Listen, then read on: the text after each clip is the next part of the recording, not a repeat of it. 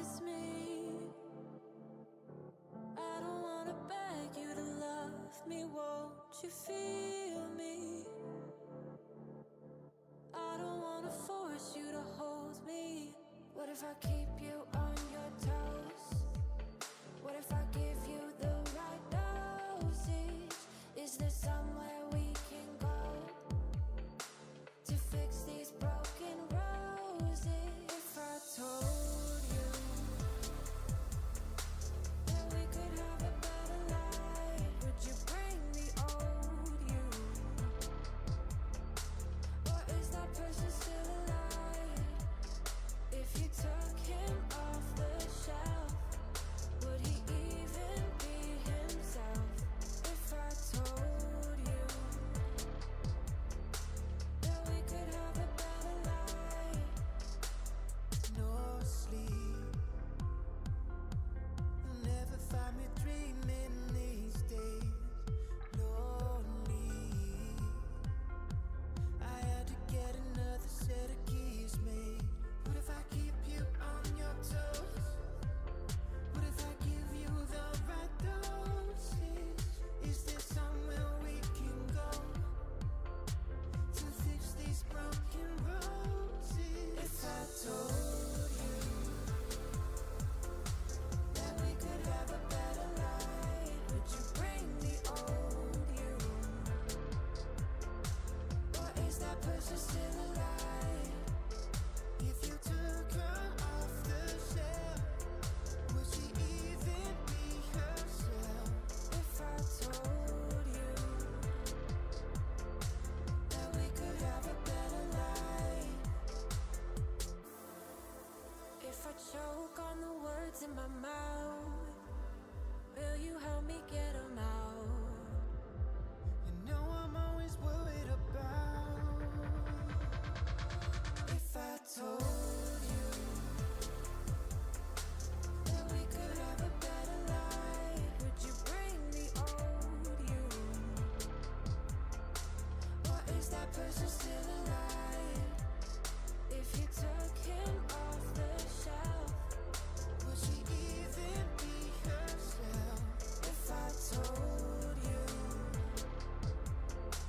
that we could have a better life.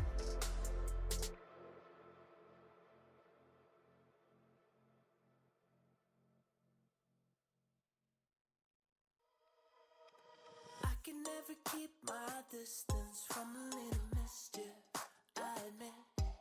Now I'm hanging on my hopes on us and letting you decide. I will never lose my interest if there's something in this. I'm convinced there's a glimmer of a hope for us, or is it just a lie? So why you selling me a lie? La la la la, la la la la. Are you selling me a lie? La la la la, la la la la. Show me a way to get lost, to run from all I want. There's too many ways to get high when you're my every thought. It's like I'm invisible, visible, visible, visible. Yeah. Show me a way to get lost, to run from all I want.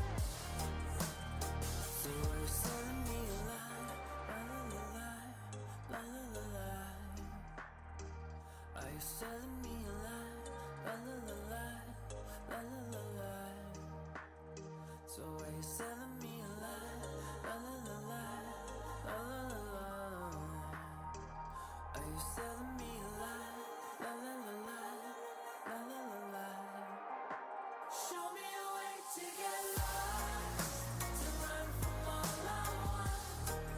There's too many ways to get high, when you're my every thought.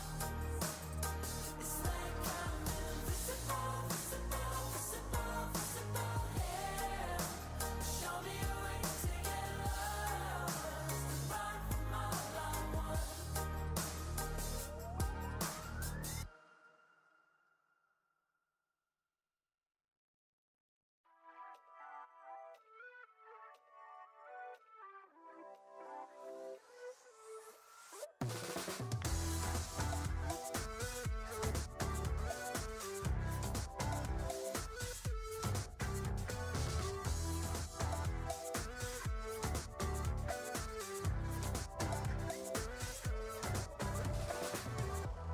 Show me how to make it real. I won't let you down. If this is how we're meant to feel, I never had a doubt. Through every test, I gave you my best. I am obsessed, believe me. So take the next step, we'll make up the rest. Try to let go. Just take me for a ride.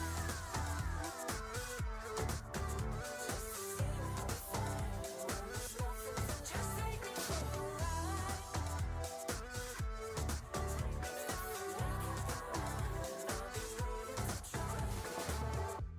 You wanted me to break the rules.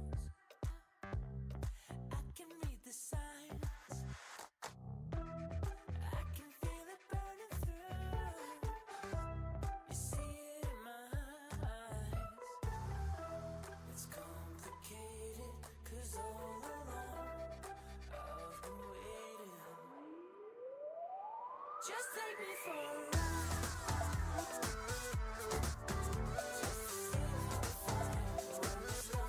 Just take me for a ride.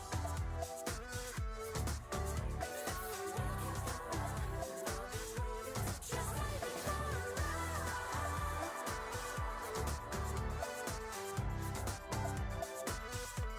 Just take me for a ride.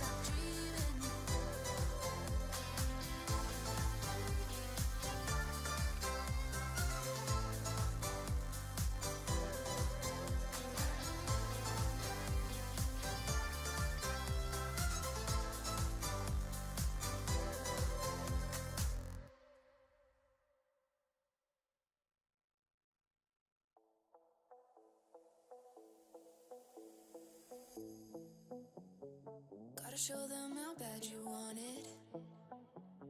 You don't always get them second chances. Don't start chasing till you got it. Do what I gotta do. I just break the rules like that. Maybe I'm just cool like that. Staying focused, don't sidetrack. Always when I don't come last. I never go less than 100%. I'll just keep waiting while you're catching your breath. I'm only living if it's close to the edge. So come and dive into the deep end, cause the best is yet to come. I'm like a song you can't get out of your head. You press rewind when you get close to the end. Each time you leave, I know you'll come back again. So come and dive into the deep end.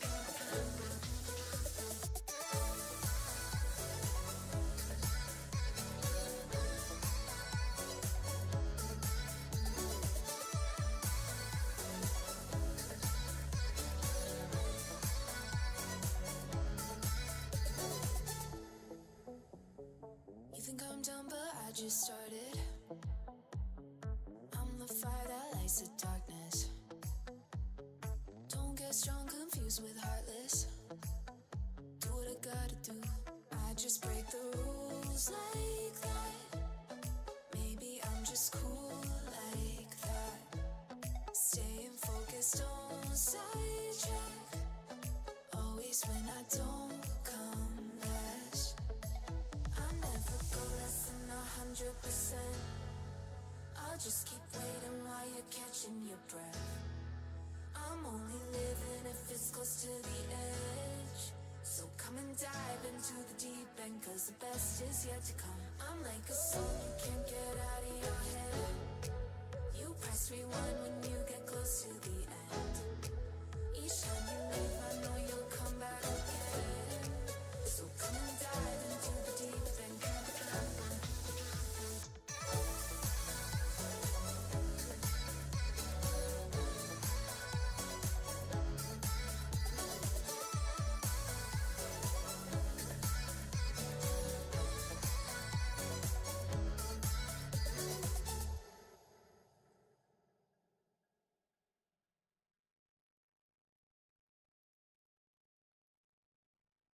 Underneath the neon, denim jacket you can lean on. In the drop we can be gone. Like a dream, I think I see one. On the rig, you know I need that. On my neck, your name is ink black. Got your hands up on your hip, like a pin up in that fit. I be lying through my lips, say anything to see a dip. Drop it low, let it show. Do your thing out on the floor. I'ma count to 1, 2, 3, chorus on the phone. I'm better when I'm with you. I feel it in my bloodline. Ice cold with the go-to, but you the one shining bright. Pump it like woo, baby. Better get your thing ready. I'm better when I'm with you. So would you be mine tonight? Too bad we breaking woke pink. Mind to take it slow. Back into the moment when the summer had a summer glow. Body like somebody gon' be missing, ain't somebody. Twerk it like a ratty, I'ma eat it like a zombie. I'm better when I'm with you. I feel it in my bloodline.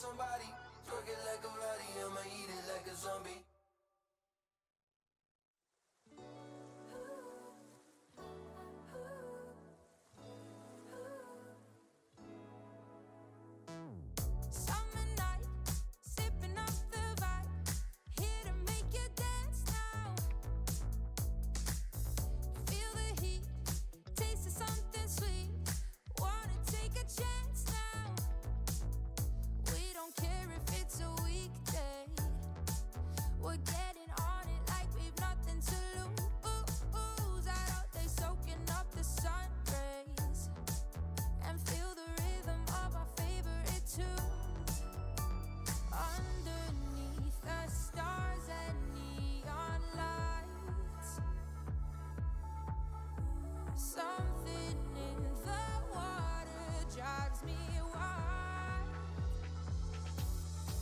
We got the game, cool champagne, light it up tonight. Our fire won't stop, don't stop.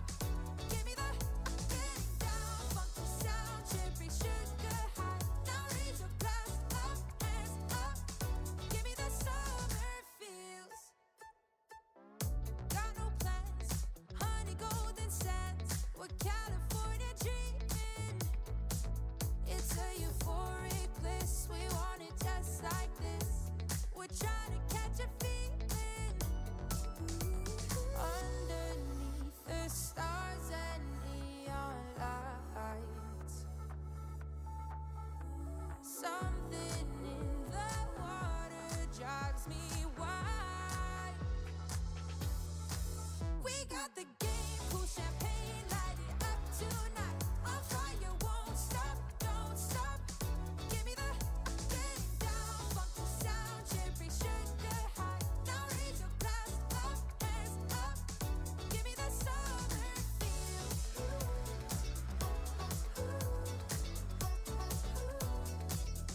Give me the summer feel.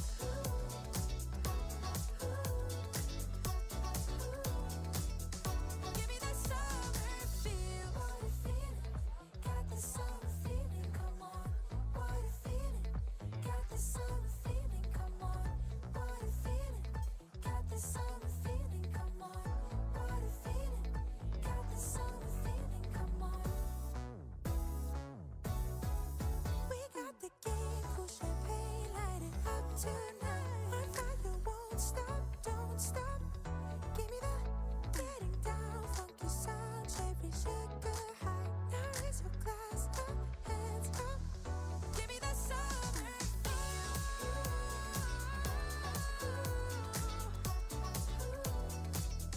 Give me the summer feel. Give me the summer feel.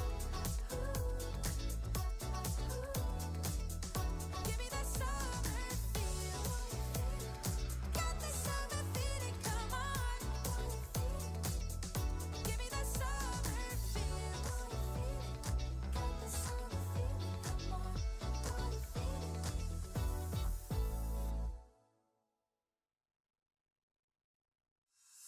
Line up, get on the track, it's us, no looking back. Your love ain't no race, but baby, if I win, then you win too. I'll close, there's always lose. Your kiss, I can't wait to taste it.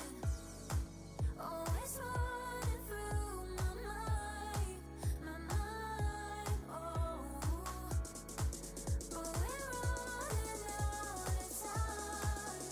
Just tell me that you're mine. Gotta get you, once your hands on my skin. Gotta get you, let you pull me in. Gotta get you, let the games begin. Games begin, games begin.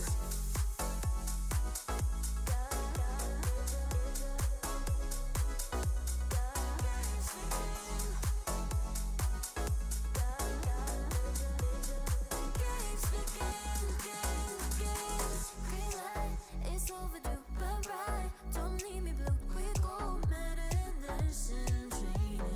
If I win, then you win too. I'll close, there always lose. Your love ain't no race, but baby, ooh, oh, it's running through my mind, oh.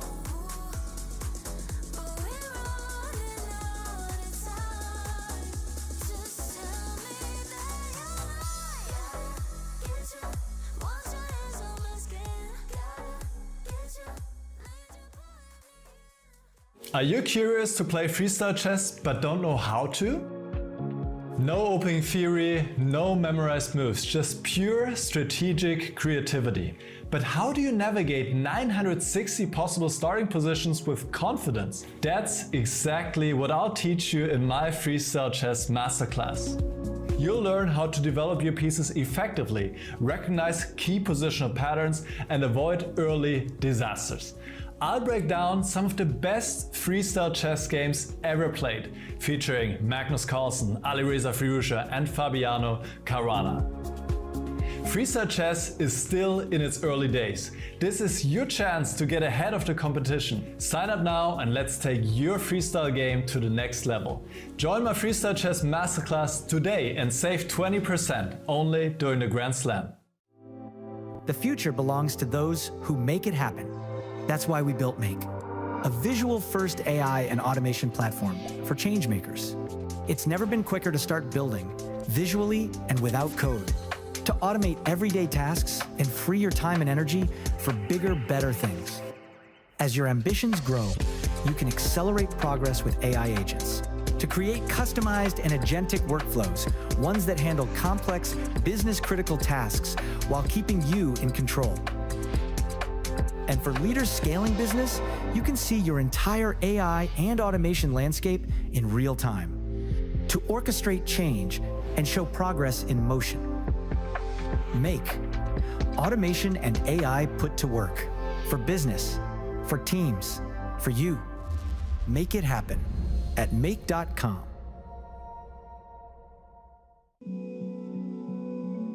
Das Waisenhaus ist eigentlich zu dem geworden, was es ist, weil meine Vision sich weiterentwickelt hat. Inzwischen ist es alles Realität. 75 Hektar, 40 Gebäude. Irgendwie fand ich das doch ganz cool, diese Gelegenheit, also in einer industrialisierten Welt 3 Kilometer eigenen Strand zu haben. Was Hotels ausmacht, sind die Menschen hier drin. Freiheit ist wichtig, dass Gäste machen können und entscheiden können, wie sie ihre Zeit verbringen, um nachhaltige Erlebnisse zu sammeln. Die Natur ist hier einzigartig, mit den Wäldern, mit den Wiesen. Und das ist für mich tatsächlich ein besonderes Erlebnis. Selbst wenn es schlechtes Wetter ist, bekommt alles einen Glanz. Wir werden jetzt die Familien mit ansprechen, wir werden die Golf-Zielgruppe ansprechen, wir werden die Management-Konferenzen haben, wir werden das ganze Longevity-Wellness-Thema machen. Das heißt, auf diesem großen Gelände von 75 Hektar kann man für jeden das spezifisch beste Angebot schaffen. Es gibt einfach nichts Schöneres. Man muss hier wirklich sein, um es zu verstehen.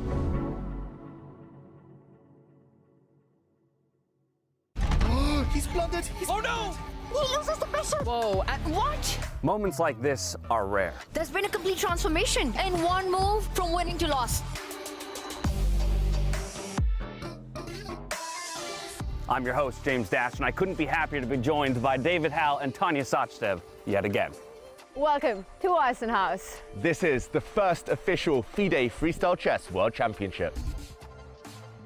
For the first time ever, the World Championship title in this format will be awarded jointly by FIDE and Freestyle Chess, two worlds coming together To compete for the Freestyle Chess crown.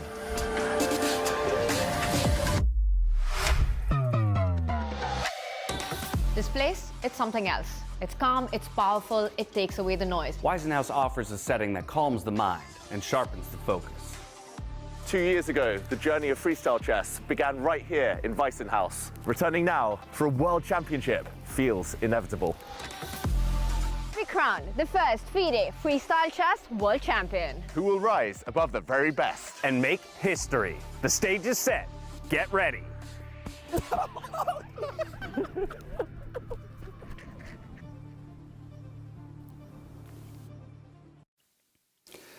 8 players entered and only 2 remain in the hunt for the title when it comes to the 2026 FIDE Freestyle Chess World Championship here at the Waisenhaus Resort in Germany. I'm your host, James Dash, joined as always by David Hal, Tanya Sachdev, Judith Polgar, and Peter Lecko, the star-studded cast to bring you all of the freestyle chess action.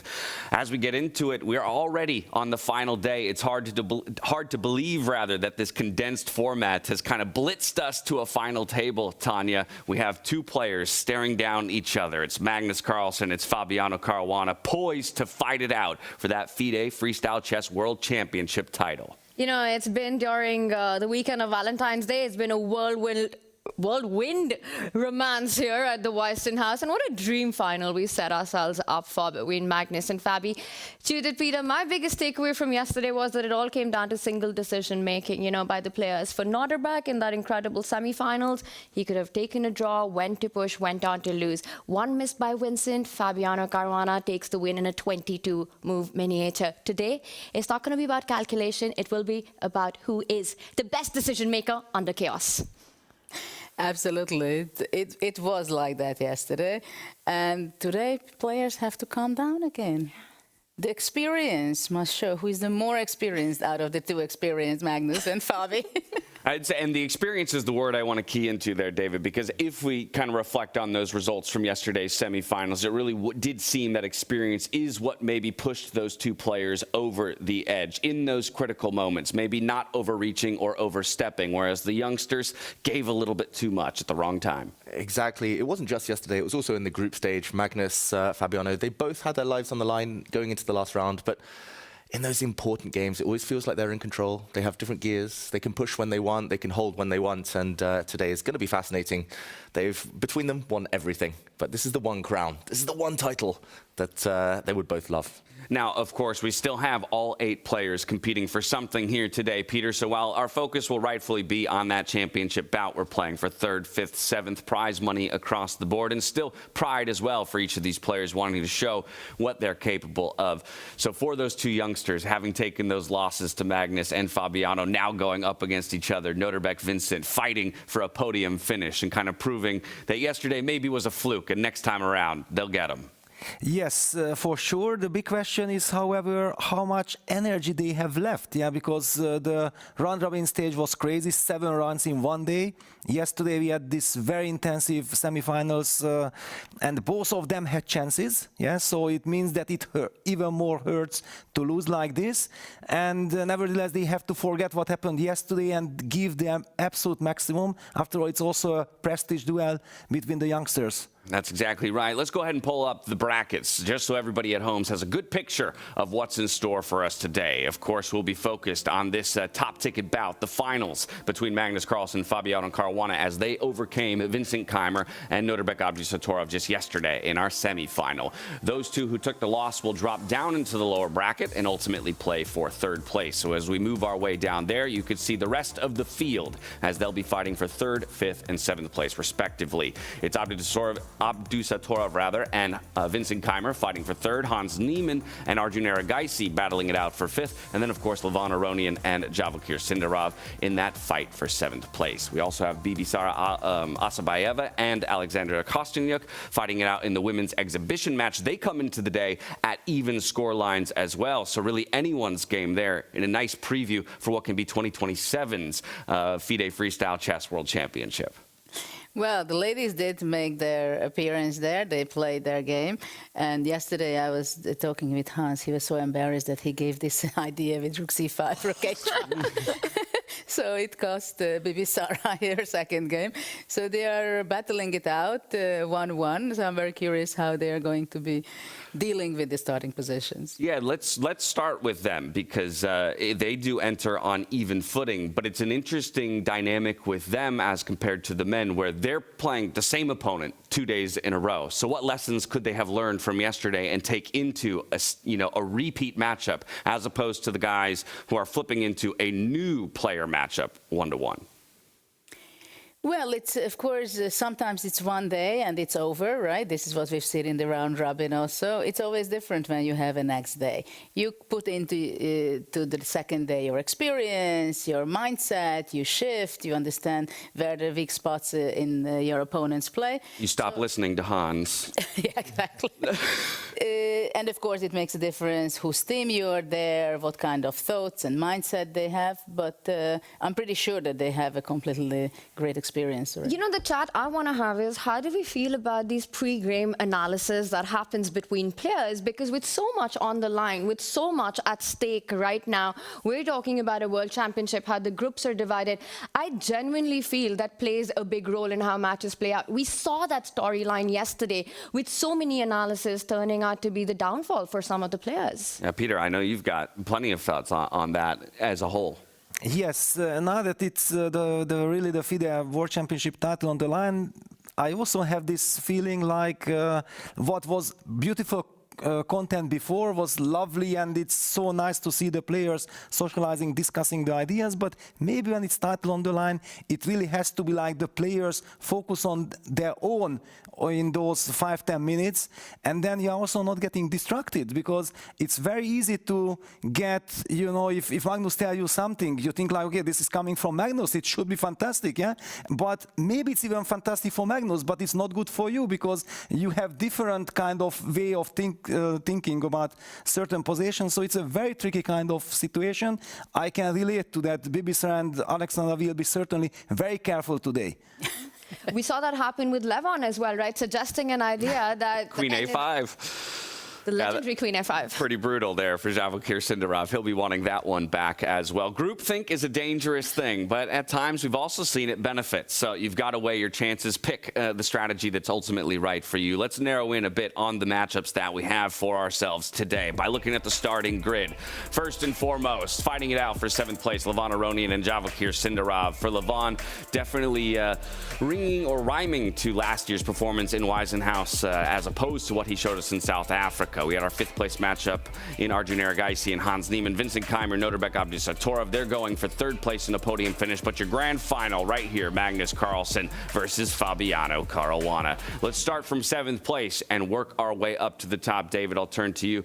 Levon, we know what he's capable of because of his most recent, Grand Slam finishes on the freestyle circuit, and yet that hasn't come out onto the stage here in Weissenhaus. And by a similar token, I would say the same for Vachier-Lagrave. At the end of 2025, we were talking about how this guy is a true threat to the entire field.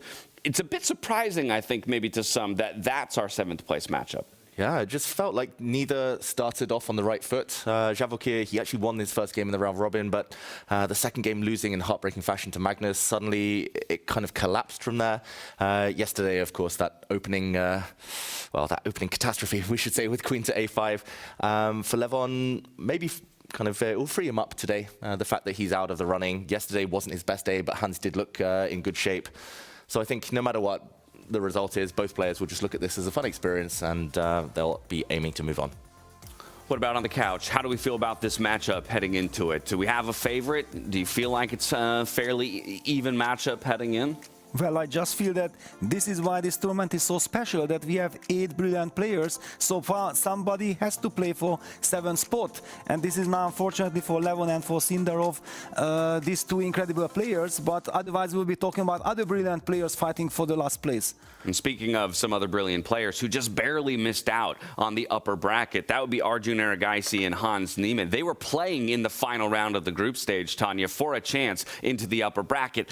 Didn't quite break their way as Arjun fell down to Fabiano, and Hans only got a draw, missing a half-a-point tie that would have given us a massive tiebreaker at the end of the day. So in effect, they fall to the lower bracket, and the best they can play for is 5th place. But they got it done just yesterday, and at least have that right. It's not the fight that they wanted, but it's the fight that they got. And I think David's player cards kind of put it out perfectly that this is going to be an incredibly close match, 87 to 89 on strengths. You might be changing some of those numbers post this World Championship right now, David. But I think whenever these two clash, just their ability to play for wins in position, their fighting spirit, their style of play just promises to be a lot of fun. Hans Niemann there walking in, hot pink jacket. And I think Arjun's form as well from yesterday, pretty hot pink itself. It's going to be a fun clash. If I have to pick a favorite, I'm going with my countrymate here. Arjun Erigaisi takes it 2.5-1. It's a best of 2. Regardless, yes, that is correct. It's a best of 2. He takes it 1.5 to half. Okay, that's a big call out right there at the top of the day. The hot pink jacket and the fresh haircut for Hans Niemann making his way into the playing hall. But Judith, I think one thing is for sure when it comes to that 5th place matchup: fireworks. These two are aggressive fighters. They're going to come out swinging in every sense of the word. Well, I think for both of them, this is not what they aimed for, to play for the 5th place. The least they wanted to play for the 3rd place, but they will put it aside and they will put fire on the board. Yeah, they'll give us a show, to say the least. Let's talk about 3rd place, maybe where they would have been wanting to fight for, but it will be 2 of the other youngsters, in Norbert Abdusatorov and Vincent Keimer, battling it out for that podium finish below Magnus Carlsen and Fabiano Caruana. I mean, again, Vincent has found magic here in Weissenhaus before. He's somebody that we turn to constantly in freestyle chess as someone who has a deep intuitive understanding of positions, rocking the headphones in his headshot here. Peter, you talked about energy being so important for these two players, given the matchups that they had yesterday and how close at times they both were to pushing themselves to a final table.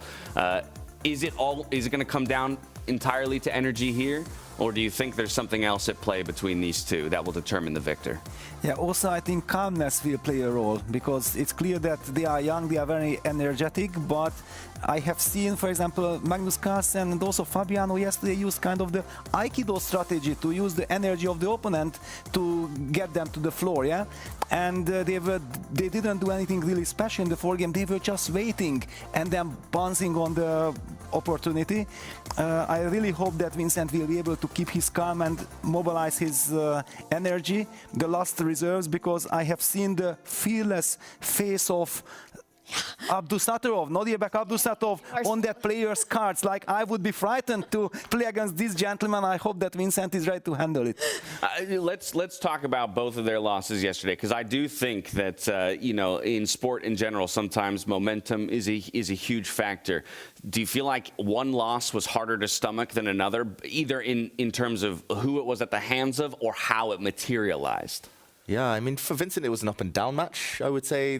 He had chances. It felt like whoever had the black pieces could just counter, could just use what the opponent was throwing at them, as Peter said. But I think for Nodirbek, it just came down to one move. We see how he plays. He likes to shake at the board. The adrenaline's pumping. He senses momentum quite well. Unfortunately, he ran into, I mean, it kind of backfired what he tried. So...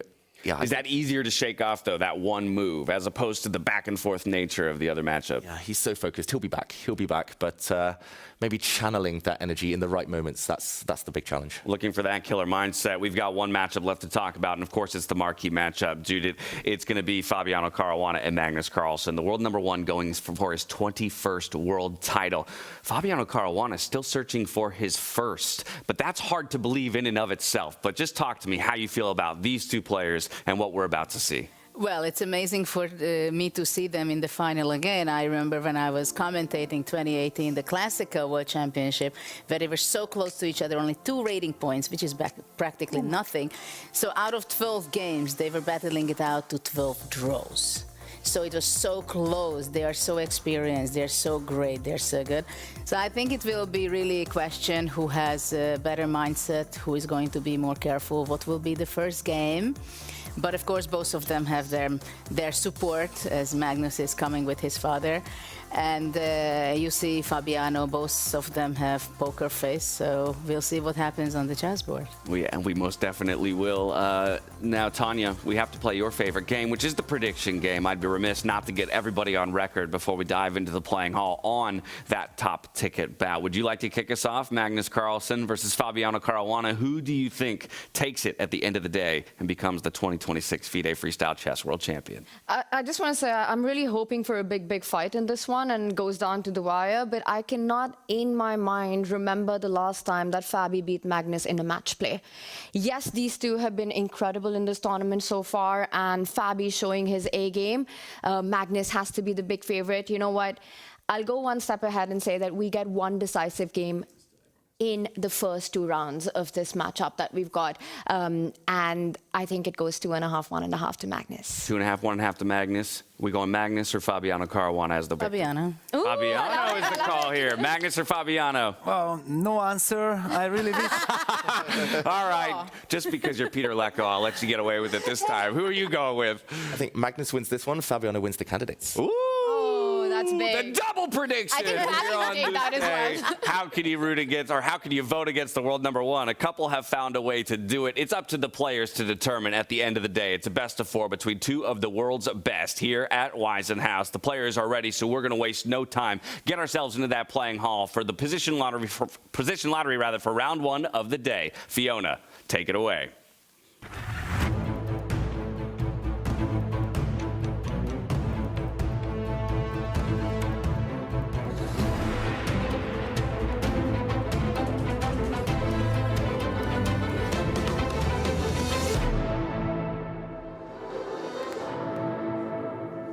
Hello and welcome to the third and final day of the FIDE Freestyle Chess World Championship.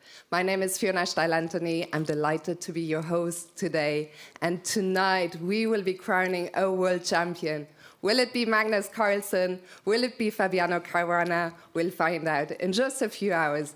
There is also a very important match for third place between Nordjabek Abdusattorov and Vincent Keimer, the winner of which will not only get the bronze medal, but also a spot in next year's World Championship. So before we get to that, let's check out the highlights from yesterday. Wow.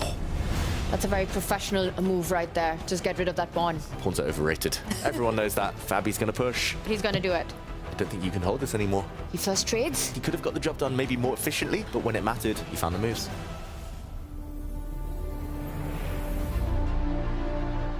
Day 2 of the first FIDE Freestyle Chess World Championship begins under blue skies and snow-covered ground.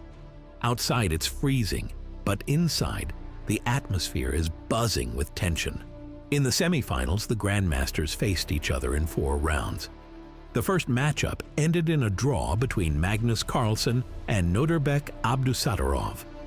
All eyes then turned to the second round.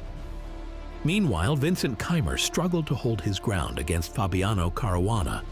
The first game went to Caruana. The second game brought a small glimmer of hope for Vincent. Vincent is trying to trap the knight, but there is a way out. Fabi relieved right now. If he doesn't win this game now, that was the key moment in the match. In the end, Vincent managed to get the draw, and in the third round, he kept the race alive. But after the last game, it was clear that Fabiano Caruana secured the victory and advanced to the finals. But it wasn't only the men competing on the stage. 2 women are playing in a special exhibition match for 1 seat in the first FIDE Women's Freestyle Chess World Championship. Bibisara Asalbayeva and Alexandra Kostenyuk. 2 games have already been completed. 2 more are to be played on day 3. Even with only seconds left on the clock, and 6 minutes less than his opponent, Magnus Carlsen managed a convincing win against Abdusattorov. Wow, handshake any second, surely. Yeah, Nordjabek knows this is over. Just no way to keep this game going. It's over. Almost on the spot, Nordjabek just coming to terms with things now. Magnus, he knows he was a bit slow, could have got the job done maybe more efficiently, but when it mattered, he found the moves. He gets it done over Nordjabek Abdusattorov, and he will move on to our championship table tomorrow against Fabiano Caruana. Get ready for the final day. Only a few hours divide us from crowning the first FIDE Freestyle Chess World Champion. For the third podium place, Nordjabek Abdusattorov and Vincent Keimer will sit down at one board. But the main attraction is the battle for first place. All eyes are on the showdown between Magnus Carlsen and Fabiano Caruana. And this feels like we're reliving everything in Weissenhaus. Started in 2024 with the GOAT Chess Challenge. It was Magnus versus Fabi, and that is the finals for the World Championship. Who will take the last move, and who will take the trophy?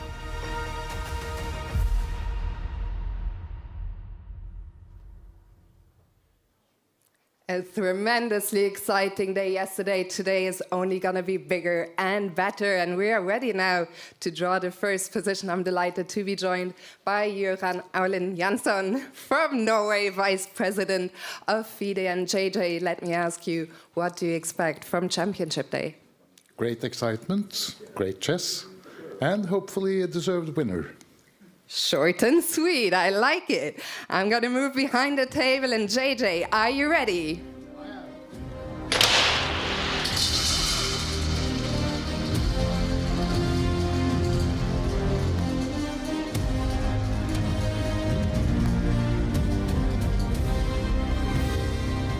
So the first position is going to be number 506, 506. The players will have 10 minutes to get ready for the game. Players, best of luck. To all the fans, have fun.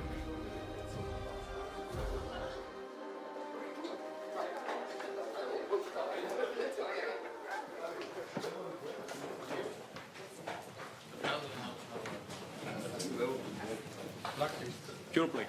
Raise the one black. The one is black. You're black. Not black as well? That's what I'm doing. People don't know that very well. I'm black. Okay. Can I go there? Oh, yeah, sure. I will not say anything after my bad advice. You know this position. I'm very sorry. I'm very sorry. After E3, I need to play 5. Very sorry. Very sorry. Yeah, it doesn't matter. I have any position at the moment. This is not my fault. Yeah, looks natural.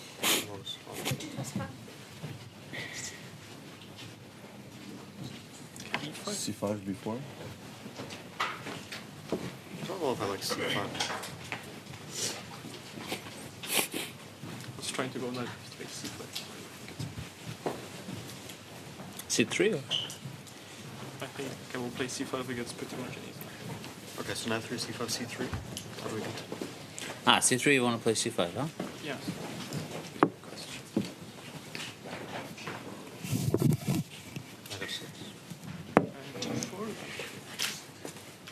But I don't like locking our bishop here. Why don't we go knight e2? And we also want to play f4. I will go knight f6, right? If I get the chance. But now C3, C6, and then D5, knight 2. Right? With knight e2 blocks your bishop. I think, No, is it wrong? Okay. Actually, also have f6, bishop h5 stuff here. I realize now. Kill this. And knight h3 makes also no sense. Yeah, f6. Yeah. Or I do like knight f6 and c6 plan. I mean, it looks very healthy, right? f6, c6, d5. So you would want to play c6 here? No, I mean, if any move besides knight f3. I don't know about you. So we can try Petrov. Petrov looks reasonable. Here, I mean, b4, knight f6 is probably a move. Even before c.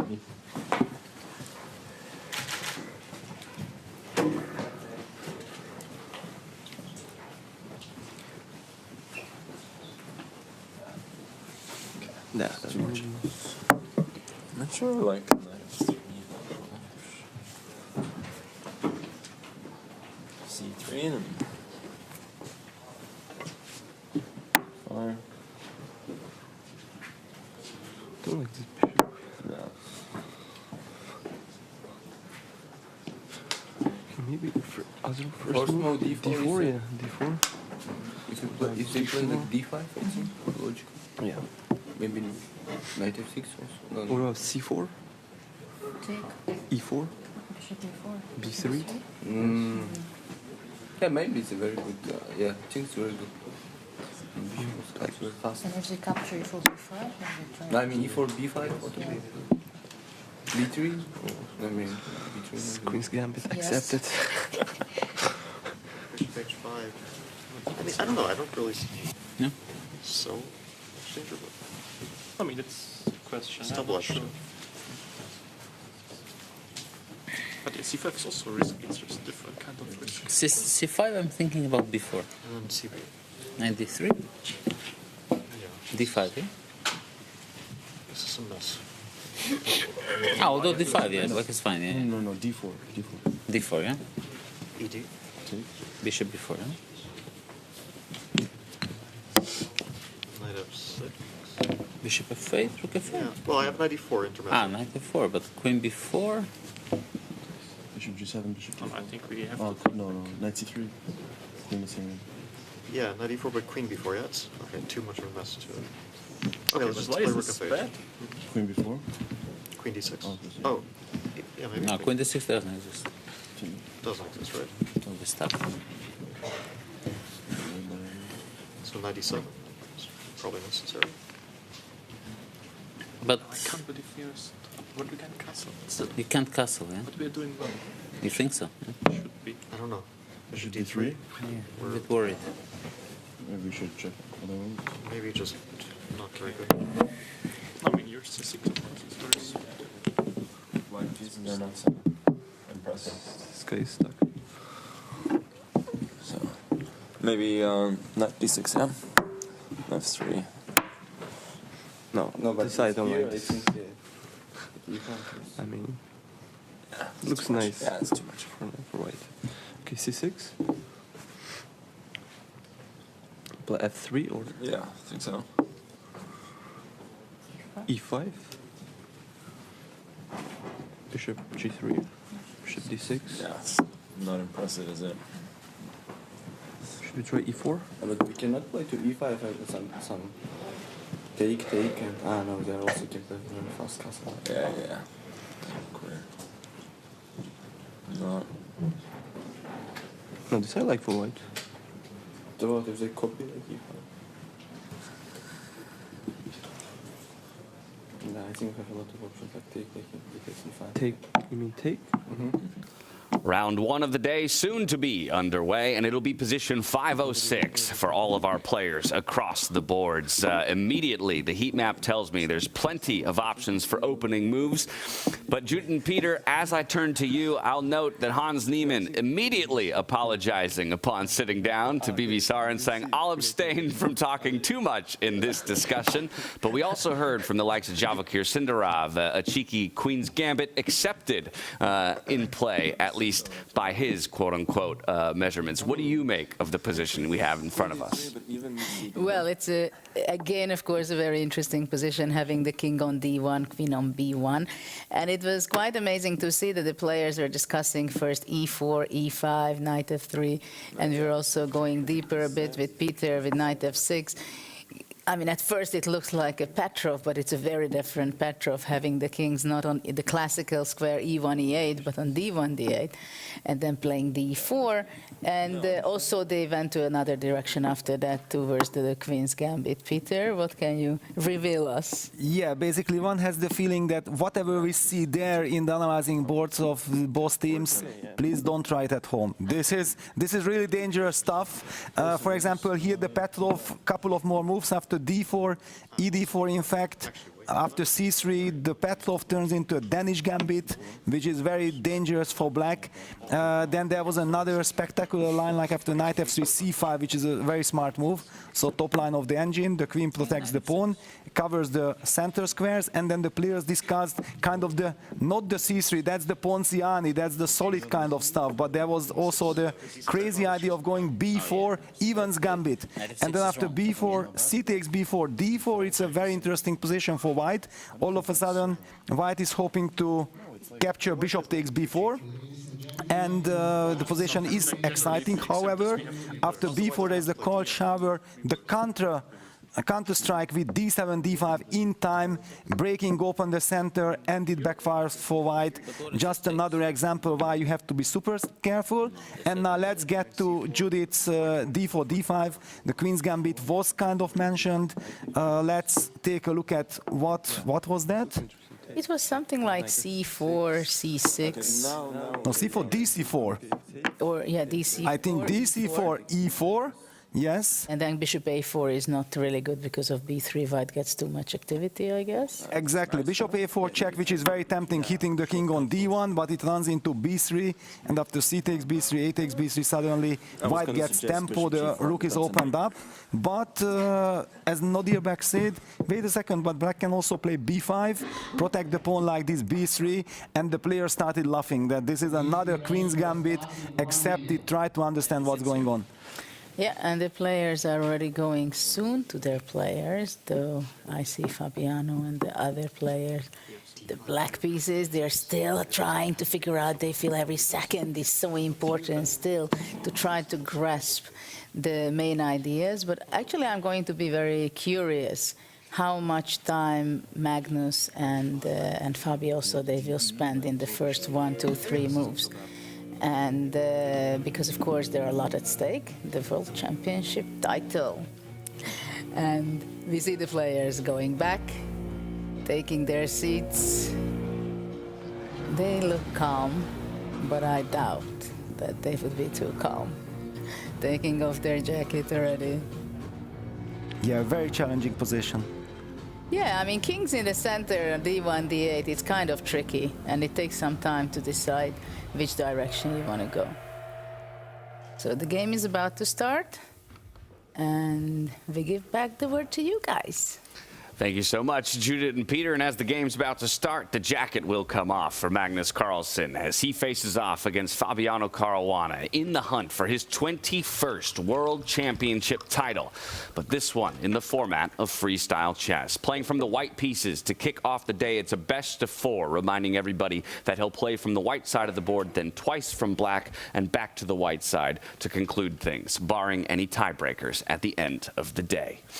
Taking a moment to think before we dive into those first moves. Tanya, David, anything about this position jump out to you two in particular? Extremely complicated. When I saw it first, it felt like it should transpose into some kind of standard ideas. You push the central pawns, you take out your minors, you get your king to castle on the right side, open up the bishops, and that's how Magnus also starts with that move ahead. And then you get something that you're familiar with. But the lines that the players were discussing, the lines that Peter and Judith showed us with the pawn sacrifices at the center, if that happens, it's absolute freestyle chaos. Who's hungrier today? Is it the man looking for his 21st or the man looking for his first World Championship title? Yeah, it was really telling, the pictures just as we started. Magnus looked quite relaxed. He's been here before so many times, of course. Fabiano looks locked in. He's really focused. He really wants this. Had a relatively early night last night, and yeah, he would do anything for a first world title, especially such a big year for his career now with the candidates ahead, and maybe the classical world title in his sights. There is this whole conversation in the chess world, right, where is Fabiano Caruana the strongest player ever to not have a world championship title, and all of that could change tonight. That's exactly right. He could end that conversation by making a statement here and now today. D4, D5 will be the opening moves. Now Magnus taking a moment to pause to think about how he wants to progress. Big moment. Queen's Gambit, or Queen's Gambit-esque, was discussed there by Judith and Peter. And the big question would be whether black can accept the Gambit. I would say Magnus, his style over the last 2 days has been quite risk-averse in the early stages. Only later will he try to press with some controlled aggression, especially strategic aggression a bit later. But yeah, I'm skeptical. I don't think he's going to risk it here, Tanya. What do you think? Will we see fire on the board early, or will Magnus save it for a bit later? Well, I made my prediction on the pre-show, right? I'm expecting at least one decisive game in the first 2 rounds, but I think, yes, the action starts a little later. I'm still expecting some sort of a strategic fight where the minors come out, the king goes to castle. Perhaps on the right side, you get e3 in, get the bishops out of the way, and then look for your chances. You know, I look at the screen that we've got. I mean, these two players, is their incredible experience at the highest, the biggest stage.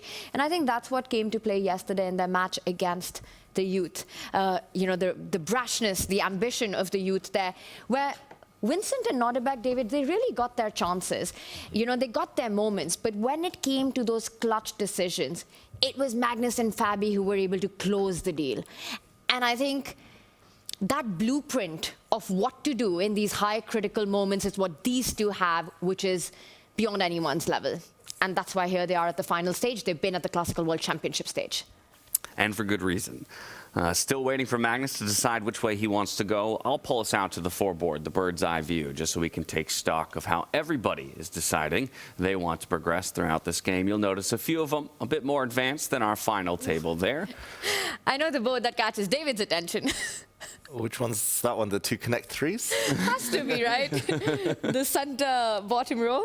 Ooh, and now, just like that, a break on that board. Arjun Erigaisi, Hans Niemann, maybe that one we go check in on as they're moving quick, as is expected. We talked about it in the pre-game. These are 2 aggressive, fast-paced players, not afraid to use the clock against their opponent. So if we could dive into Arjun Erigaisi and Hans Niemann, we'll check it out.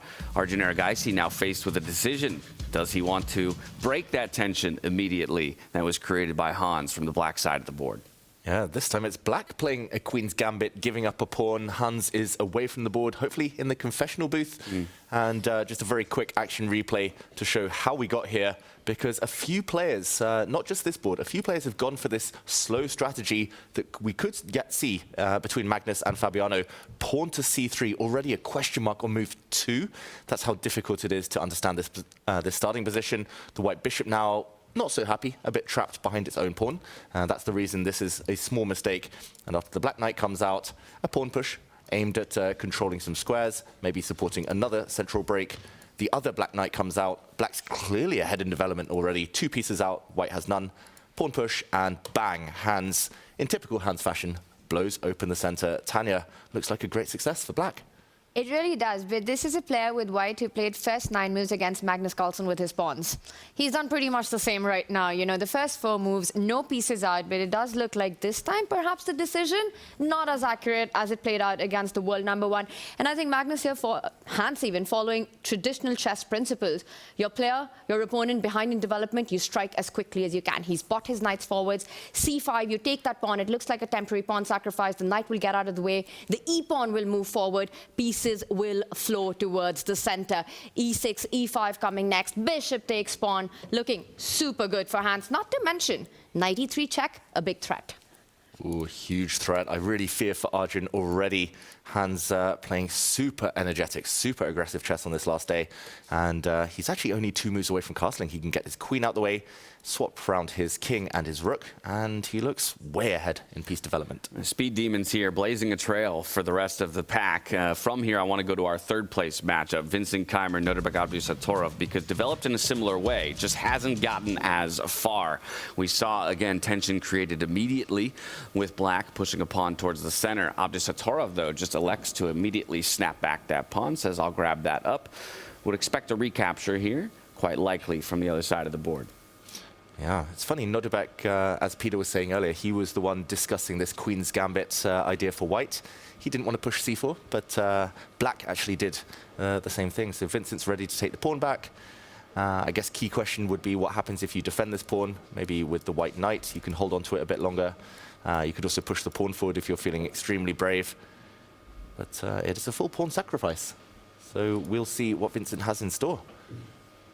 And with so much on the line on these players, I think it's Nodirbek trying to navigate the game into his terrain. I think this is a battle of styles where if we get tactical time scrambles, Nodirbek has the advantage. If Vincent is able to keep strategic, technical fights on the board, he's the one with the edge. And let's not forget, it's not only about money, pride, a podium finish, it's a spot into the 2027 FIDE Freestyle World Championship. That's a great point. There's a lot on the line for these two in the 3rd place matchup. While they would have preferred to have been at that final table, it's a position of pawns, it seems like, this position 506 as the X-Clam comes out here for Nodirbek Abdusatorov. But we're going to go back to Magnus Carlsen and Fabiano Caruana because I want to note that every other board had that C-pawn push on the white side. Magnus is the only one who says, I saw that question mark. I felt it in my body. I'm going the other way. It's an E3 pawn push. And this just looks more natural. I'm not surprised at all. Somehow it opens up a bishop. What could be more logical? The other pawn push opened up the white queen, yes, but blocked in this piece. Magnus loves going his own way. It's no coincidence that he tends to be successful as well. It's also funny that he waited. He maybe knew what was going on the other boards, saw that it wasn't too successful, and then made his decision, investing 5 minutes already. But we'll find out if it's worth it. I'm expecting him to push soon, get his knight out, try to get his king across to the right flank as quickly as possible. Yeah, only 2 moves in so far. Decent amount of time being eaten into on the clocks. And perfect symmetry on the board. Always waiting for the moment where the symmetry breaks. Will it be now? Magnus is thinking. He's been a bit slower than we're used to seeing him. Against Nodirbek, he was always behind on time, down to his last minute or 2 in every single game, while Nodirbek still had plenty of time. Fabi might try to use that as a weapon. And he was quite vocal about that in his interview yesterday with Federer, coming off of it, saying, you know, I had given too much time at that point. Then I looked at my clock, I had 20 seconds, and I started to think, okay, at the moment I'm in a stable position, but if it starts to go wrong, I've put myself in such a precarious position with no clock that it could have spelled disaster for him. Maybe he got a little lucky there. You know, you make your own luck on the chessboard, but the clock, that's what Magnus does. Even in a position where he's got such little time, he's somehow able to keep his emotions under control, his nerves as steady, and then find ways to turn around the game. And that's exactly what he did against Nodirbek, where instead of rook e2, Nodirbek just went rook e2 instead of rook e1, and then just slipped the game, the moment out of his hand. And I will tell you one more thing. In other news, I was able to solve the mustache mystery of Magnus Carlsen. Please, reveal. I must reveal. Apparently, there is a Scandinavian tradition that when you have your first child or when you have a child, you absolutely must keep a mustache. For how long? Forever? This, I'm not sure. Eternity? Until you win a world title? For Magnus's sake, well, then that would mean tonight. For Magnus's sake, let's hope it's not eternity. But David, can you confirm or deny if this is true or not? Is there such a tradition? I first heard about this about 30 seconds ago, Tanya, so I've never heard about this tradition. Somebody's lying to Tanya. I just heard that... I trust my sources. Chat can confirm. Look it up, chat. All right, yeah, we'll keep our eyes on that bottom bar for whether or not chat can do their internet sleuthing, figure it out for us. I just heard that Magnus hadn't left the house for a week or two, and when the time came to shave, he trusted Ella with the razor, and she stopped short. She got distracted halfway through, and they kept it. Okay. But who knows? Maybe it's tradition as well. It's working out for him so far. We'll see if it continues to work out for him in this final table. We did have him ultimately decide to both create and break some of that tension at the center of the board. So the first minor pieces are out onto the board most recently. Fabiano developing this knight, hitting the bishop. Now Magnus has a decision to make. Move the bishop to safety, or is he just looking to trade that off, and reposition another piece onto that c4 square? Yeah, most likely it will be a retreat. The top players tend to be quite attached to their bishops. It would be fine as well to, as you say, defend the bishop with the queen, but most likely he's just choosing a direction to step back. We keep joking about how this is the queen's gambit because this exact pawn structure arises in traditional classical chess, and this is one of Fabiano's favorite openings these days as black. Tanya, does the baby also have to have a mustache? What? Tanya got trolled. Ain't no way. That's real. No, I'm not believing clarity, Nick, here. You've got to do a deeper research on that. Like I said, I trust my sources, but who knows? But you won't name them. Not yet. Okay. Maybe at the end of the show, so watch this space. Next thing Tanya will say is that Magnus lost a bet. It could be any number of reasons. Next thing I will say, though, is that for Fabiano Caruana, I think it's equally important to get a central break in as quickly as possible. Try to get c5 and other... David, just stop laughing. He's loving the... It's not me, it's our viewers. The internet apparently doesn't back up the mustache claim. No evidence of any traditions. Loving me being trolled by chat right now. But I was about to say, I think for Fabi to go c5 is a plan that I'm expecting to happen really soon. I think he needs to open up the queen to get it into play. He needs to find the bishop to come out as well. Also, like you said, Fabiano, he enjoys these positions. That idea has to be on his radar, David. Yeah, in the typical Queen's Gambit accepted, which this really resembles right now, black needs to challenge the head of the white pawn chain in the center. The longer white can keep this pawn in the middle of the board, the more chances of a Magnus advantage long-term, just controlling squares, controlling territory. So once the bishop retreats, I'm expecting it bang immediately before white is fully ready. And yes, it's maybe going to end up in a symmetrical pawn structure if there are pawns traded off the board, but that doesn't necessarily guarantee equality. How do we feel about Magnus's clock management so far? I mean, he's hitting the 15-minute mark. Not great. Is it time to get concerned about that, or...? Maybe not yet time to get concerned about it. It is a deep consideration, right? I mean, Fabiano, with a time advantage, I think is someone to be feared, right? We talk about when you get to critical moments, if he has enough of the time that he needs to calculate, he will perform accurately. Definitely. And threat from, well, I say threat through gritted teeth because I don't think Magnus is a pawn grabber by nature. He hates being greedy. But the queen supports the bishop, which attacks the pawn. Maybe that will mean Fabiano takes a time out with his knight to develop to protect that little foot soldier at the edge of the board. But then Magnus has time to maybe stop this desired pawn break. So it's either here or now, but Fabiano will be calculating and hopefully quickly to keep the time advantage. So then as he calculates, I'm bringing in our legends for the first time today with a legend alert. Judith Polgar, Peter Lecko over at the Make.com Deep Dive Desk have had an eagle eye on our third place matchup, Vincent Keimer up against Norbert Abdusattorov. So as I hand things over to them, what do you have for us? Yeah, we have some interesting stuff because, as usual, the starting position was very interesting and also the starting moves were extremely interesting by Norbert. Whether did he make his moves according to his style or he did something different? Yeah, it was very interesting because we have seen the players discuss e4, e5 and all kind of gambits there, and then suddenly we have witnessed that the player shifted to d4, d5, and c3 appeared on the board. And we even started joking with Judith, but this looks very old-fashioned, this d4, d5, c3. What is this slow kind of play?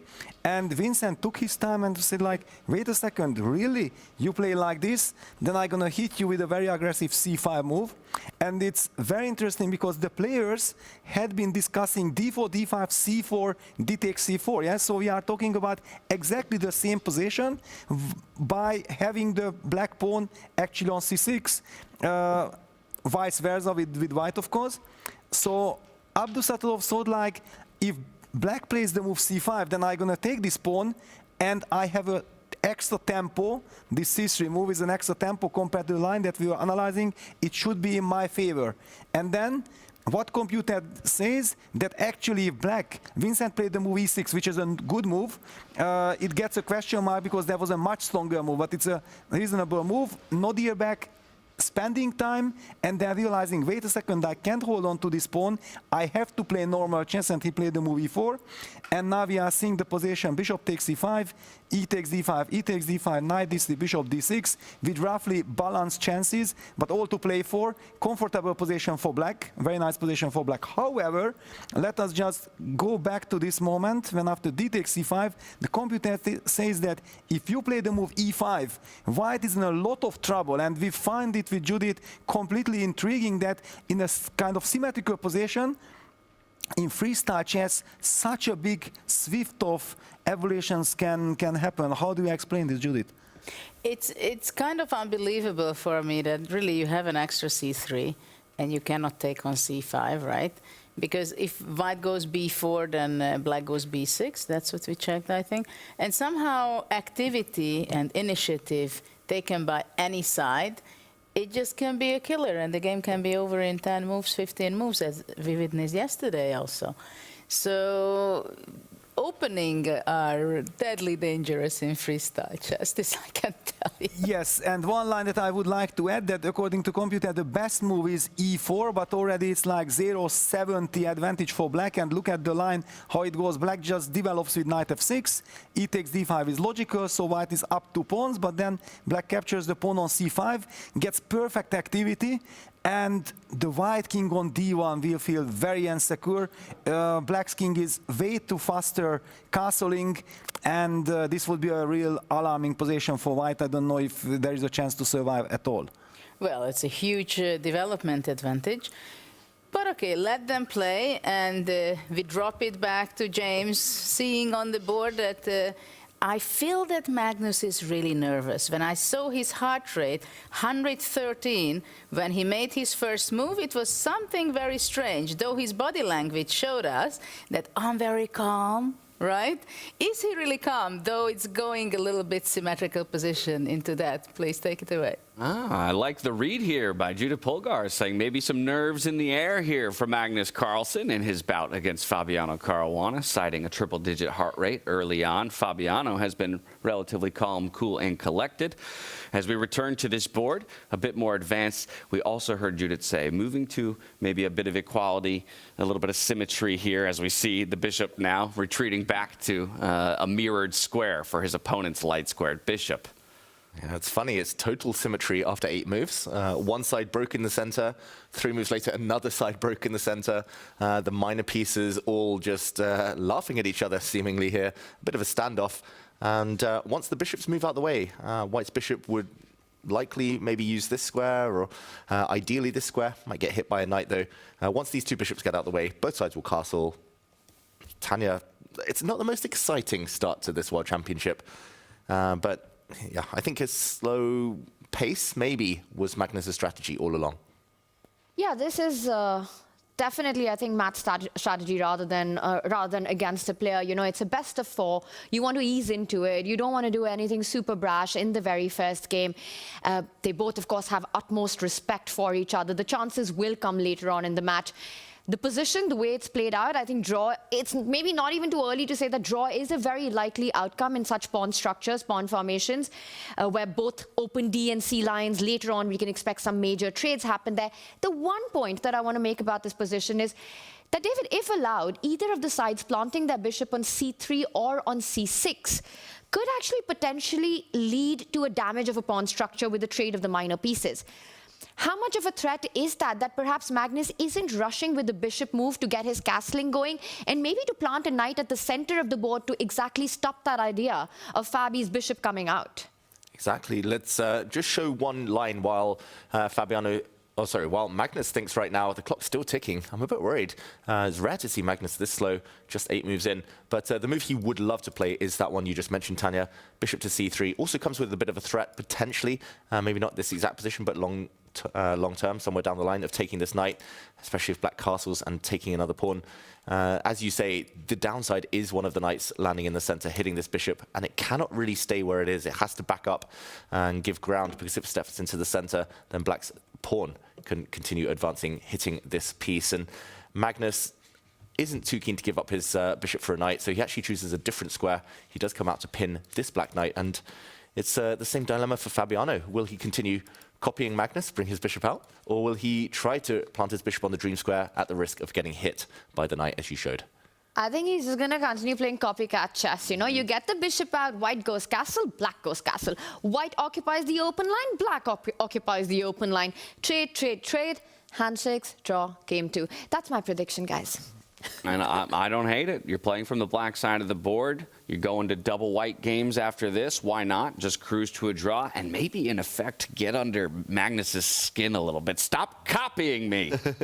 Exactly. Copycat chess, I mean, it's one of the first things we learn when we start learning how the pieces move. But, yeah, must be frustrating. A draw would be a great result for Fabiano here.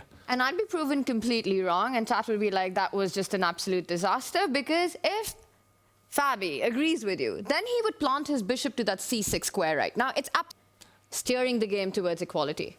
Yeah, I'm just really surprised how much time they've eaten off the clock, because not too much has happened. Magnus chewing away on something. Is it that magical gum again? Tanya, I'm going to go with your prediction this time. I agree, because, I mean, the mustache theory has already been proven slightly suspicious. So, Slightly being the key word, David Howard. Exactly. I don't think you would get too wrong there. You think there's more truth to the gambit? The gambit. Exactly. I mean, I just want Magnus in the confessional and for once and for all, you know, put the mustache theory to rest, or maybe just tell chat that's exactly what happened. Mm-hmm. The Queen's Gambit, that was the opening later in this game. Yeah. And ooh, a third not decision. On our radar. Love it, though. A much more conservative approach here. Slightly surprising, because the bishop did look relatively healthy out here. Not necessarily even to take the knight, but just out of the way, out of the center. This is a passive square. And as Tanya said, once the king castles, a rook kind of wants to occupy the open line, but this bishop will now be in the way. Bit of a strange decision from Fabiano. I don't really know what the bishop does on this square. And immediately Magnus goes for castle, expecting Fabi to at least now get the king to safety. Yeah, bishop d7, just c6, it was still easy to justify. It's a nice diagonal, but maybe Fabi felt it's vulnerable. Why he didn't place it on a4 is a bit of a mystery. I think it's not too far gone. Still pretty much in the realm of equality. No pawn weaknesses. Development done. Rook is coming to d8. My question for you, David, is that how does he solve the problem of the queen on b8 and rook on a8 if you're Fabi? Because you put it on c7, you're walking into a pin. The rook's going to line up and hit that queen. How do you actually finish and connect your rooks? How do you finish development here? Yeah, good question. I think for Fabiano, the lucky thing is that white has to also solve the same question, and Magnus has to solve it first. So whatever Magnus, whatever solution he comes up with, Fabi can just copy. And maybe the queen has a nice safe square on e7. Takes a while to get there, protected by its pieces. Maybe Magnus will do the same in the near future. More likely, Magnus will bring a rook to the center first. Can I throw out one of my other wild theories? Do it. Okay. Does it ever happen to you? Because I know that I have felt this. When your opponent is making moves that you actually think you should be playing exactly like them, mirror them. For example, Fabi could have gone bishop to a4. After a certain point, you start feeling a little uncomfortable about it. You know, you psychologically want to switch it up. You want to change something, especially if you don't see a direct repetition, even if you feel that it might be the best approach. And I've actually been on the back foot of that, and it hasn't gone down that well. Has that ever played a role in decision making for you? And could that be a potential factor here? I don't think in my own games necessarily, but I do remember reading a great book by Jonathan Rowson, a Scottish Grandmaster, where he showed a game, and I believe black copied white for 18, 19 moves consecutively. White got so frustrated, he lashed out, he just decided he had to play a move that couldn't be copied, and of course it was a blunder, and black immediately won.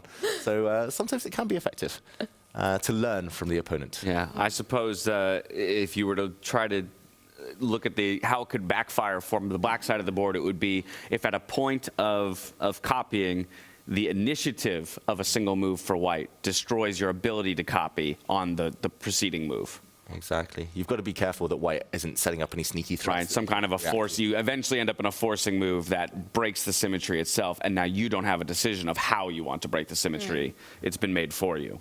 It's also reminiscent of this famous book, Black is Okay, and it's based on the premise that white on move 1 is already in Zugzwang, has to show their hand, has to commit first. And yeah, I think most players prefer starting with white, but you could argue that it's nice to know the opponent's plans before you react. I wonder, do you think that mindset changes at all in the world of freestyle chess?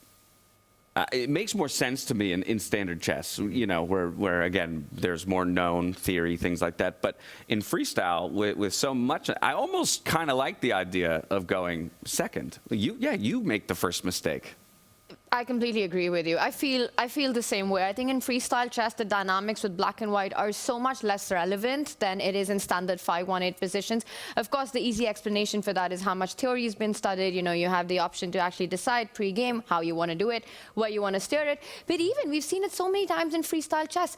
Down a match, down a game, playing with the black pieces, it barely means anything. Turn that storyline to classical chess. You know, you're struggling to even imagine where you're going to create your chances when you're playing at the elite level. In freestyle chess, playing with the black pieces, you know there's so much pressure on your opponent. He's seeing the position for the first time, has to navigate, and you have to respond to that. David, I don't know how you feel about it, but I would be happy playing with the black pieces in freestyle chess far more than in classical standard. And often, sorry, David, I'll just interject this before you respond to that. We see the clocks somewhat indicate a similar thing. I would, anecdotally, don't necessarily have the data to back this up, but anecdotally it feels like players with the white pieces typically lower on the clock because they're the ones who kind of have to navigate the position first. I 100% agree. That reflects this psychological kind of pressure with playing with white. I mean, it stems from our upbringing in classical chess. With white, we're fighting for an advantage. If it's an equal position, we feel like we've failed in the opening. Freestyle chess, it's hard to get an advantage. You don't know where to even aim. And if you don't, you feel like you've lost the opening battle, or you spend so much time on the clock trying to find that advantage that may or may not exist, that you pay the price. And I mean, yesterday's match between Fabiano and Vincent Keimer was one example where there were 3 black wins across the 4 games. I remember commentating with you guys in Paris. There were 2 or 3 rounds in the round robin where black was winning 60, 70% of those games, because simply with white, it feels like a big, big blow. Unless, well, if you're not winning simply out of the opening. And Magnus definitely isn't winning here. That's the problem. It's just a dead level position. He's burned time off the clock. Fabi maybe needs to speed up. I wouldn't be surprised if he starts bringing his rook across, for example. Maybe now's a good time to improve his bishop. Maybe step this pawn out of the gaze of the white queen and bishop. Lots of choice. And I'm trying to make sense of Magnus's last move, and the only explanation I can come up with is that Magnus wants to get rid of the black knight on f6, which perhaps is a key defender in the position, to that pawn on h7. So knight d2, a retreating move only to go forward, knight e4 coming up next. Let's not forget, a lot of Fabi's army is on the left flank. So maybe trying to create some chances, some threats, following it up with knight e4. Although the structure looks so incredibly solid for Fabi, I think even with the knights off the board, it's hard to imagine Magnus actually creating anything real here. Fabiano does need to speed up. Just looking ahead for the rest of this match, I think if it comes down to a time scramble, 1 minute versus 1 minute, Magnus is always going to be the favorite. Just that instinct, that kind of speed prowess he's always had. I think Fabiano needs time. If I know that knight wants to come to e4, am I trying to stop the knight from coming to e4 entirely, or am I just trying to figure out how I want to replace my f6 knight once it gets captured? Yeah, I think a bit of both. I mean, the move he would want to play is indeed to stop that or to deter it. But if not possible, then, yeah, you nailed it there, James. He's replacing the other knight, protecting the other knight, ready for the trade. And sooner or later, he will want to get this pawn off the diagonal, just in case. Clearly, James has been having a lot of game nights with Fabi. No, I've just had great teachers for about 12 months now. I am learning. That's a great square as well, because now if the white pawn steps forward to hit that knight, the knight can continue its journey forward into the enemy territory here. Magnus steps his knight into the center as we expected. It was also worth noting there was a bit of a threat as well against this bishop, but now there is an escape square if needed. And yeah, we're expecting maybe Fabiano to take this knight and then replace the knight on f6, the defender, with the other knight. And the game will go on. There we go. Well, some more pieces fall off the board, and we work our way through the mid-game here. Very maneuvering, very cautious approach between these two players in the first of our best of four. It's very interesting what has happened, though, because at first it looks like the answer to that is nothing has happened. But now I just realized that maybe it's not as easy to retreat the bishop. And I was about to say Magnus is about to relinquish the bishop pair. Maybe we can quickly show it, David. Had he tried to defend that bishop by moving back, keeping everything in balance, now the move bishop to c6 is a lot more powerful, because suddenly you don't have the ability to move the knight away, with h2 being a tender spot in the position, and you're kind of struggling with your defense here. So after all the trades and James and Fabi's idea of transferring the other knight to f6, we're going to see the first imbalance in the game. In a relatively open position, Fabi has the bishop pair. Yeah, suddenly something to play for both sides. We're assuming now that the knight captures the bishop. Fabiano doesn't necessarily need to rush, but a variation such as taking the bishop now, a positionally desirable move would be to play this one to blunt the power of White's bishop. Here, White is playing for quick dynamism, quick aggression along the d-file, loose pieces for Black. But if Black survives the onslaught, gets the queens off, Black is the one with the long-term advantage with the two bishops. So yeah, chances for both sides suddenly. All right, fighting chances here, but some action between our women in the women's exhibition match. Bibisara Asabayeva and Alexander Kostyanyuk. Again, they come into the day at 1 point apiece, so dead even in the score lines, but we are not even on the board here, David, as Bibisara looks to have an advantage. And Kostyanyuk is kind of lashing out, striking here with the pawn push deep into enemy territory. Ooh, that's a spicy move. Very aggressive one. And I think testament to both of their styles. They like to play on the front foot and attack. Just to go back, this was just a sacrifice, pure sacrifice. Yeah, I guess it's because the White King is slightly airy, slightly open. She wants to do the same to the Black King now. If no matter which pawn takes, there will be open lines. Suddenly, the White Knight will jump forward. There will be action potentially on this diagonal against the Black King.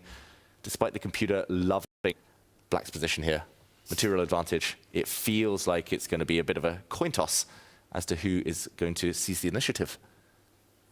And right now, it's absolute material balance. For that advantage, you'd have to take the pawn one way or the other. And I would be very scared as Black. I see the bar say that Bibisara is doing great, but that's what computers do. They grab material and they defend to perfection. But how easy is that with all the attacking ideas coming in, with 13 minutes on the clock, knight, queen, bishop, potentially a rook lining up as well, with checkmating threats? I would say advantage Kostyanyuk right now and ignore the bar from a practical perspective. Exactly. The next 3 or 4 moves could decide everything. Either Kostyanyuk whips up an incredible attack and just delivers checkmate, or Bibisara defends everything and she's up material. It's yeah, very unlikely this game fizzles out towards a draw. So deciding how to capture? Mm-hmm. If to capture, I mean, I guess you could ignore it, just plant your knight in front of the king, but the king will be forced out anyway. Yeah, she's just got to capture it. Cling on, at least suffer for something. If you have to make that decision in 5 seconds, David, is it the H-pawn or the F-pawn for you? I'll give you 3 seconds, actually. Towards the center, always towards the center, if in doubt, unless there's something concretely wrong with a capture like that, or unless you have a rook that needs to be opened up, for example, on the line, always towards the center. I think for everyone at home, a good general kind of tip there.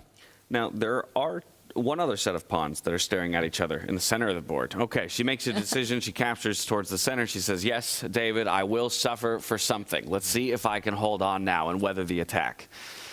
Ooh, the queen slides across. I thought maybe the knight would advance, hinting at some sacrifices, but she is setting up this move. And she's also opened up her bishop's diagonal. Oh, I'm starting to agree with you, Tanya. This looks really scary for Black. And especially given that Bibisara hasn't even started her counterplay. She's 2 moves away from getting a5, a4 in in the game right now to create attack against Kostanjuek's king, so she has to go into a full defensive mode. Bishop c4, knight g5 coming in next with full firepower. I'm again going to stick to what we said earlier. Ignore the bar. Practically very difficult for black. Exactly. She needs to improve her pieces, those pieces we talked about for Fabiano, problem pieces in this opening in general. They're also true here. The most attractive move is normally to plant your knight on a beautiful outpost like this, but you would have to calculate what happens when the knight does arrive if the white queen slides. And here, the black king is going to have to start start running. Start running. And maybe that's the point, David, that the king is absolutely safe on e7 because you don't have a dark squared bishop. There it is. Ooh, captures in the center, the knight's jumping forward, creating that eventual threat with the queen sliding further down. The king will defend itself. Exactly, and that's the beauty of having opposite color bishops. Black will control the dark squares, therefore it is a bit of a safe hiding spot. It feels precarious, it feels scary, especially with the black queen so far away. But that is the only way, I think, to defend here. And you don't really want to put the knight in front of your own pawn, blocking that threat, because you are looking at the bishop developing further. I think e5 has to be the square and not f6 for black to keep things under control. You want to stop bishop coming to c4. You want to avoid any ideas of rook sliding on the f line and giving itself up for the knight. Expecting Bibisara to plant it on that nice post. Okay, fun game. They've found, in their 3 games so far, they found ways to just go for each other really quickly, straight out the bat. Yeah, they really have been fireworks across the board. But as Bibisara considers how she wants to mount this defense, we can take ourselves back over to Fabiano, Caruana, and Magnus Carlsen. On the way, though, we'll stop in with our Make.com match metrics. First to the heart rate, say Magnus Carlsen. He's cooled down just a little bit. Came in triple digits, and now maybe he's settling in his matchup against Caruana. Hearts nearly beating in sync. You can see Hans Niemann. He's the one who will eclipse the rest when it comes to the heart rates. How about the accuracies, though? Who's playing the position the best? Honestly, most of our players well up in that 95+ percentile, and I think it's no surprise to many that Caruana and Magnus Carlsen 98, 97%, again matching each other with mostly symmetry down the the beginnings of the game. As we arrive back at the board here, what have we noticed? Yeah, big trade has happened, Tanya. We knew that it would be a bishop pair for black, but perhaps not the way we expected. Not at all, because Fabi could have picked up the light squared bishop. Maybe we just backtrack and show what happened, David, when Magnus retreated with his own bishop on the diagonal. And we were expecting a trade on e4. There was a threat against the h7 pawn, but instead Fabi made the move of defending in what I thought was not something that we expected, because this just allows bishop takes knight and completely destroying the king side. But Fabi says with the bishop, the dark squared bishop and the bishop pair, he should be doing just fine. He's lining up for those trades. And now that the position's in front, ooh! What? Was that a tactic? Oh, bishop takes pawn, check coming in as well, though. Game on, game on. The black queen is overworked here. She wants to take the white bishop, but she's also somewhat tied down defending her bishop. The white rook is staring down at that piece. Tanya did mention there that the black bishop can sell itself for a pawn. It's going to drop anyway. So bishop takes pawn, knight takes, queen takes bishop is likely Fabiano's response. It's level material, but now big imbalances. White with the 2-on-1 on the queen side, black with the pawn majority, but bishop versus knight is the big one. And very unclear which piece will thrive. The white knight coming forward as well. And Tanya, I wonder whether Fabiano calculated this. No, because look at the amount of time that he's taking. If you calculate this, you move your rook at the center line. After bishop takes pawn, you almost have an immediate response, right? Fabi's gone into a think. I think there's a very high probability that this was a blind spot, because that final position that you pointed out, suddenly the terrible pawn structure that Fabi has on that right side of the board with a knight and queen combo could be dangerous for the black king. It really could. Just showing it again one more time, this type of position with the knight jumping forward. You've got to be really careful. Maybe the king is the only piece that can defend things, but again, feeling scary for Fabiano. Again, long term, he's doing fine. But can he survive this next few moves? The clocks are both ticking down. Yeah, but still to think, 15-ish minutes ago, we were talking about this one maybe, winding its way to a drawish position, and we move on to game number 2.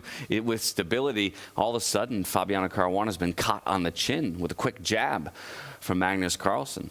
Yeah, this is no longer sterile symmetrical equality. It feels like things are really heating up now. This is the perfect way to kick off a World Championship final in style. Bishop takes pawn. Fabiano's still thinking. Wow. And that's the thing, right? Now they're both under 10 minutes, and suddenly the position's hot in action. And big decisions ahead right now. Fabi keeps thinking. This is almost convincing for me that bishop takes pawn was unexpected for Caruana. Well, as things are heating up here on our championship table, I'm bringing back in Judah Polgar and Peter Lecko. Give me your thoughts. We thought that maybe this one would fizzle to a draw, and all of a sudden it looks like fireworks between Fabiano and Magnus Carlsen. I think both of the statement is correct. But actually, in the last few moves, there were a lot of excitement, but we want to show what is the best move for black here, we think. Yes, actually there is just no reason to panic with black. Just take back queen takes b7, and after rook takes d6. Bishop c6 is a super cool move, and in fact, white has to kind of bail out and make a draw. And I think that this is what we're going to witness. That's the very professional way. And by the time we are talking about this, I wouldn't be surprised if Fabi already opted for this move. Did he not yet? Absolutely spot on that if, after bishop takes b7, black tries to be too smart with bishop h2, knight h2, queen takes b7, then we fully agree with everything what you guys mentioned, that this can be potentially dangerous. And that's why all the more we are expecting Fabi to be very professional. Queen b7, rook d6, bishop c6. And what do you do with white? What do you do with white? I think this game will end up in a draw. This is what I will say. Well, we discussed it, that queen d3 is an option to exchange on d6, and then bishop takes e3. Both of the kings are going to be very vulnerable in some way. Well, you can also include queen takes b2. You can also take on f3. I mean, in any case, it looks very drawish. Okay, so it's a lot of excitement going on. Probably it's going to be a simplification, but now it's your move, James. Well, as you hand it back to us, the very line that you showed us seems to be playing out on the board. Fabi took some time to think. He agrees. I'm going to try to end this professionally, cleanly. Let's go towards a draw. Yeah, I don't know. I would be tempted to just be super greedy here, trade rooks, move the white knight. I'm not sure whether to e1 or h4 and say I'm a pawn up. White is a pawn up. Game goes on. If I survive the next few moves, okay, advantage. All right. But yeah, I mean, I think objectively, a draw would be a very logical result, but still play left, it feels like. We'll learn a lot on this next move. If Magnus moves his queen out the way, queen d1, queen d3, as Julian Peter said, it's just fizzling out instantly. If he trades rooks, keeps the knight on the board, black is really, really active. So probably enough compensation, but he doesn't want to even try there to keep his pawn. Rook's off the board. Okay, now Tanya's prediction coming true. Well, Tanya's prediction might be coming true, but we're opening all the mics here in the studio. Judith and Peter, feel free to go back and forth about this one. You got something to respond to David on that with?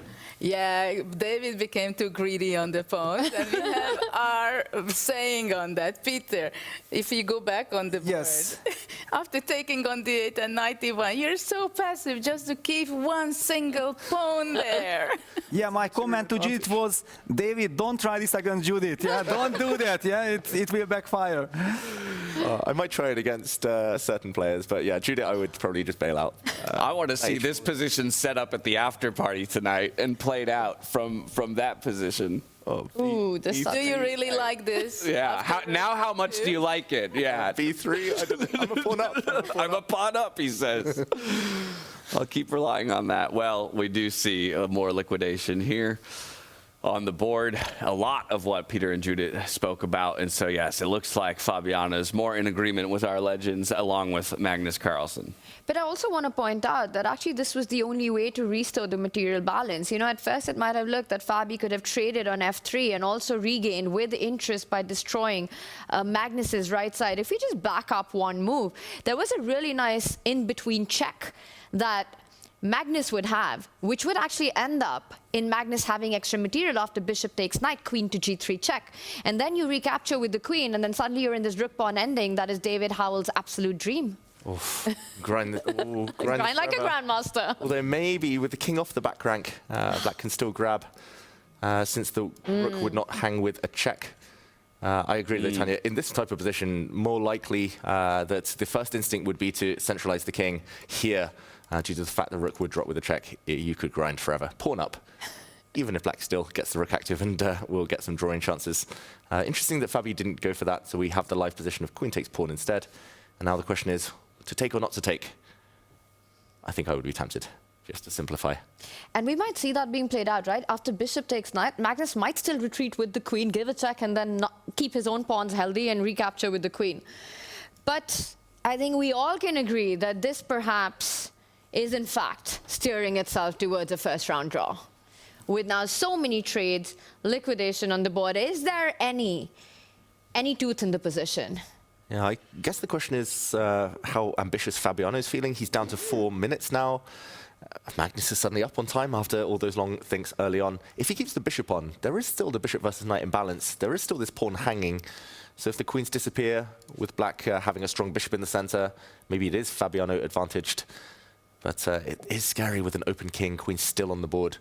To be ambitious, what do we think? Is Fabi going to snap off this knight and hope to just guide it towards a simple draw, or does he want more? To be or not to be? Yesterday, Norbert had that question, and he made the wrong decision at the wrong time. Well, and speaking of Norbert making an improper decision, as we do see the minor pieces coming off the board here with the check of the queen onto the king, I want to take us to the third place matchup because we've got the double question mark on Norbert's most recent move. From what looked like a fairly even position one move ago, he leaps his knight forward. It seems ill-advised. Ooh, feels like tactics. When the double question mark appears to such a natural-looking move, an improving move, planting the knight on a good square, it must be tactics. And okay, I don't see many forcing moves in this position other than maybe knight takes something along this diagonal. Tanya, help me out.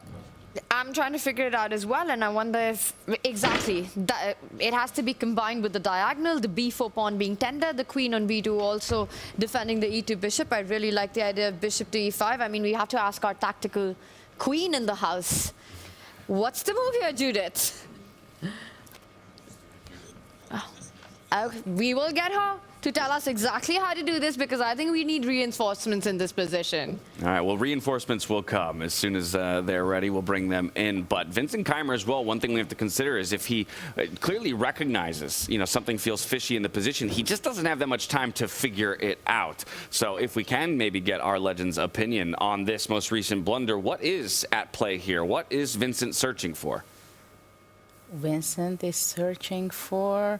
how is this move happened on the board? I can win with knight b4 and c takes b4 and rook e2. Yes. That's a problem. Queen takes e2, bishop e5 check is kind of checkmate. So and the bishops gives the party. Ooh. Yeah, it's incredible. However, after rook e2 there is this intermezzo with knight d7 check. Bishop takes d7, queen e2, and it's not checkmate, but it looks very promising, because after bishop e5, well, I could have started with rook c8, but it's horrible. And the position is horrible. Takes, bishop e5 check, king b1, bishop f5. First of all, black hasn't sacrificed any material, because 2 pawns for the exchange plus all the attack, it's game over. So I think let's head full screen on the players to see how Vincent is reacting to this. And if you want to see beautiful tactics by me with queen and 2 bishop, I played against Motilov. That was a big... on the board. That's night before. Homework for folks at home to check that game out. But as Peter says, we're going to put the spotlight on these two, because Vincent has found the critical first move of the line. And you can see the exclam comes as he snaps up that pawn with his knight leaping forward to b4. Yeah, that was a big time investment. He's down to 1.5 minutes, but it's so worth it. Like, that was the key moment. He sensed it. He calculated it, and I wouldn't be shocked if that whole variation plays out, where white is up the exchange, but suffering with the open king, because everything else has collapsed. The knight now doesn't have enough protection. The black knight is ready to continue jumping. Tanya, it looks like that could be the clincher. Absolutely. It's that all-in moment, right? You spend your time, you spend your energy on it, and when you give a sacrifice like this, you've seen the line through, because there's no way back from this. It's absolute commitment. It's all chips onto the center of the board right now. And I think 1.5 minutes, he's going to get 10-second increment. He has seen that position that Judith was showing. We're going to see that being played out. And on that, I have seen the game that Judith did mention. It's quite a masterpiece. We'll see if Vincent can create a masterpiece of his own right here down the stretch. Start the day off with a 1-0 score line from the black side of the board. This has always been so impressive about Vincent, right, David? Whenever we've done commentary on his games, that we always talk about Vincent as this principled, strategic player who's looking for keeping things in control. But when the opportunities of these tactics do present themselves, he's really on top of things. He's able to recognize those moments and make the most of it. Yeah, and it's funny, both players, every 30 seconds or so, just look at each other. Vincent there staring down the opponent. Nodebek had stared down Vincent a few moments ago. They're just, their eyes just darting to each other. Vincent, over the last 12 months, it feels like he's been kind of testing his boundaries, playing really ambitious chess. And yeah, here he had to find something dynamic. The black pawn structure was somewhat ruined early on. And yeah, this is the way to justify everything. Nodebek, in the meantime, it does feel like his blunders have come yesterday, today, when his opponents are down around the 1 minute, 2 minute mark, and he rushes a bit. He tries to play a bit too fast and falls for these one movers. How to fight on? I would be looking at maybe knight retreat moves, although doesn't really help. Some way to deflect this bishop to try and land a check, although black looks like he'll be emerging 2 pawns up in most variations. That might be it. Nodebek, it's a mirror image almost of yesterday, how he fell against Magnus, just too quick, missing a one mover, and game over. And almost shoes on the other foot, because Vincent also fell down to a single tactical moment against Fabiano as well yesterday, that we heard Fabi cite in his interview with FIDE. You know, missing one little tactical move gave him everything he needed, and this time around, Vincent is going to take advantage of the opportunity given to him by his opponent. When I look back at our semifinals matchups, it really feels like nerves were so much at play for these two youngsters. You know, they just don't have that kind of experience that Magnus and Fabi do in those clutch critical moments. And they were able to maximize it. But here they are playing against each other in this fight for third, I think with the stakes slightly lower from yesterday, playing with the same generation. It really does feel like they have their A game. There's not going to be that brashness, and they keep staring at each other, keep giving each other that eye contact. But right now, I think Vincent's winning that race. Exactly. Vincent's definitely winning this game, unless there's a miracle from Abdusattorov, unless he can set a trap, find some last trick. It's too late to think now. The damage has been done. He's lost a key pawn in front of his own king. The white knights no longer fully protected. The bishop hanging. The bishops, the black bishops, are the beasts. Yeah, you're in full survival mode at this point. But there's no surviving this. You don't have any resources left anymore. It's exactly what happened yesterday to Nodebek, you know. Completely in control, plays rook to e2, and then there's no coming back from that moment. It's completely lost. This sort of a miss, of tactical miss, Nodebek will fight on. He keeps going. He does push the bishop away. So there's still some tension, questions to be answered here. Are you going to be cool enough? You can't drop back because knight d7 then comes with a check. Yep. At least that investment of time from Nodebek finds the best move in the position. So he's following the top engine line for now, while that still gives Vincent a 2-point advantage here on the eval bar. And this is quite a resource, because you have to find your response. If you move the bishop to e6, suddenly the tactics don't work because you blocked your bishop, the white king has a path out, white can simply grab that knight on b4. So what's the response here? You're looking at moves like knight coming in with a check, or just simply capturing on c5? Yeah, knight check is definitely on the radar. I think the safest would be to just take the knight. White would win one piece back, either the black knight after some exchanges or the bishop. There we go. But at least you know that you've got that one pawn advantage, that tactic that started with knight takes pawn. So minimum now he will just retreat the knight that is attacked. And he's got that material advantage. White pawn's also a bit wrecked in that process. The black bishop's still super active. There we go. I think he's playing the safest now. Yeah. He's done the hard work. No need to be flashy. Maybe there were even stronger moves available. And we see Nodebek improve his bishop. But the position is getting worse. The position is still so loose for white. All of the pawns are isolated or doubled. Yeah, super tough. Now the only concern for Vincent is time. So keeping pace with the clock, 48 seconds to his name. But he is making quick moves so far, buying back a little bit of time with the increment. It's a good round to be black so far. Vincent with a big advantage. Bibisara Asobayeva winning with black. Hans Niemann with a big advantage with black. None of the sides with white have a real advantage on any of the boards. Ooh, and I like how Vincent's handling this. You know, he's up a pawn and he's completely attacking each of those weaknesses that you were earlier highlighting. The queen and the bishop lined up against f2. The other f5 pawn, double pawn, now attacked with the knight, which is also defending its own central pawn. So much piece activity. Really nicely last couple of moves after winning material by Vincent. He retreats at the right time only to go forward. Yeah, that's my theory in chess. You really see a player's personality once they get a better or winning position. Either they go extra hard, they push extra, they kind of go straight for the kill, try to end the game quickly, or they say, okay, I've won a pawn. Why mess around? I can slowly transition, slowly transform it to an endgame, grind it out, and mathematically do it. Vincent's one of the latter camp. The ability to switch gears in these kind of situations is just such a key skill in chess. The rook slides. A lot of tension on the b-file. That's maybe the one area that Vincent might have to fend off some threats. He takes a pawn first of all. It's the white bishop. It's the white bishop g4, you're not worried about that. The skewer, because then the rook captures the f2 pawn and hits the white queen. What to do instead? Plays it anyway. Still the move that he wants to make. There goes a pawn. Ooh, it's chaos. That's a queen sacrifice. Rook takes queen, but the white knight has a check. Suddenly it's calculation time and Vincent only has 20 seconds. This is getting fun. It's a big question that Noterbeck just asked. Showing us his fighting spirit here on the back foot. Doesn't have many options, but Keimer doesn't have much time. He does pick up the queen. Now we've got the check coming in with the fork onto the king and the queen on the other side. It's an incredibly forcing line, which means that Keimer will add up on the clock as well as the trades happen. And it feels like once the dust settles, white picks up the queen. There'll be trades of the rooks as well. Keimer will be left with extra material. Yeah, it's funny because all the moves were forced, but he had no time. Without the increment, I think he would have just suffered from shock. He didn't see this coming, but it's all going to work out. There are some lines, as we'll see now with the rook exchange, where the black rook is hit twice. White is also a piece up once the black rook is recovered, but black has this move sliding across, hitting one loose piece. The knight also hit and will regain the material, as Tanya mentioned. Too many pawns for black in that endgame. We have to recapture here. It's just with the king or with the rook.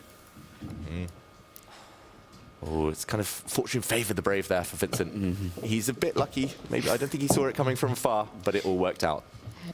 I agree with you. I think when the position played itself, he has this final resource, the only move in the position to keep the winning advantage. But once you reach here, you spot it easily. Yeah, but look at the energy in the bodies of both of these young players, right? I mean, pieces being, twiddled in the hands. We've got the chairs shaking, both leaning over. They can feel it. Yeah, and unfortunately for Noterbeck, either the knight or the bishop falls, and Vincent Keimer will have at least 2 extra pawns.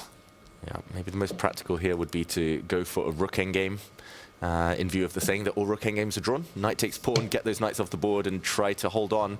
He's playing for more tricks, Noterbeck. That's a very confusing move, hitting black's loose piece. He's maybe still hoping for that rook endgame. If all the minor pieces disappear from the board now, Vincent locked in. And at the end of all of that, Noterbeck will have an active rook. Vincent, 25 seconds now. It feels like a bit of the tension, at least on the board, once the queens are off, has eased out. You're in this endgame, you know you're not getting checkmated, there are no more forks to really worry about. But Vincent's still with 124 on the heart rate monitor. Yeah, because he's feeling the clock pressure. He's down to single digits here. He just checks in with it. Ooh, that is risky, David. Why would you play this when you can go into a rook game 2 pawns up? Like, he could have snapped off the bishop, snapped off the knight. Like, it would have been a pure rook endgame. Black would have had 6 pawns, white would have had 3. Wait, he would have been way up. Material 3 pawn advantage. Why would he risk anything? Yeah, now we have the option of getting one of our minor pieces out of dodge, right? We can either slide our bishop out of the way or retreat our knights. Yeah. It will still be a big advantage, but this pawn will now drop. The white rook might get active. Ooh. Game on. Yeah, a lot to play for. That was a very big decision by Vincent, and it really wasn't one that was required at all. He could have kept things very simple for himself, and I think he realizes it now. Rook hit, rook e6 coming in, attacking all the pawns in the 6th rank, and once again, Vincent's down to 6 seconds. He's got to move. He's already made life more difficult for himself. He hits the white bishop. That's a check. Noterbeck's playing fast. confident and strong, and now it's only a 1-pawn advantage. It could have been 3. Look at that too. That's a very different type of energy. It feels like all of a sudden he himself is locked back in. It's not a nervous energy. It's it's possible energy.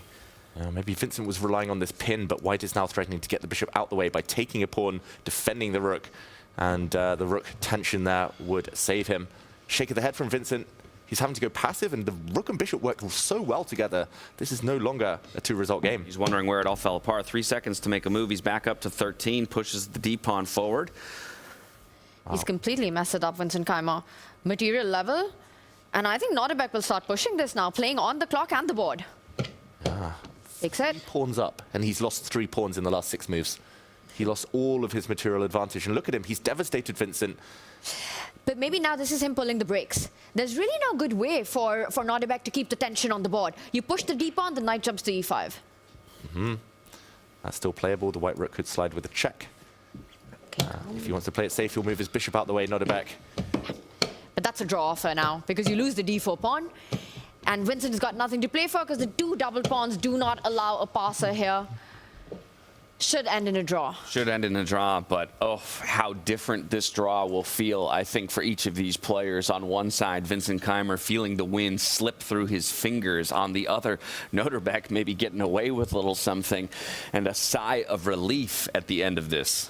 Feels like a bit of trend with Vincent over the last couple of games of his against Fabi as well. You know, missed opportunities in key moments, sees him fighting for the 3rd place. Today as well, huge material advantage, finding knight takes pawn, but not putting the finishing touches there. Yeah, we'll need to hear from Vincent's coach a bit later on what went wrong in this endgame, in this conversion stage. It does feel like the younger players, Nordebek was guilty himself, Vincent as well, they tried to be a bit too clever. Sometimes you've done the hard work, you just need to trade pieces off. Keep that advantage, minimize any risk. He miscalculated, the risk was there. He played into Nordebek's hands, the tactics suited white, and this is a very simple draw. Just no material left. The white king and bishop, if anything, are the happier of the 2. The long-range pieces here. The white bishop is glorious. No winning chances really at all. Both kings marching towards the center of the board, almost as if they know we're destined for a draw. I'm still thinking, though, that Vincent does have the active king. The knight can jump around, and all right, not right now, but at some point you could put pressure on the a2 pawn. Any chance that Vincent can actually squeeze this out? I think it's minimal. Unfortunately, the bishop is just too strong. The bishop is staring down this diagonal, leaving the black knight paralyzed. I'm thinking of ideas of the black knight jumping forward, maybe picking up the a pawn, giving up the b pawn. How trivial of a hold is this for Nordebek? Oh gosh, Vincent, you don't even have to answer that. I think Vincent with that look just did. Yeah, he can play on, definitely. But yeah, this looks like it's going to end in a draw. Perhaps knight to b4, and then you're dropping your b pawn in order to trade off for that a2 pawn. I'd be happy with that, right? Yeah. You take one of my double pawns, I've got a passer now. Well, there he goes. He's going to take that as one of his final remaining chances here, and we will see both pawns drop off. So it's a 2-to-1 pawn advantage with the knight against the bishop. Feels like you want to somehow bring your king over towards this pawn. Maybe, I don't know if you can force it forward. If black's king gets across and holds the pawn, maybe you can play on a bit longer. The white bishop will try and give itself up for that pawn while the white king goes the other way. He just needs to decide which way to go, Abdusattorov with his king. Does he hit the pawn and start moving his king on over to try and grab the b4 pawn? Oh, Vincent just looks so disappointed with the way this has slipped out of his hands. I mean, at this level, 3 pawns, that's game over. I mean, you both had said it, right? It was a purely winning advantage there for Vincent, and then in the course of 6-7 moves, 3 of those pawns went back the other way. And we were near equality. 10 seconds on the clock here for Vincent Keimer. He's going to keep pushing his pawn out of that bishop threat onto a dark square, but now the white king is going to come over. And the problem is that black can't do the same. You can't take opposition because there's bishop c4 check, so you are going to allow the white king closer to that pawn. It's funny here, even if white wins the black knight and the 2 black pawns, it's still a draw. So the black king going into the corner. So you could blunder your knight and still be fine here for Vincent. But yeah, unfortunately, definitely no winning chances now. The black b pawn is doomed. Yeah, knight to d5, the only defensive resource on that pawn, but now the bishop will hit it. Offer the trade in the end with the pawn falling afterwards. There's the extent of the handshake. A draw between Vincent Keimer and Norbert Abdusattorov in the battle for third place. Perhaps a missed opportunity for Vincent Keimer. For Norbert, a sigh of relief as he comes away with at least half a point to his name in that one. This result will mirror the result on our top ticket table. Magnus Carlsen versus Fabiano Caruana. Somewhat as expected, there was liquidation down to a queen and pawn endgame. And after a whole bunch of shuffling to the 46th move, Magnus Carlsen and Fabiano agreed to a draw. Yeah, not much to say about the closing stages of that game. We do apologize for not covering the final stages, but ultimately no action. We left it when it was about to be a rook exchange, a pure queen endgame, and that is how it ended. No weaknesses, great defense, great calmness from Fabiano, and I think a very good result for him. He now gets 2 whites in a row. Very confident hold there. And, you know, there was that one slip when Magnus got the tactic in, but I think Fabi recovered beautifully from that moment and never really let the game out of control. Confident hold with the black pieces. Great start for Fabiano Caruana. And I think for Norbert Abdusattorov, it's absolute relief. In this one, though, Levon Aronian, I don't think he's going to give any relief to Sindarov. Tough endgame to hold for white. Black's pieces are super strong. Black's c-pawn especially is a silent killer here. Any rook exchange, that is going to run down the board. The black knight, in the meantime, defends everything. Given a question mark, but a good way to hold. And white has 2 pass pawns, the A and H pawns, but neither of them can start running. Black's rook, so active, can always go behind. Yeah, the black protected pass pawn on c4, much stronger than the 2, gives a check. The most natural move, given a blunder. Yeah, why would you allow the black king in, though? Advance the king. He... Whoa. But Levon goes the other way. What did he miss? You can advance your king. Maybe he was reluctant to walk nearer his own pieces in case of a fork. Sindarov doesn't find the only move, though, that he needed to find in that moment to possibly bring this one back to a draw. He needed to jump his knight to h6. Levon now is setting up the rook to get traded on the 3rd rank, with rook b3 being a potential threat here. Oh, that is scary. The black pawns are so far away from the enemy pieces. That's a good move, however. Rook to b3. Yeah, I guess would cause a pin. Just want to get the c-pawn moving somehow. Pawn is attacked. I'm expecting white's king to try and defend its rook in the near future. Just the white knight needs to be released to attack this central pawn. Does it? Best position he's had in a while, Sindarov. Still fighting hard. The d5 weakness, you really want to give up that pawn for the a pawn.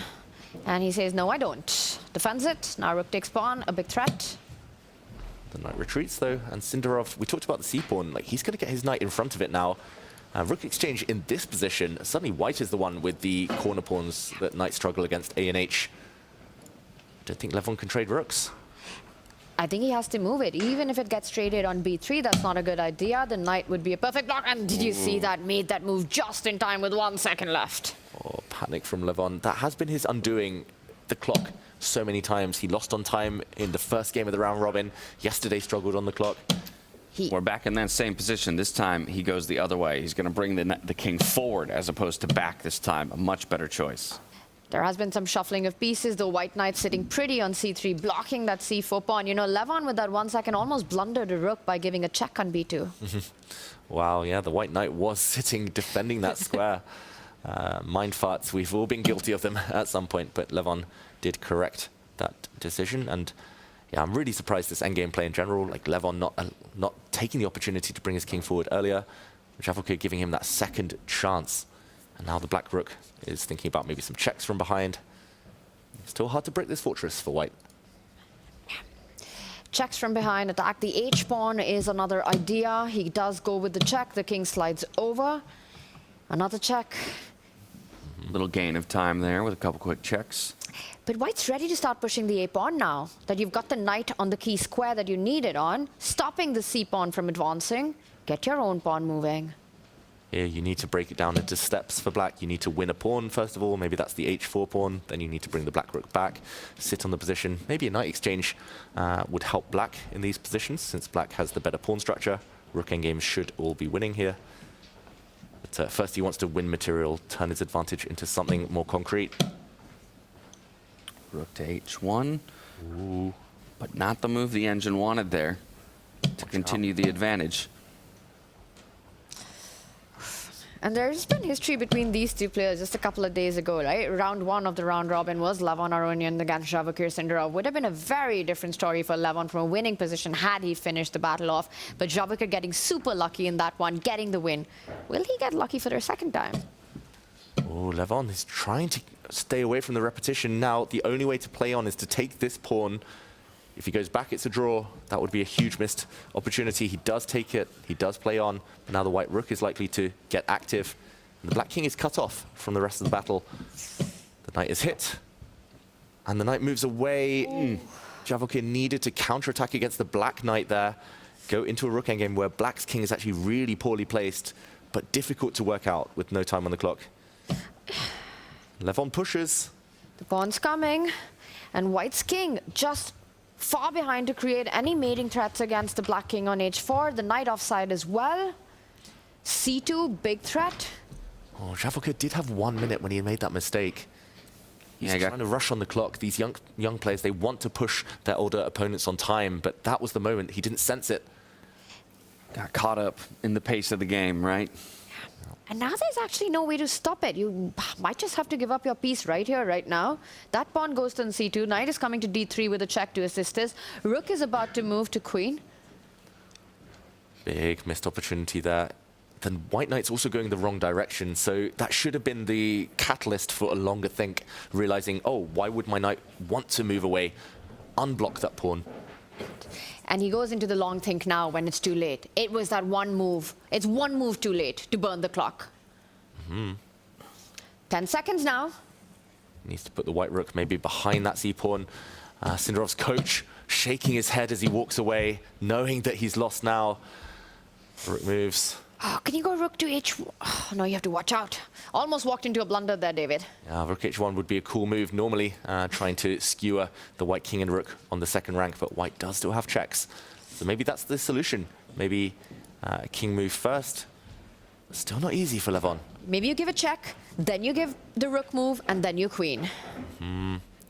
The white king steps forward or to the e-file. There are checks from behind, and the black pawn will promote. If the white king goes to g2, that's the question.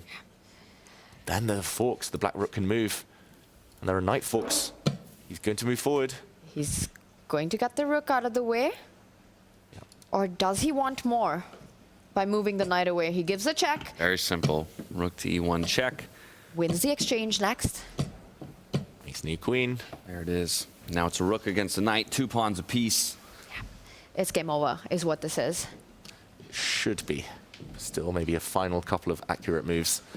White's going to get the d-pawn. That's guaranteed. Black's king still far away. But you could put pressure on the a-pawn and just make sure it's not that easy to win d5 for free. He goes the other way. He wants to just start pushing the f-pawn. Decent move. He'll go after the a-pawn very shortly. That pawn is not running away anytime soon. Yeah, this should be game over. Thanks to black's f-pawn, which should be a winner. He does it. No way to defend that. Sindarov moments away from resigning for sure. Brings the knight back. You're going to pick that up with a check. You could even just think about advancing the f-pawn, but I would get greedy in this position. Yeah, no reason not to. The idea that Sindarov has is that he'll react by putting his king in the center, just slowing black's pawn down a little bit. But you can wait here. Wait with your rook. Knights are really bad at waiting. Here we go. The rook goes around with a check in mind. Maybe f5 now the threat. Ooh, nicely done. Tactics there. Take that pawn, lose your knight. Yeah, black's rook will give a check from the front, and the king will no longer be able to protect the knight. Very important there. The king steps forward. Black will push the white king back. Feels like white's pawn just too slow. If the white king could advance a couple of squares, the pawn advance a couple of squares, it's a draw. He's just not got that luxury, Sindarov. And Levon's built a time bank now on the clock. Yeah, close to a minute for both players, and you could just keep pushing the pawn. The one thing to avoid here for black is to push your pawn too far, bring your king too far, allow the white knight to sacrifice itself for that pawn, and then for the white d pawn to cost black the rook. But Levon goes back very professional. He's giving no chances at all. If the white king sidesteps towards the left side, the black king will march towards the center of the board. Yeah, just blocking off, shouldering the enemy king. It's a good round to be black. Said it before, Levon Aronian, he's getting the job done. Yeah, fantastic technique here by Lev. The knight jumps forward, taking control of the square. Yeah. Still can't relax, still needs to be accurate. Every other player in the playing hall watching this one work its way towards a conclusion. Levon Aronian looking to pick up a full point here against Vachier-Lagrave. It was sketchy down the final stretch there, from winning positions to small openings for Vachier to get back into it. But in the end, Levon will find a way. He is finding it. At the right time, you have to start pushing the f-pawn, and I like that Lev isn't rushing with it. He first cuts off the white king completely, and only then will start moving that pawn forward. Attacks the rook. That's a very nice move, the king cut. Now he can give a check to the white king, force it to commit, or he can go behind maybe with a pin. Okay. Gives a check. King will move forward to c5, and then finally you start pushing. The time has come. I don't really know why you would consider going back here if you're Vachier. Go active, support your pawn.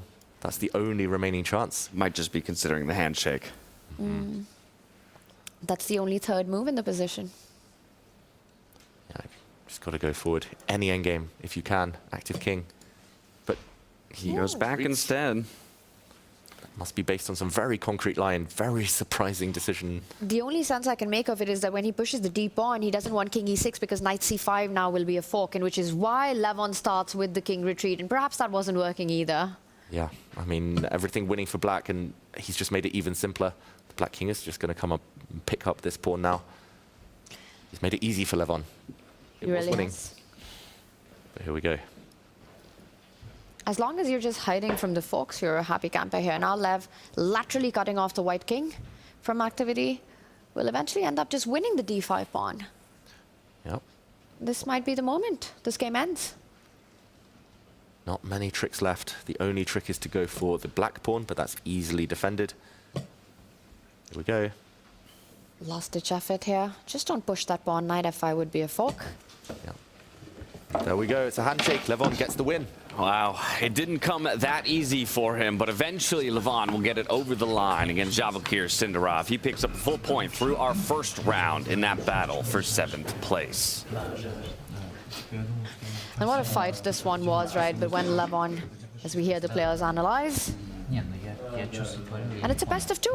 Vachier-Lagrave must win to take it to Armageddon. That's exactly right. Both our 5th and 7th place matchups being a best of 2. And both of them ended in decisive fashion, and both from the black side of the board. Levon Aronian over Vachier-Lagrave, Hans Niemann over Arjun Erigaisi in their battle for 5th place.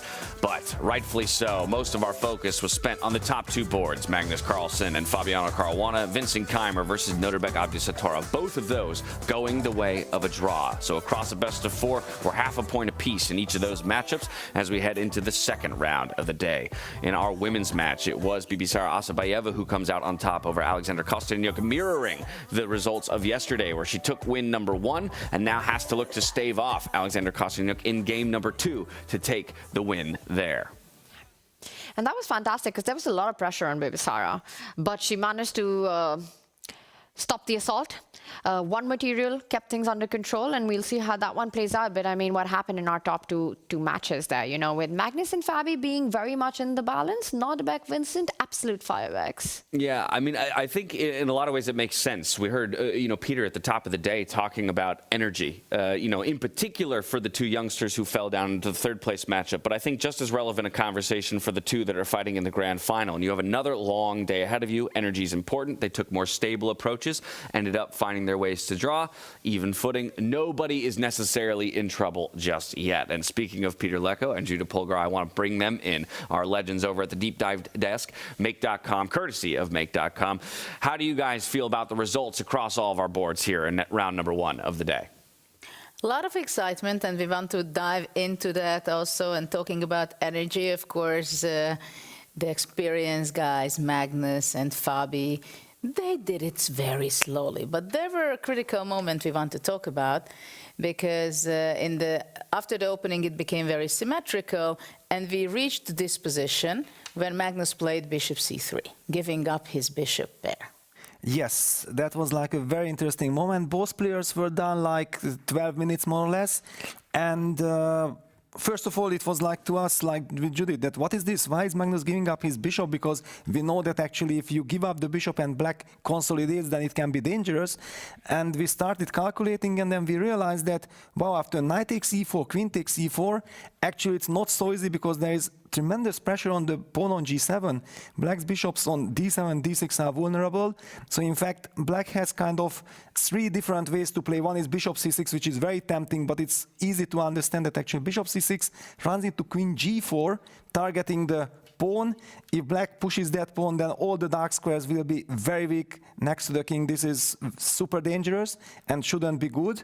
You certainly want to dismiss this. But if you can't play the most natural move, bishop c6, then there is a move like rook d8, trying to prepare defending that pawn on g7 with bishop f8. And if you get time to play bishop f8 and then bishop c6, all is good. But then suddenly white jumps with knight g5, hitting the other vulnerable spot on the king side, the pawn on h7. Then black is forced to make a very committal move f5, which weakens black's structure. Then queen d4 forces the bishop back all the way to f8. Now white plays queen h4, hinting at the h7 pawn, and after h6, white simply falls back with the knight to f3, and we looked at each other with Judith and we felt like, wow, with all the dark squares, this is very dangerous for black, and certainly Magnus would be very happy. So then the third move came, which was the most natural, f6, kind of, it softens the e6 square, softens the light squares, but if black is able to put everything in control, all is good. However, after rook fd1, we suddenly encounter tactical problems. And here, in order to make f6 work, only the move rook f7 can help black maintain the balance, and this was very difficult to find. And here we want to give credit to Fabiano, that sensing that knight e4, queen e4 is way too complicated, after like 1.5 minutes or even less than 1.5 minutes, he discovered and played the very strong h6 move. So yes, it might look like it was an easy game, nothing really happened, but there was clinical precision by both players. Yes, exactly. And when we talked about this, that knight e4 was so tempting, but Fabiano has such an experience. He felt it. He smelled it, that no. We don't allow Magnus's queen coming out and squeeze and press for so long.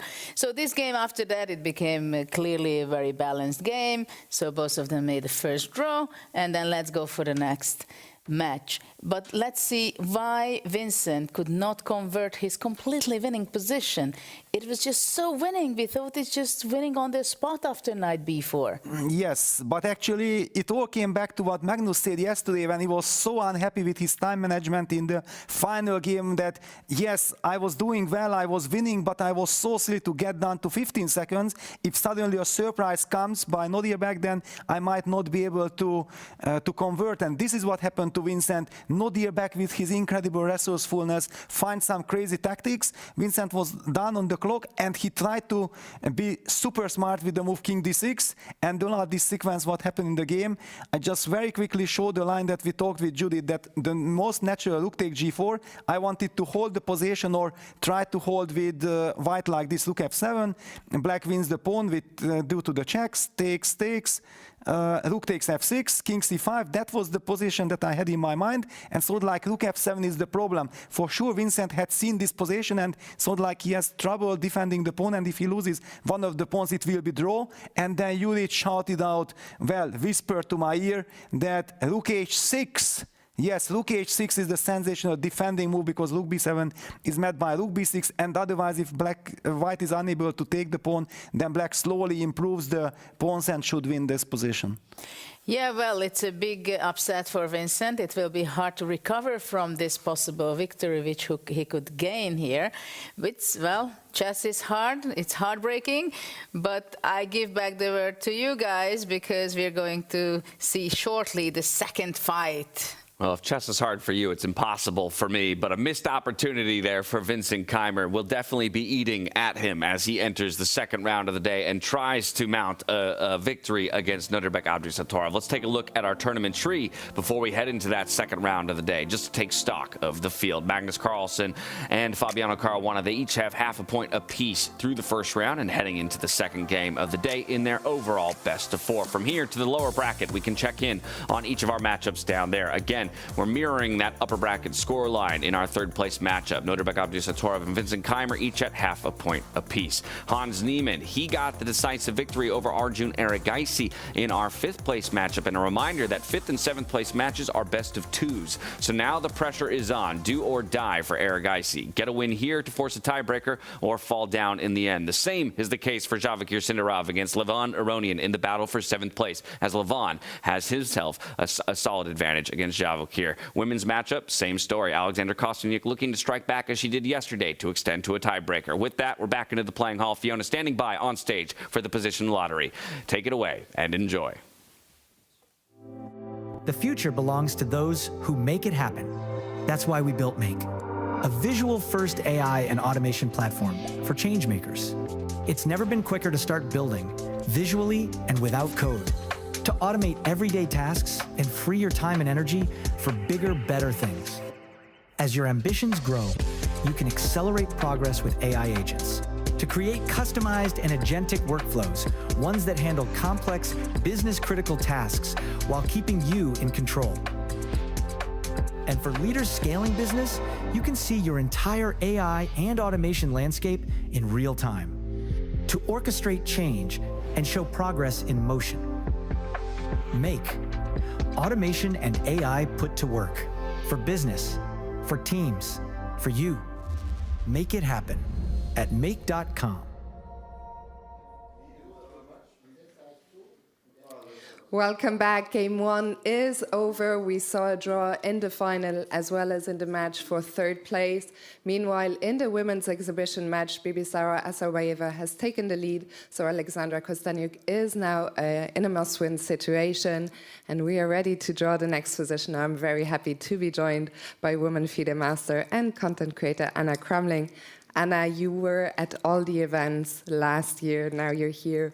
What is your favorite memory of these freestyle events? I think it is being here in Weissenhaus a year ago and being a little bit nervous before interviewing all the players and then realizing just how friendly everyone is. And I think the atmosphere has been incredible in all the freestyle events, so I've loved it. I can only second that. Thank you so much, Anna. And my usual question, are you ready?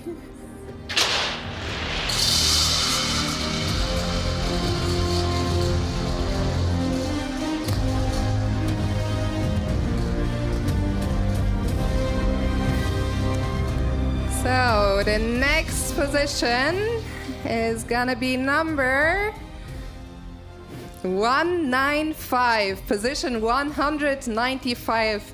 Players, good luck, and to all the fans, enjoy.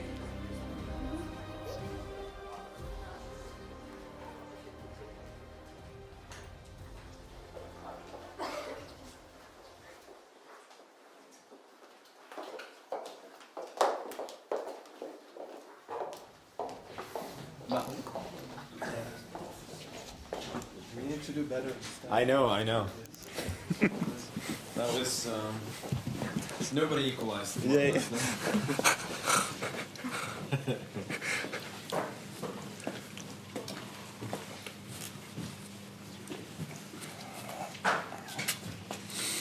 It is so safe. Again, no. I think again, like we start G3 mix. I mean, don't give console. Yeah, maybe. Before B5? Yeah.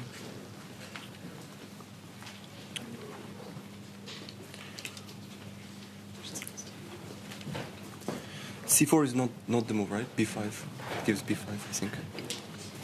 I'm not so sure. C5. B4, B3.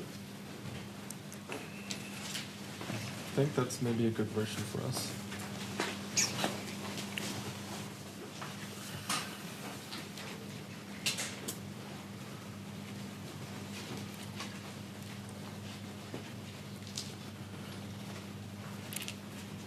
makes some sense now. Yeah. C4. Because C5 at least we can play B4. Yeah. Do any other moves like G6, D4 yet is coming? Yeah.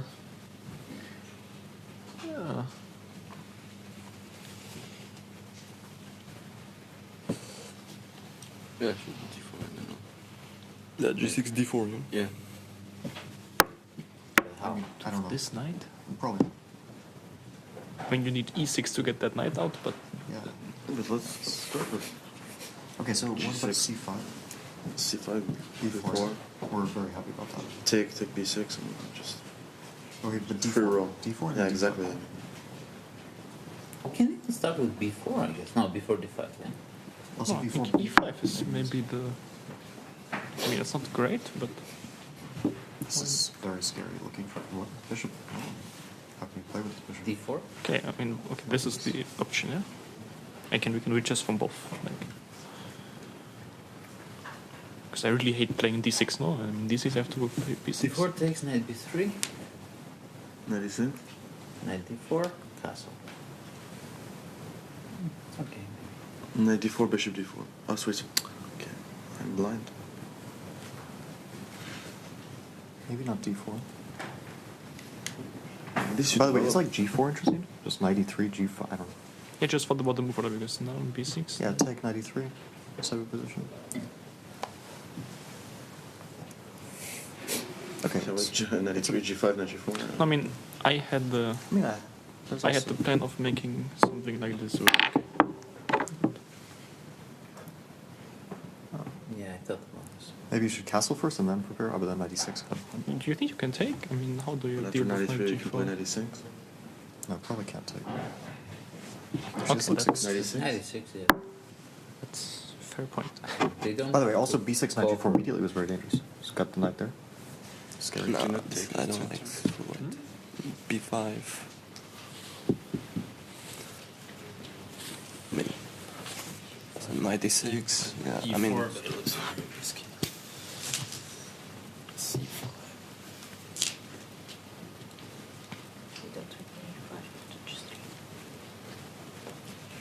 This is fine, no? So yeah, it's good. Before B5 seems alright.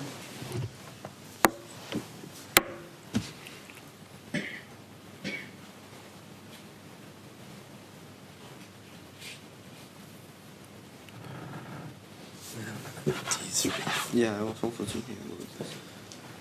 Like, if they play G3, we can take and play G4, G3. Yeah, I think D3, G3 F5? G3, F5? No, D3, F5. D3, F5. C4?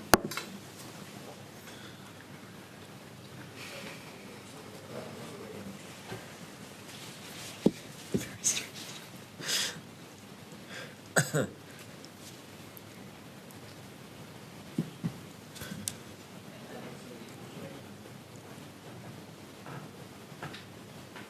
Maybe C5.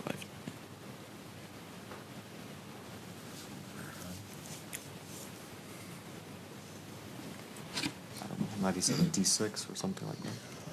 Yeah, but we just get a D6 immediately, we have maybe. full center, huh? Like knight E3, G3. We have everything under control. There are like no weak squares.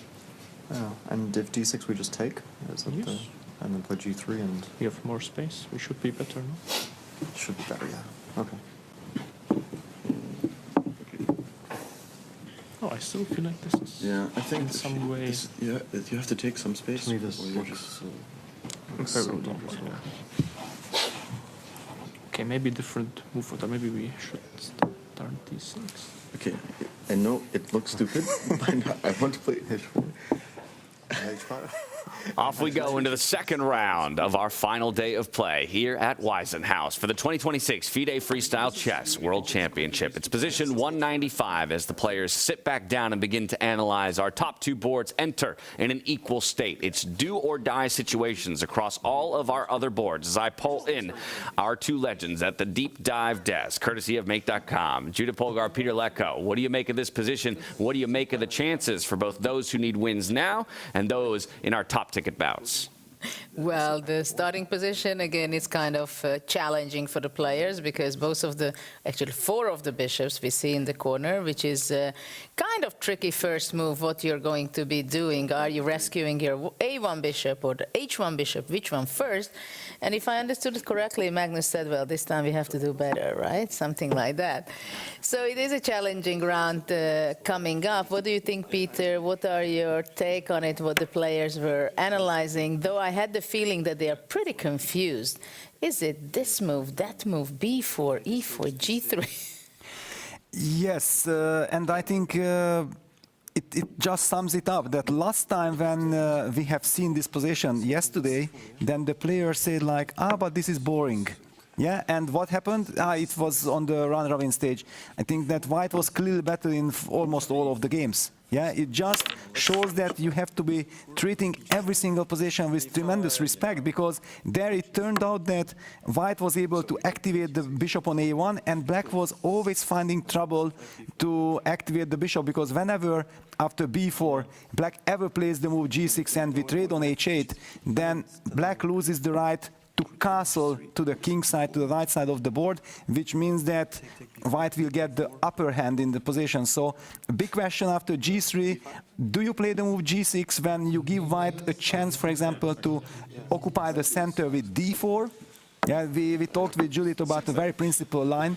I want to highlight it just to show once again how special freestyle is and why it is so crazy that here the most tempting move was to occupy the center with E4 and enjoy life, thinking like, okay, wow, yes, now no surprises are happening, everything is good, and then computer says, no, forget this, because black can play the move F5, and it becomes dangerous, and with Judith we were looking at each other, F5, what is this, mamma mia? But the point is that after he takes F5, once again, the same thematic that black trades on H1, and after rook H1, white loses the right to castle short, and that's why it becomes, or to the king side, to the right side of the board, becomes very shaky, and once you spot all these kind of things, you get confused. Then what are the priorities? Judith, what do you make of all this? Well, I told you, like, I don't feel the game so much as the players, to tell you the truth. And I have the feeling that I will be making better moves, closing my eyes and just touching one of the pieces and make it.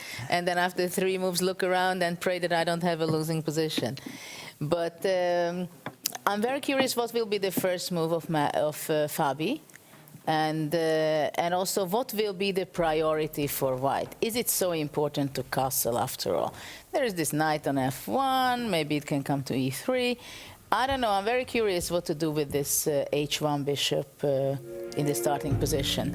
But probably David and Tanya, and especially James, will figure out what are the best moves, so back to you. Oh, with that vote of confidence, I feel I will figure it out. Or, well, maybe I'll just take a note from Magnus Carlsen and Fabiano Caruana in how they evaluate the position. It's Fabiano playing from the white side of the board. It's Magnus flipping to the black side of the board after a draw in game number 1. Will one of these two players draw blood in game number 2?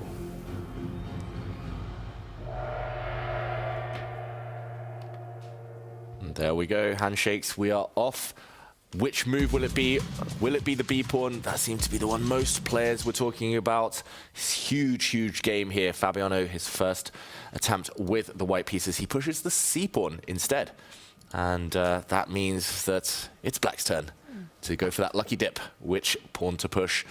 Reasons for all of them. Magnus, though, it's predictable at this point that he loves bringing his queen out early, challenging the pawn that did move. He would love to get his queen into the battle, and hard to attack that piece if it does advance. And there we go, Fabiano, very ambitious play. High passing that pawn, taking space, taking squares from the enemy knight. He knows what Magnus likes. He says, I'm not going to give it to you, at least not that easily. And this is an idea that Fabi has advocated for in many such positions, where you push a pawn and you're challenged, and instead of taking a decision or keeping the tension, you actually just move it towards enemy lines and cross over the halfway mark, gaining more space, especially considering that that pawn can be consolidated with B pawn moving forward, next opening up the bishop, opening up the queen. And I wonder how happy Magnus is. Looked like he had a smile on his face after seeing C5. I'll also point out that the position that we have with the 4 bishops tucked on the corners, very often that just leads to trades in a position where it's a bishop-less middle game. And we might be seeing that happen in this one as well as Magnus opens the first diagonal. Yeah, I'm a bit surprised. Magnus looked up, smiled. Maybe something on other boards catching his eye. But this last move does allow White to back up his pawn, as Tanya mentioned.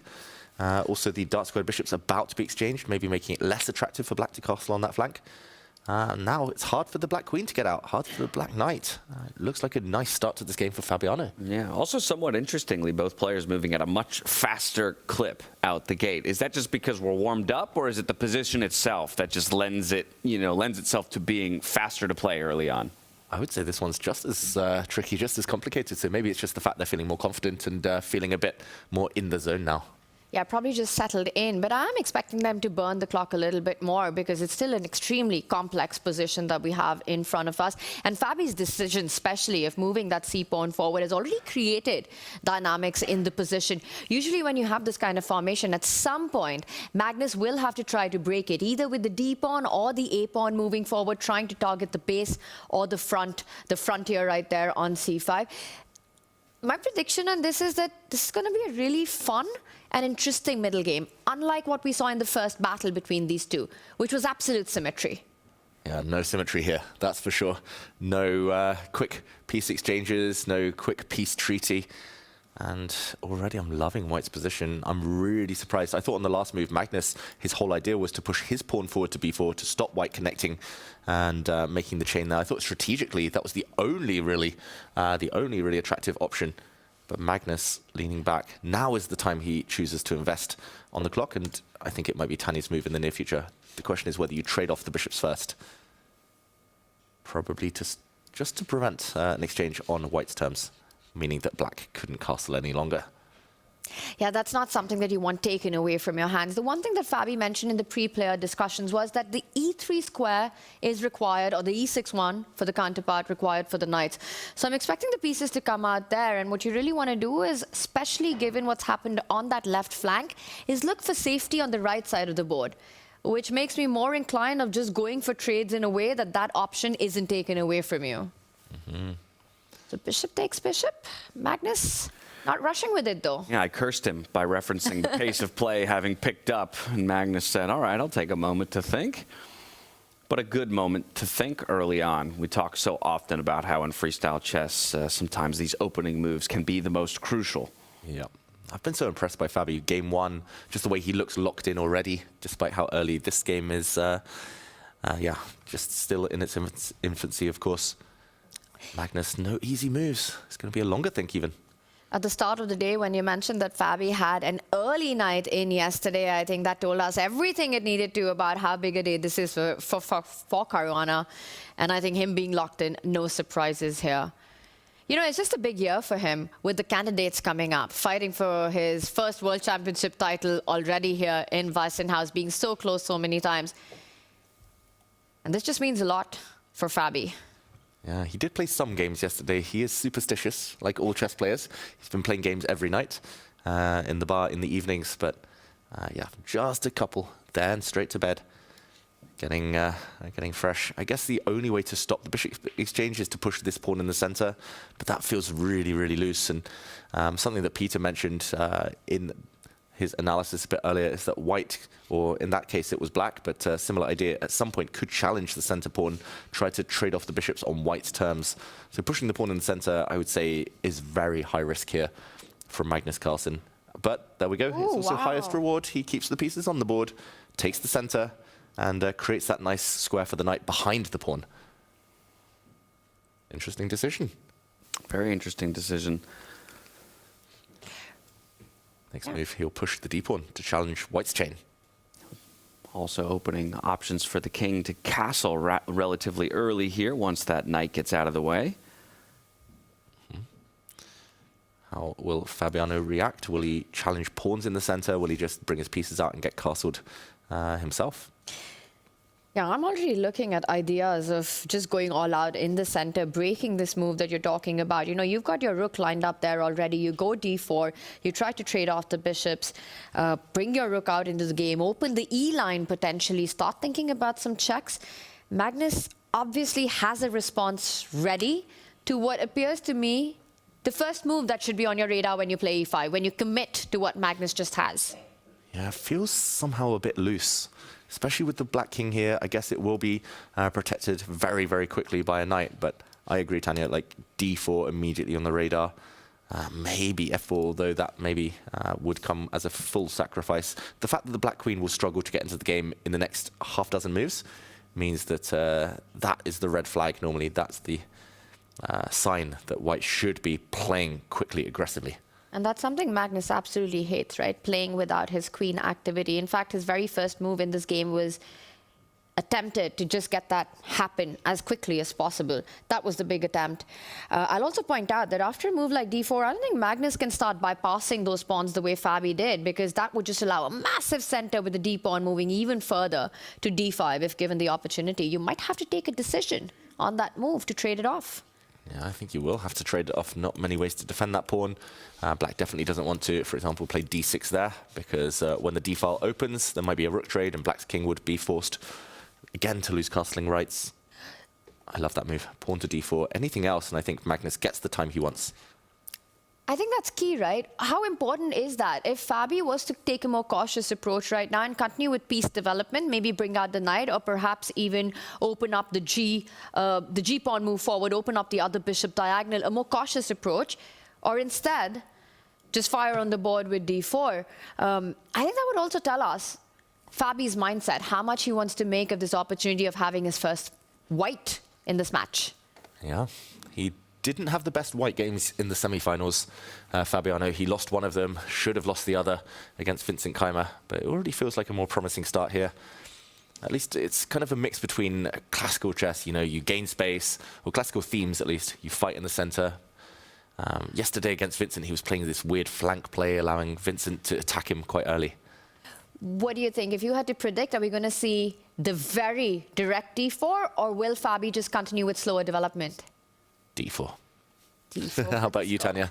I want to see d4 happen. I think it's just... And Fabi's thinking early on in a position that perhaps means that he's looking at exactly that, at a more straightforward line, which brings in, well, tactics potentially very early on. I like it. Not backing down. Process of elimination, I don't think he really wants to push this pawn, because after a bishop trade on black's terms, the white rook would have to move. White cannot castle any longer. I think bringing out this knight is a bit unclear where it's going yet. It wants to be behind pawns. Maybe this knight could develop towards the center or around. I don't think the white queen is yet ready to move, so probably it's going to be one of these knight moves or the d-pawn push. I just think he wants to save everything else for later when there's more clarity. I like that idea that you mentioned. I mean, the other way that Fabi could approach is to prepare for that d-pawn moving forward by bringing the knight to b3 and only then on the very next move going for this idea. Now, we don't need to go there, but I'm just going to call out that our third place board has the exact same board position, with Vincent Keimer considering the very same things that Fabiano is considering in this moment. So both of these guys starting to eat into their time. Do they go for that fight immediately in the center with the d4 push, or do they slow things down just a little bit? A more prepared approach. And I wonder, out of Fabi and Vincent, I'd be inclined to think that Fabi... more chances of going d4. I would agree there. I would 100% agree that there's a better chance Fabi goes for d4.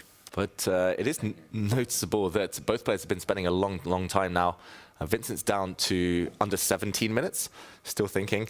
Wow. There was a case in Paris of Fabiano copying every single opening that Magnus was playing. He was always waiting for a couple of rounds in the round robin, and then it felt like he was trying to copy. Or maybe it's coincidence, who knows? So he's got a couple of more minutes than Vincent does. Maybe he's the one who's waiting for Vincent to decide, and then he's going to say, I like that, or I don't like that. All right, well, guess what? Vincent did make a decision, and Tanya, you said Fabi the more likely to go for d4. Vincent opt for d4, and already a quick recapture back, of course, by Noterbeck on that board. And so, to your point, David, will Fabi look up to the screens, maybe recognize and say, okay, that gives me enough permission to go the same way, or will he decide differently? Very interesting, because after d4, there was a capture on the other board, and then Vincent's gone full sacrificial mode by not taking back, but pushing his pawn to e3 in the other game. So Fabiano, if he does happen to look up at the screen, we'll see it on the camera, he might be tempted. He might be surprised, need time to work it out. But Vincent, very ambitious play.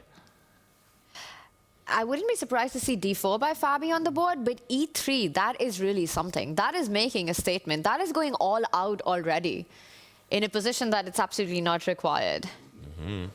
Very fascinating decision. At some point, I'd love to get our Legends' thoughts on this pawn sacrifice. I have a feeling Peter's heart rate would be pretty much pretty high, given the pawn sack. We'll get them when they're ready to jump in. For now, let's go to the bird's eye view, the 4-board, just as Fabi continues to consider his options here. There, the marquee matchup at the top of your screen, the other 3 in play. Across the bottom left of your screen is that third-place matchup where Vincent Keimer and Nurderberg Abdusatorov are a little bit more advanced from the same position that Fabiano and Magnus find themselves in. As David had shown us with the arrows, it was that d4 pawn push, the capture back in the center from Nurderberg Abdusatorov, and then that ever so tepid e3 pawn push in front of the king, now quickly followed up by another pawn push here from Nurderberg. So no major or minor pieces have made a move yet across the board. It's all pawn play at the moment. Also worth noting that Levon Aronian and Sindarov, just on the last move, went a different way. Both sides just quickly prioritizing castling. But same structure, same start as Caruana Carlsen. And okay, Fabiano doesn't go for d4. He brings his knight out instead to apply pressure to the center. Everything going, in their own ways now. Also, Hans Niemann with Connect 4 looks like he's got a big advantage against Arjun. I was waiting for you to give that one a call out. I thought that's where you'd go first. And in the center, this is looking bad for Arjun in a must-win game, especially to land up in this position. That's that bottom row center board. But Fabi's decision right at the top there, it does put pressure on that central pawn, e5. And I would believe that Magnus isn't inclined to push it forward, would make it weak, would allow the bishop trade on Fabi's terms, not something that you want. Kind of like this, but this means that we're not seeing d4 anytime soon by Fabi. Yeah, he's not playing pawn breaks. I wonder whether he's going for the other option I did mention a bit earlier, and that was inspired by Peter and Judith's chat with a similar position, just with colors reversed. He might be playing for f4. Looks counterintuitive to my eyes here because the white rook was so ready for the center to open. Fabi's looking at the screens now. Oh, he didn't do it during that whole think, I don't think. Do you think he's happy now to know that he's gone his own way? Or do you think he's regretting? He's like, oh, Vincent, that's quite an interesting idea. Yeah, I didn't read much there. He's got a good poker face right now. He really does. I think Fabi's just super locked into this match. He isn't thinking about what's happening in the fight for third place right now. He, of course, had d4 on his radar, and he's decided that this is the path he wants. This is what he believes in, and I'm with you. The moment you mentioned, I think f4, that's the break he's eyeing, and that's coming up with its own fight. A different one, but a fight nonetheless. Yeah, and f4 will look inspired if white gets the knight out, gets the white king castled, and a rook ends up opening up on this f line. But for now, Magnus's most natural move, I think an automatic, if this were a blitz game, for example, would be to defend his central pawn. This also helps the black rook activate, makes sense of that piece. But he's looking to the future. He's wondering, worrying why Fabiano has put his knight here. Feels like that is on the menu next. Pawn to f4. Well, on the menu next is a bit of a word from our legends over at the Make.com Deep Dive Desk. Judah Polgar and Peter Lecko have something for us on both of our top boards, first and third place. So over to you. It was a decision tree, a fork in the road there for Vincent Keimer and Fabiano Caruana. They decided to go different ways. Do you have a preference for which choice was better? Well, definitely. The first few moves was the same, but quite different in move 4. So let's see Vincent first, because it's quite interesting. Only the pawns were moving so far. Yes, and I'm about to get a heart attack because disaster struck again. Yeah, Vincent playing with the white pieces, and after move 6, he's already kind of almost lost. Yeah, it's yes, I'm emotional, so I'm a little bit exaggerating. You can already also hear it in my voice, but it is just crazy that by trying to being too smart, and he gets himself into trouble. He opted for the move d4, which is the best move according to the computer, the only way to pose problems. But after he takes d4, here the absolute key move is to play the move knight to b3. This gives the stability. Very important to highlight that if white trades on d4, bishop d4, rook d4, the reason why this is not preferable, since black gets that extra tempo with the knight to jump out on e6, and again black is ahead in development. Look at those pieces. They are not developed. Black is ready to break in the center and to castle. So knight b3 is the stabilizing move, because compared to what happened in the game, if black tries to open things up, then after d6, bishop takes d4, bishop takes d4. For example, knight takes d4, key move in order not to allow this knight e6, yeah, super important. And then you have to, of course, kind of being able to evaluate this d takes c5, b takes c5 structure. The players might have seen it and they were unable to understand what's going on. Computer says this is better. Instead of this, he played this super smart e3, trying to open up the position, but now Nodirbek played a brilliant move. This contrast strike. I don't want to get into your idea, I want to get my idea on the board, and he played the beautiful d7, d6. And now here the horror is what we talked about right from the beginning, that one of the key things is who opens up his bishops first. And now we see that in fact white is the one who got stuck with the bishop on h1 and will not be able to castle, will not be able to evacuate his king to safety. And that's why I'm so worried. So after d6, e takes d4, d takes c5, d takes c5 on the board, and now knight e7, another exclamation mark move. And by saying this, suddenly I noticed that this did not this exchange. Exactly, of course. Rook takes d1. Clearly, you take rook d1, destroy the chance for white to castle. And did we see bishop a1? Bishop a1. Yes. So all the correct moves are played by Nodirbek. And now knight e7, and there is a sad king on d1, middle of the board. Where is it going to escape, right? Yeah, basically it's game over. Yeah, so it's just shocking that just very quickly, yeah, in the openings with white in rapid play, you can get into trouble, because with white you have this desire, let's do something. I want to put my opponent under pressure, and then you run into a devilish control like this. Yeah, of course, it's very difficult, but it was kind of a gambit kind of attitude, right? After e takes d4, e3, and counterattack with d6 by Nodirbek.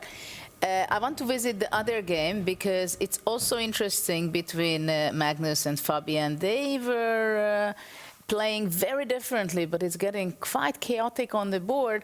And instead of d4, Fabiano was playing the more careful, developing move, going knight d3, attacking the e5.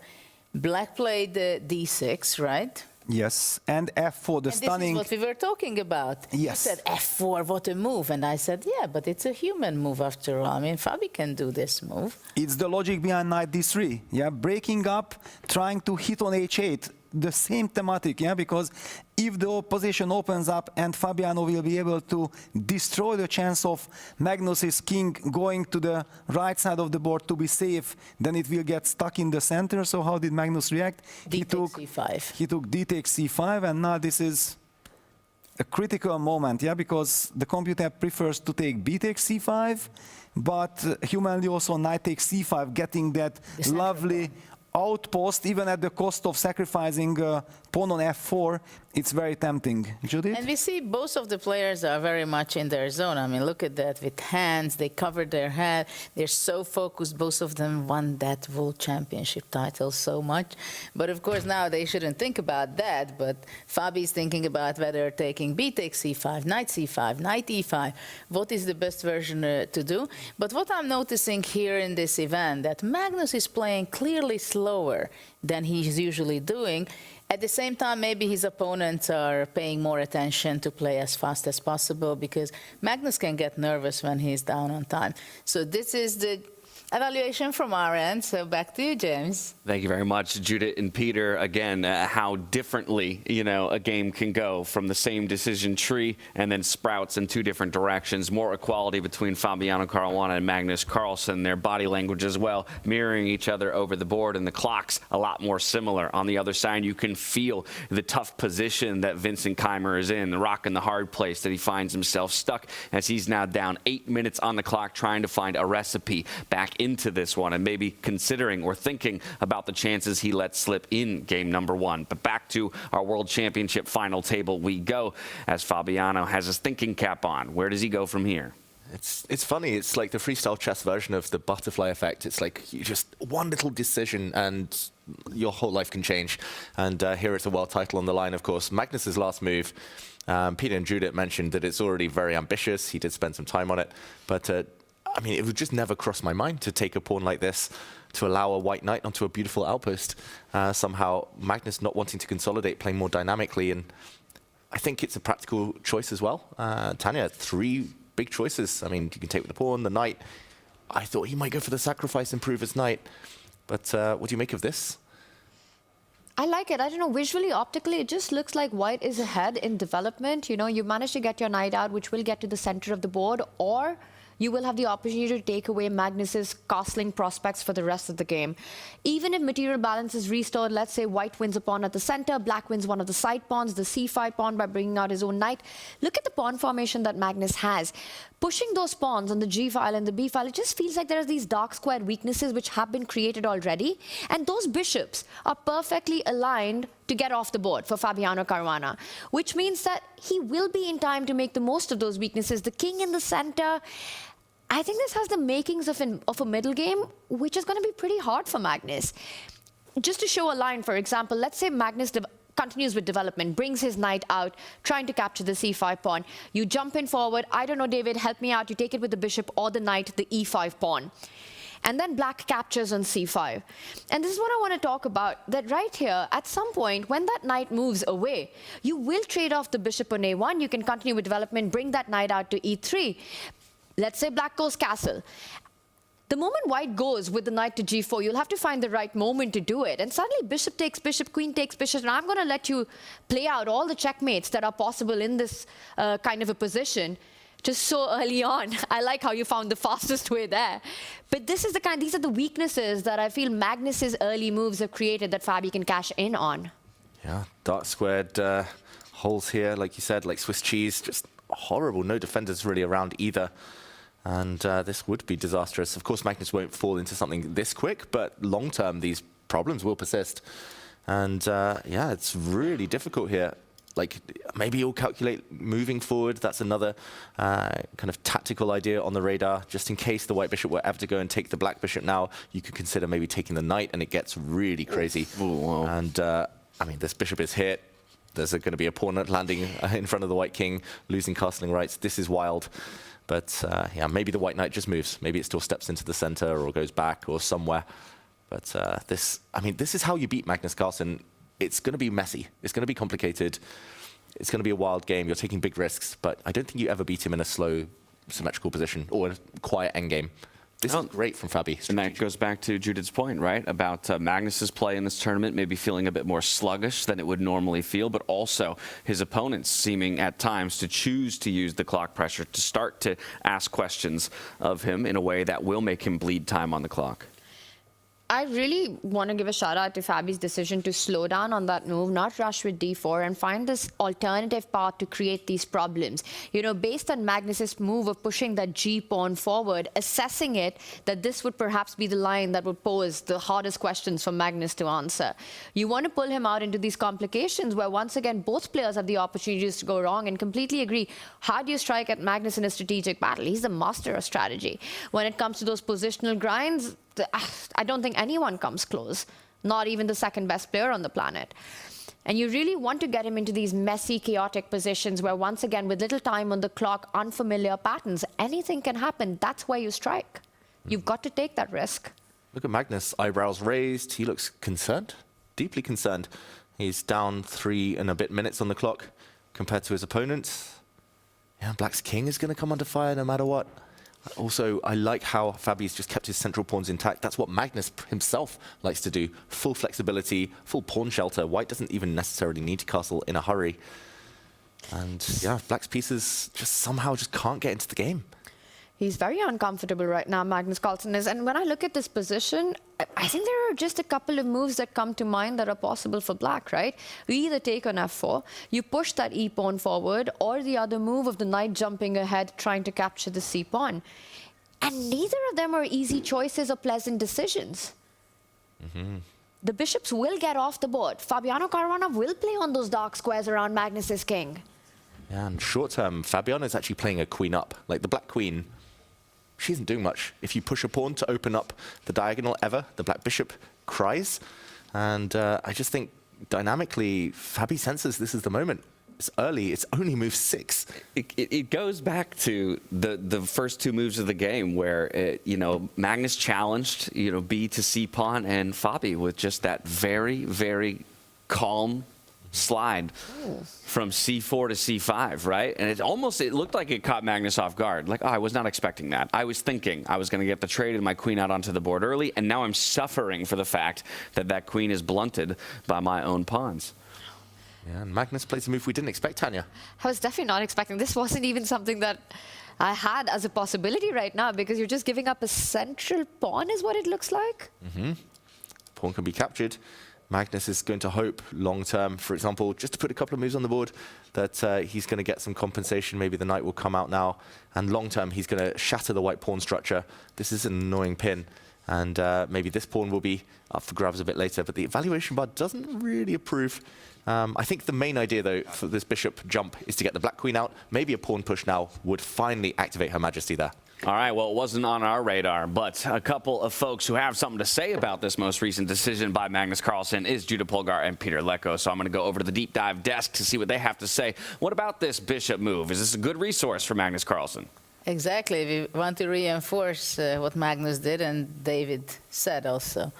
So a few more things about it. Yes, well, we wanted to actually dive in that to say that we have incredible respect for this move, and this is a move of a genius. Yeah, this is a very deep concept that you have to understand, that you give a central pawn, but you get squares, and also to understand that if you don't do this, you end up in a practically very unpleasant position. So fantastic practical decision.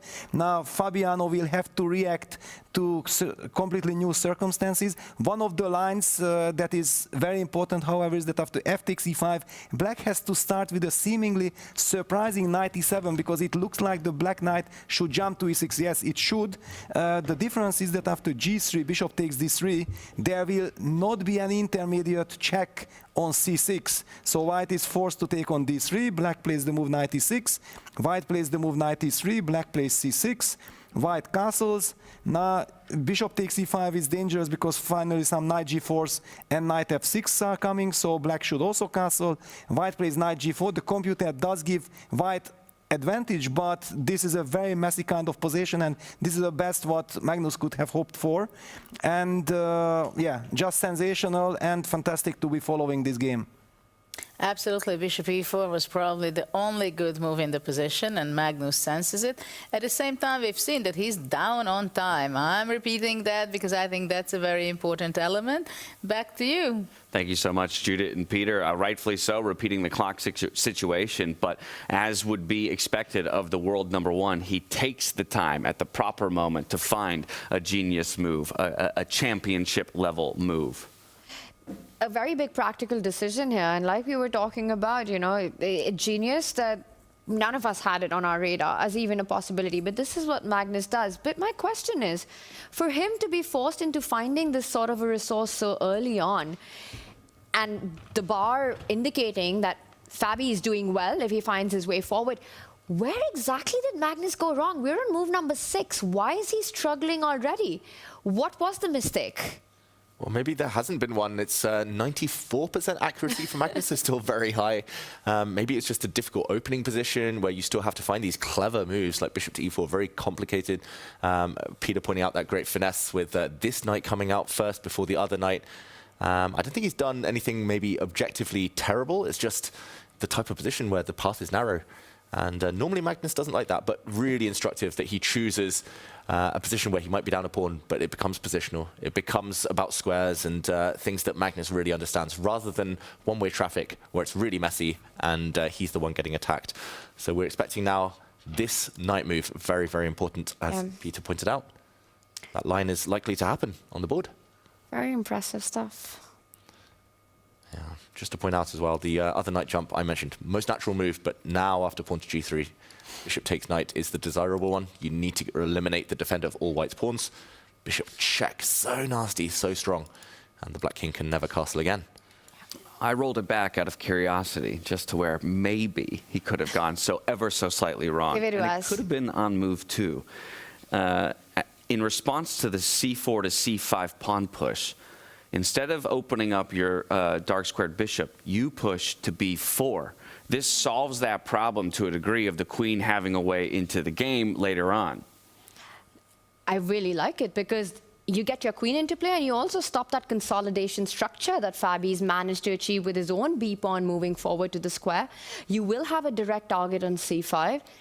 And the moment you pointed out, it just feels like perhaps Magnus did rush with the decision to open up his other bishop diagonal then. It's a tiny thing, right? And the computer gives it only a couple tenths of an advantage to white to have not gone for this decision. But either way, Magnus made his choice early on. And so that brings us to the position we see on the board, where Fabi has captured into the center of the board with the pawn here. I must admit, I'm shocked Magnus didn't play that. I thought that was the whole point of the first move, because we have had very similar positions before where Magnus has gone for that maneuver, just pushing the pawn as far down the board as possible, trying to open up his queen. And we know how much he prioritizes and prizes queen activity. But now he has to find a second brilliancy, a move that's super important right now and not so obvious. Well, brilliancy not in the terms of tactics, of sacrifices, but positionally, strategically, incredibly important. And I'm just wondering, is there a massive difference? If Magnus doesn't play knight e7, is that the only move for him to keep any kind of balance? And he doesn't go for it. He doesn't go for it. The evaluation bar doesn't change much, maybe just slightly more in white's favor. Yeah, I mean, it's difficult. The other night, it feels like he can just park it here anytime. But now, a big question will be asked if Fabiano does push his pawn forward. I'm not sure whether it's one square, two squares. Maybe one square is the most natural, but also you kind of want to use your knight on that square later. And here we go, g4. Fabi's in an aggressive mood today. Great move. He's not backing down, Fabiano Caruana. Feeling himself and taking a note of what you said, right? I might want to land my knight on that g3, so let's go all the way for g4 now, opening up my light squared bishop at the same time. I absolutely love it. Magnus is ready with his response, and now Fabi has this intermezzo, this in-between move of giving a check, taking away the right to castle from Magnus for the rest of the game before he recaptures. And I think he plays it. He's taken a pause. He's not rushing with the recapture. He has to play it, I think. Otherwise, Magnus has got away with saving this move, knight to e7. Magnus can then just castle in one move. The king would be super safe. And it becomes that type of position that Peter showed earlier. But suddenly the white pawn is actually badly placed on g4 because the white knight, as Peter showed, might want to use that square. So now the only way to justify Fabi's last move is to give a check. A critical moment. This is a 2-point swing from a 1-point advantage for white to a 1-point advantage for black if he doesn't find this move. And that makes perfect sense. You have to play it. Otherwise, black just has beautiful harmony, beautiful targets in the position. I'll also point out, with that check, after you take the bishop, Magnus will have to take time out to even defend the b5 pawn. He still can't finish his development.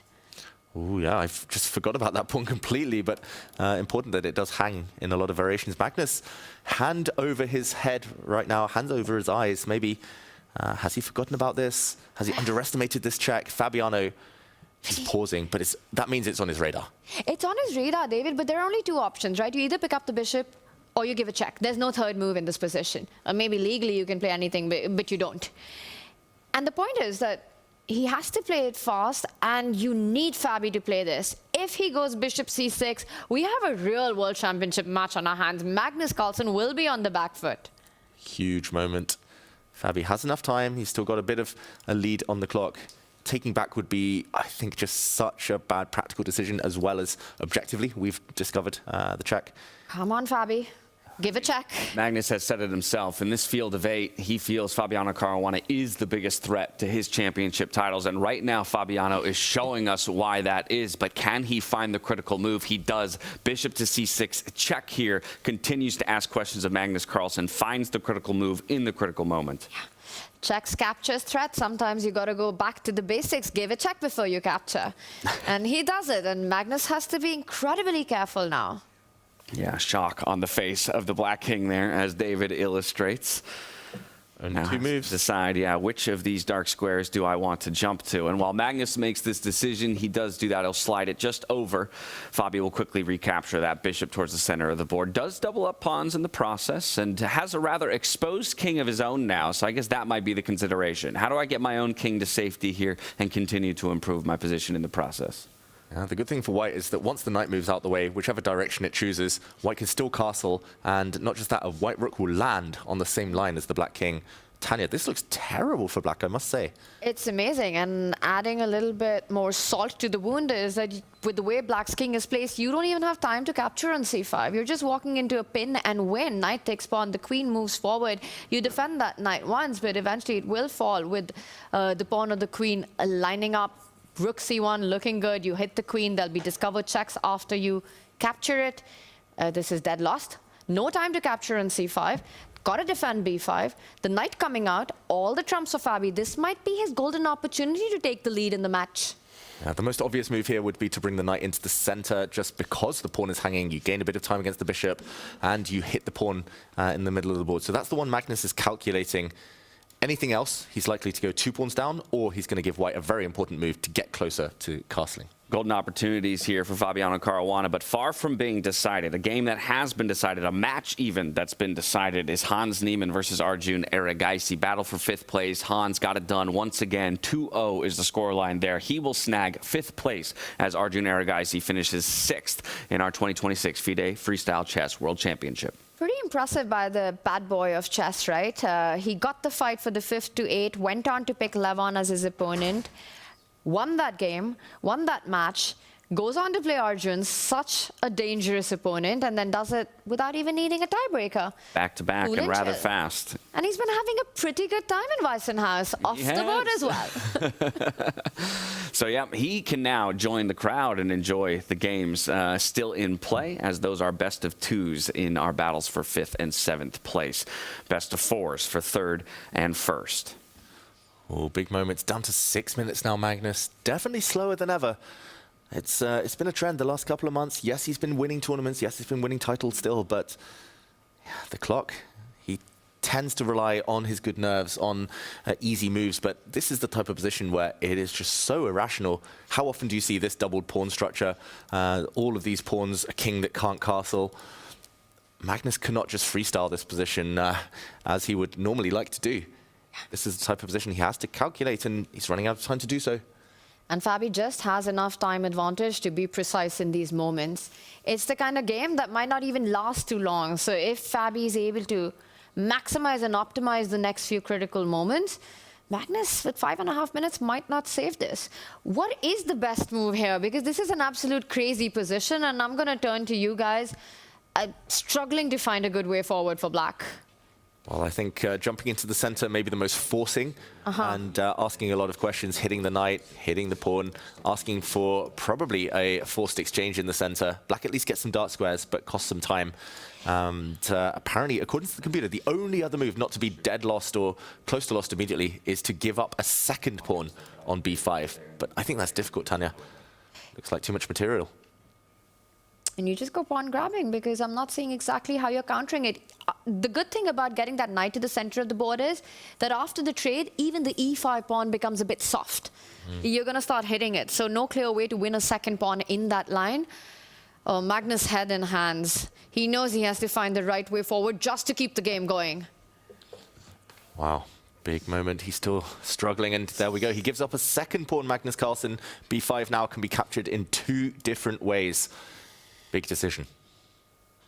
That's another gambit. A gumbit.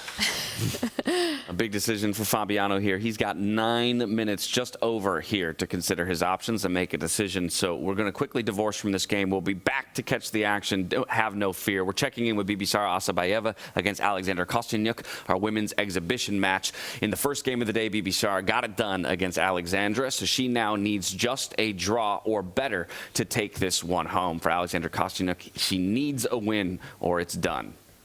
Yeah, and I think Bibisara should be quite confident here. I just see one problem piece, one bad piece. That bishop in the corner. What happened? Never got developed. Objectively, it looks level. Actually, long-term, black is doing quite well outside past pawn. Lights go ahead grip. The rook nicely placed on f3, but bad pieces normally make bad positions. So critical moments still ahead. Yeah, only really one option, too, to get it into the field is to jump the knight, retreat the knight even first, then push the pawn. It's a long process to get this dark squared bishop involved. Yeah, she might have to do it soon before the chance passes, before action really heats up and she's just playing without a piece. yeah, you've got to get that bishop on the board. But the other drawback of getting that knight out of the way, and in fact, I wouldn't be surprised if Bibisara will force her hand by pushing that h-pawn forward, is that the white knight is also ready to pounce on the board, up a game point in this match. I'd say Bibisara looking really good exactly because of that bishop. I don't even know what bishop I'm talking about anymore. That bishop looks like a non-piece to me. Yeah, so balanced if she is able to activate that bishop. If not, then probably turning in white's favor. Okay, so things look pretty solid here for Bibisara Asabayeva. I want to go to our Make.com match metrics on our way back to the grand final table between Magnus Carlsen and Fabiano Caruana. As we get there, you'll see the nerves might be rising for a few of our players as they come down the stretch and find themselves in more do-or-die scenarios. Hans Niemann, he's already locked it up against Arjun Erigaisi, but Sindarov as well needing to fight back. We flip to the accuracies, and you can see it's not the easiest position to navigate for a number of our players, but our top two players again sporting just over 90 percentile when it comes to their accuracies in the evaluation of the position. And as we arrive back to Fabiano Caruana and Magnus Carlsen, he elected to go for the queen, and this means a trade of queens in the end, while he did still manage to snap up that pawn. Do we read into that X at all, or is that lying to us? Oh, I don't know. It does feel like maybe he traded on Magnus's terms here, because now Magnus gets the move. It feels like maybe the queens would have come off anyway, since there was huge tension along the b file. But by taking with the bishop, he could have dropped it back. Maybe if a queen trade had happened, the white rook would just be on a slightly better square. Also, I'm slightly biased, having watched so many Magnus games. I'm so used to seeing Magnus win in endgames, Tanya. Keeping the queens on, it's the only way to beat him, defeat him, to keep more tension. Yeah, even with 2 extra pawns, you can't call this a complete advantage for white, just simply because Magnus is on the other side. And of course, the e5 pawn is soft as well. But I want to also come back to the dynamics of those opposite color complex bishops that we bring up so often. And I think in this endgame, that's something that Fabi will rely on. You earlier had pointed out that f7 spot. Bring the knight out, bring the bishop back, bring the rook, line it up against that weakness with no light squared bishop from Magnus Carlsen. Yes, the Magnus magic happens in an endgame. Yes, there's a vintage Magnus that always comes into play and grinds it out and saves difficult position, but I still believe that Fabi will push this out.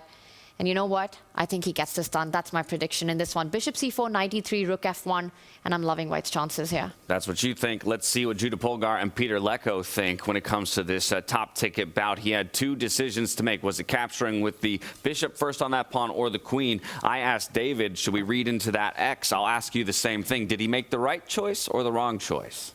Well, there are a lot of things happen in the last few moves. Later on, we might get back to that very important point.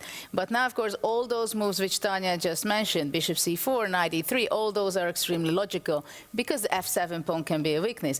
At the same time, there is maybe a much better move, which is not so easy and obvious, but I think Fabi will play it, which is? Yes, and I think we should head to the players. I want to see them. I want to catch that in camera, because here going e5, e6 is the key to break black's structure.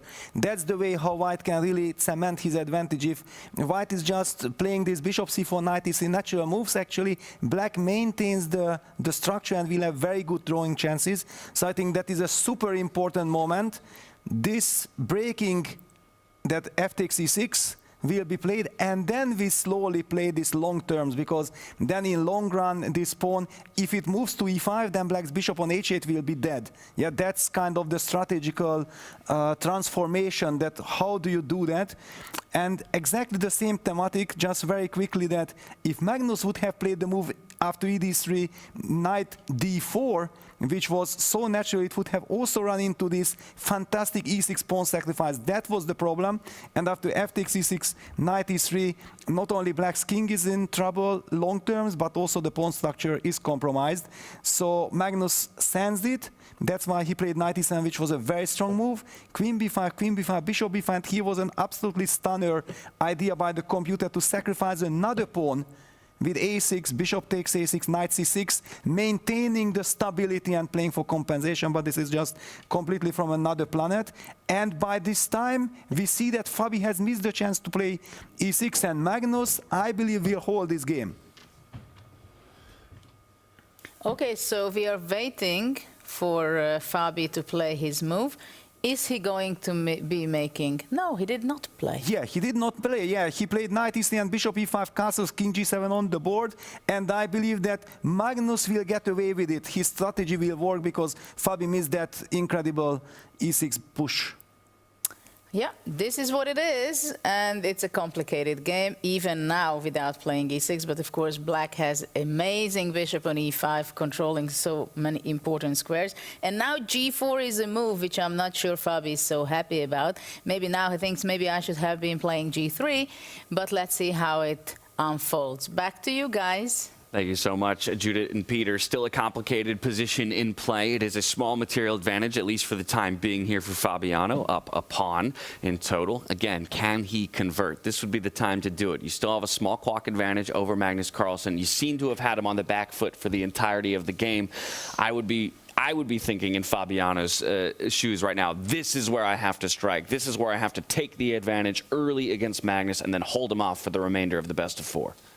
Exactly, that's the plan. That's what he's focused in on now. But his best chances might have passed. Firstly, in that middle game. Secondly, now we've seen e6. It looked so clear, so strong, so powerful. But he did miss that opportunity. And Magnus is only 1 or 2 moves away from consolidating now. He'll put a pawn on f6. He'll move his rooks across somewhere. Still some hard work to be done. But white's pawns are all so weak. It's hard to imagine at least a decisive advantage in the near future. Black now will be forced to just defend the pawn with his rook, take a timeout, and a lot of hard work to be done. If Fabi's going to win this, he's going to have to do it the hard way. Long, long grind ahead. Yeah. I mean, you look at worst placed pieces in these kind of positions, right? Your knight's looking really great, the rook and bishop lined up. The only piece that you'd want to get into play if you're Fabiano is the other rook.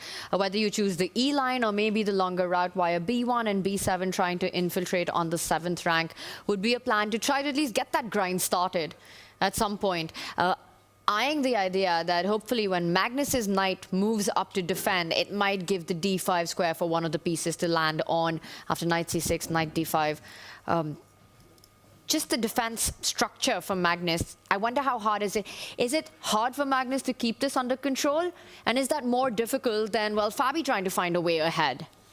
Well, yeah, I don't know. I just have a feeling that Magnus is actually got more than just safety in mind here. Oh, wow. Played these types of positions so many times. He's got a very stable bishop. I mean, he could be looking for imbalances if he removes the white bishop. I mean, white's pawns, they're so weak. He's riddled with weak pawns here. He does play your move, Tanya. Very strong, very good idea to activate the rook. But I don't know. I think Magnus, in his mind, feels he's at least fine. At some point, he might even go away with his rook, plant his bishop in the center instead. And yeah, we'll see. Maybe a draw, the most likely result. Fabiano is still 1 pawn up, but I'm not ruling out that third result. Not just yet. Wow.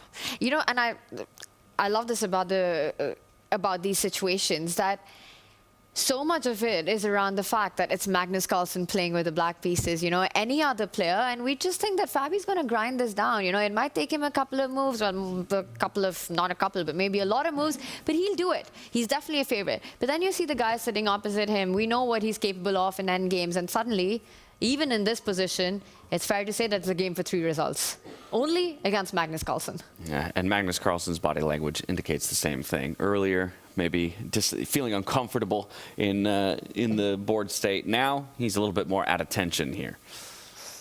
And the clock's also very much leveled out right now. Magnus on the think.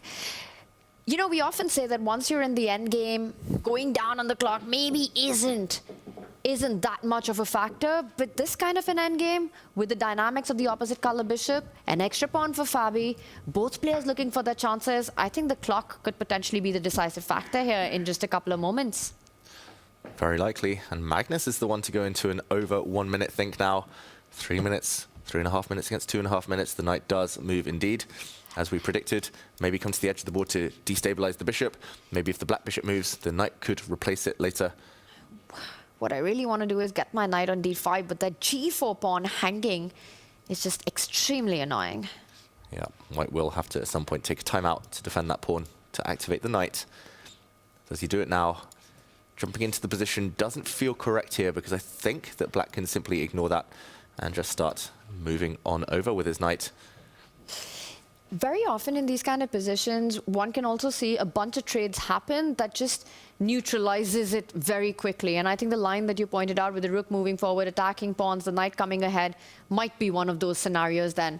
So how ambitious is Fabi feeling? Will he go for a direct approach where we'll see a flurry of trades, but his advantage slipping away? He does bring the king forward.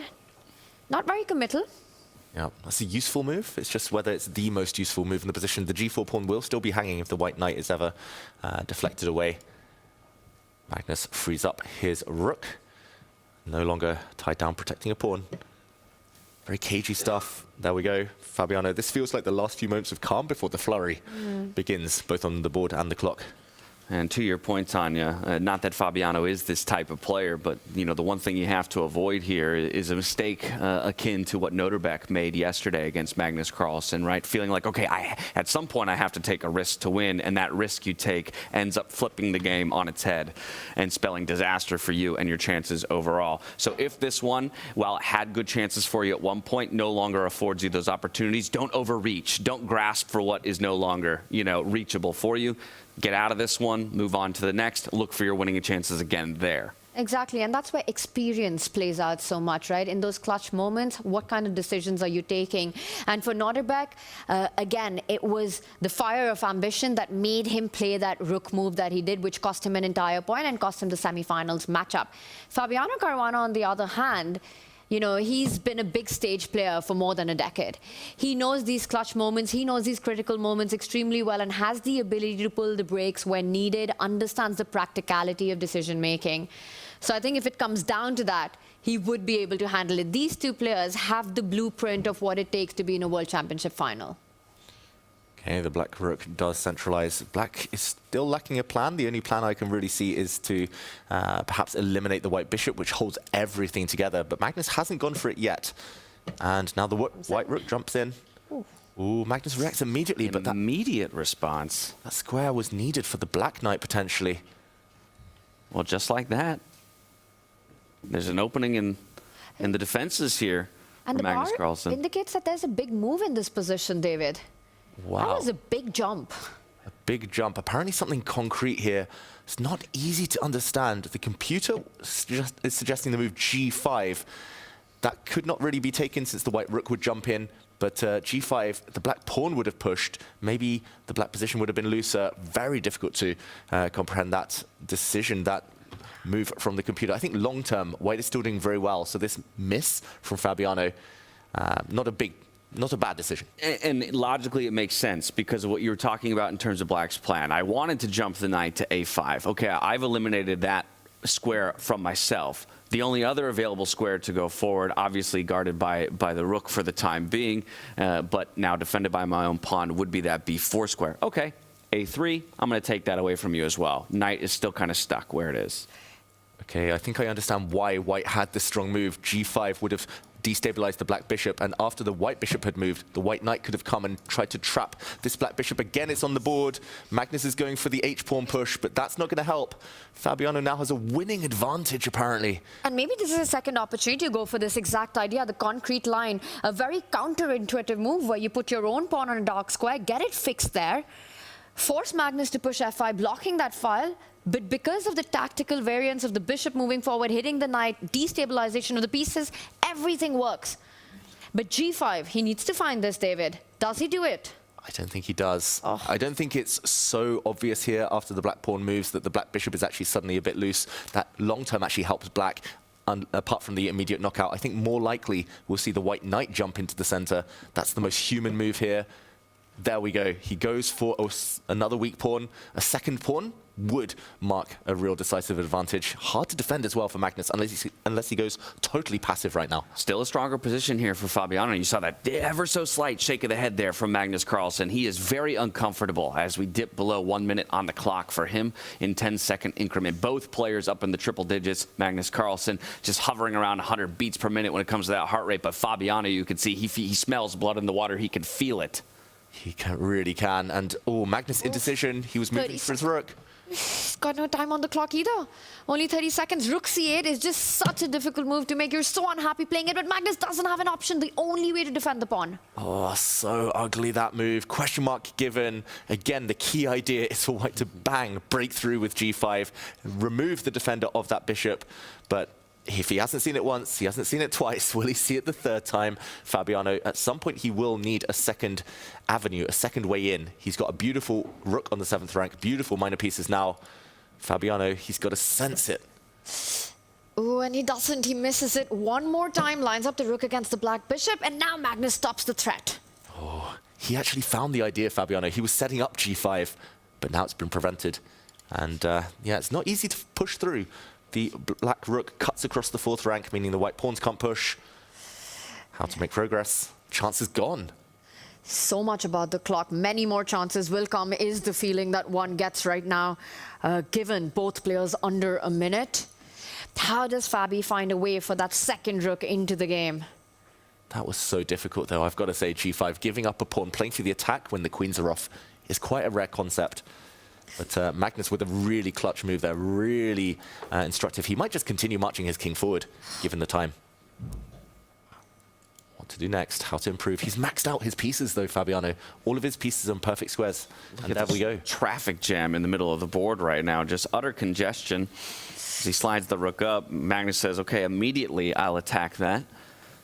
Very instructive. He wants the exchange on his terms. Rook takes rook now, improves the black knight. And actually, if there were a trade of pawns on the f-file, the black rook might later get attacking chances against the white king. Wow, this is getting very tricky now, because you will have to go for pawns on the left flank. Magnus coming in for the white king. Is this about to become a race again? Yeah, and the clock situation's turned against Fabiano. He was spent so long looking for that winning move. He knew it was there, but under 20 seconds. Make a move. It's not too often that you see his chair shaking, and in this moment he is 10 seconds, now down to single digits, searching for a resource. This is turning around now. He's coming back to defense. Momentum is shifting. Oh, that feels like a step in the wrong direction. The knight only came from the e3 square earlier. Now it's gone away from the action. Magnus is going to bring his king. Typical Magnus, activating the king in endgames, pawn trade. I don't know how he keeps doing this. In worst position, stabilizes and then punishes. He's going ahead with the king. He's creating a mating net. Notice how all of Fabi's pieces are on the left flank, the king left alone. And all of Magnus's army is coming through. Rook g8 check, luckily is defended by the bishop on c4. Yeah, if it wasn't for the white bishop defending this square, black has a huge attack. But I think Fabiano now wants to pull the brake a little bit and just get the knights off. That would remove some of the risk. Can't hit the brakes too hard, though, just because the clock continues to tick away. But that was exactly him doing that. He knows that the position slipped out of his hand, and he needs to make sure this doesn't go from bad to worse. Very important that the black bishop cannot go back and sit on this square, caging in the white rook, because we would see the white bishop kick away the black rook, some sacrifices. The white c-pawn is still a potential queen. So very important that white's rook is still free. Magnus still, he's the one defending. He's still a pawn down. You put that black rook a way to find itself on the G line, we're talking about a completely different game. But notice how it's almost impossible for him to free itself with that c7 pawn tying itself down. For Magnus Carlsen, how does he get the rook into the game? I don't think there's a way. a4 would be a typical Magnus move here. Just locking down pawns, locking down an enemy pawn on a dark square. He's reaching for his own pawns, though. He loves pushing those corner pawns h5 instead. That's a waiting move. Oh, 3 results still possible. It's one of those endgames. Rook's off the board, it's a draw. Rook's on the board, anything can happen. And maybe this is the moment that Fabi pushes his own a-pawn, making sure that Magnus doesn't get the option to go a4 next. He starts with the other side himself. Okay, but that's a target. That white pawn sits on a dark square long term. Who can hold their nerve? The rook can't move, the king is optimized, the bishop is optimized. Almost feels like every move makes Magnus' position slightly worse, slightly less ideal. If Magnus has a dead rook, can we kill the rook on the other side by sliding our bishop back to b6? He doesn't go that way. Yeah, there would have been tactics there. The white bishop could have hit the black rook when it moved away. The rook could have taken a bishop and tried to punch through with the pawn. There were tactics so he defends the other direction, but now black's pawns are loose. And now the black rook is coming. Tanya called for it. The black rook wants to reach this square to go for an attack against the white king. Yeah, just get it on the G line and you don't care about the pawns. Take the pawns, I'm coming for your king is what Magnus is saying. And this is Fabi rushing to defend. If rook e7, he wants to go rook to d7, challenge on the 7th rank, not allowing a check. Yeah, and even that might be a draw after a rook trade. The black bishop can prevent any promotions, but Magnus might want more. Magnus's bishop might move out the way. The black rook is coming. He does want more. He doesn't go for that rook trade option. Gets the king closer to that weak pawn on the h-line. And Fabi now attacks the bishop. Which will move. You can bring it forward. Keep it on the diagonal that it is. And the rook's coming in. Yeah, very important that the black rook covers some squares. And Magnus is taking a bit of a risk here. You've got to watch out for bishop. Rook takes bishop sacrifices, pushing through the pawn in conjunction with the bishop, but doesn't seem to quite work yet. You could also start targeting that f5 pawn with your bishop. The rook already lined up. Drop that bishop back. I want to pick up all the pawns that I can. f4. Oh, it gets so tricky, this position. He comes back with the king. Wants to give a check on e2. We should say this is an easier position to play with black. Like, you have pawns to push, you have pawns to grab. White's rook is somewhat clumsy. Which direction does it go? Magnus is pushing. He's got another pawn in his sights. He's making so much inroads in this game, right? Slowly and steadily, he's improved his king, he's improved the pawns, he's improved his rook. The bishop blocking the white rook. How many times have we seen him win this type of position as well? Countless. Bishop e2 check. King slides out of the way. Gonna take that f5 pawn. Pawn, yeah, but he will drop his f-pawn. And now if Magnus wants to draw, he just goes rook f8. Oh. That is a draw for right there. Here we go. And I think at this point, Fabi's happy to bail out.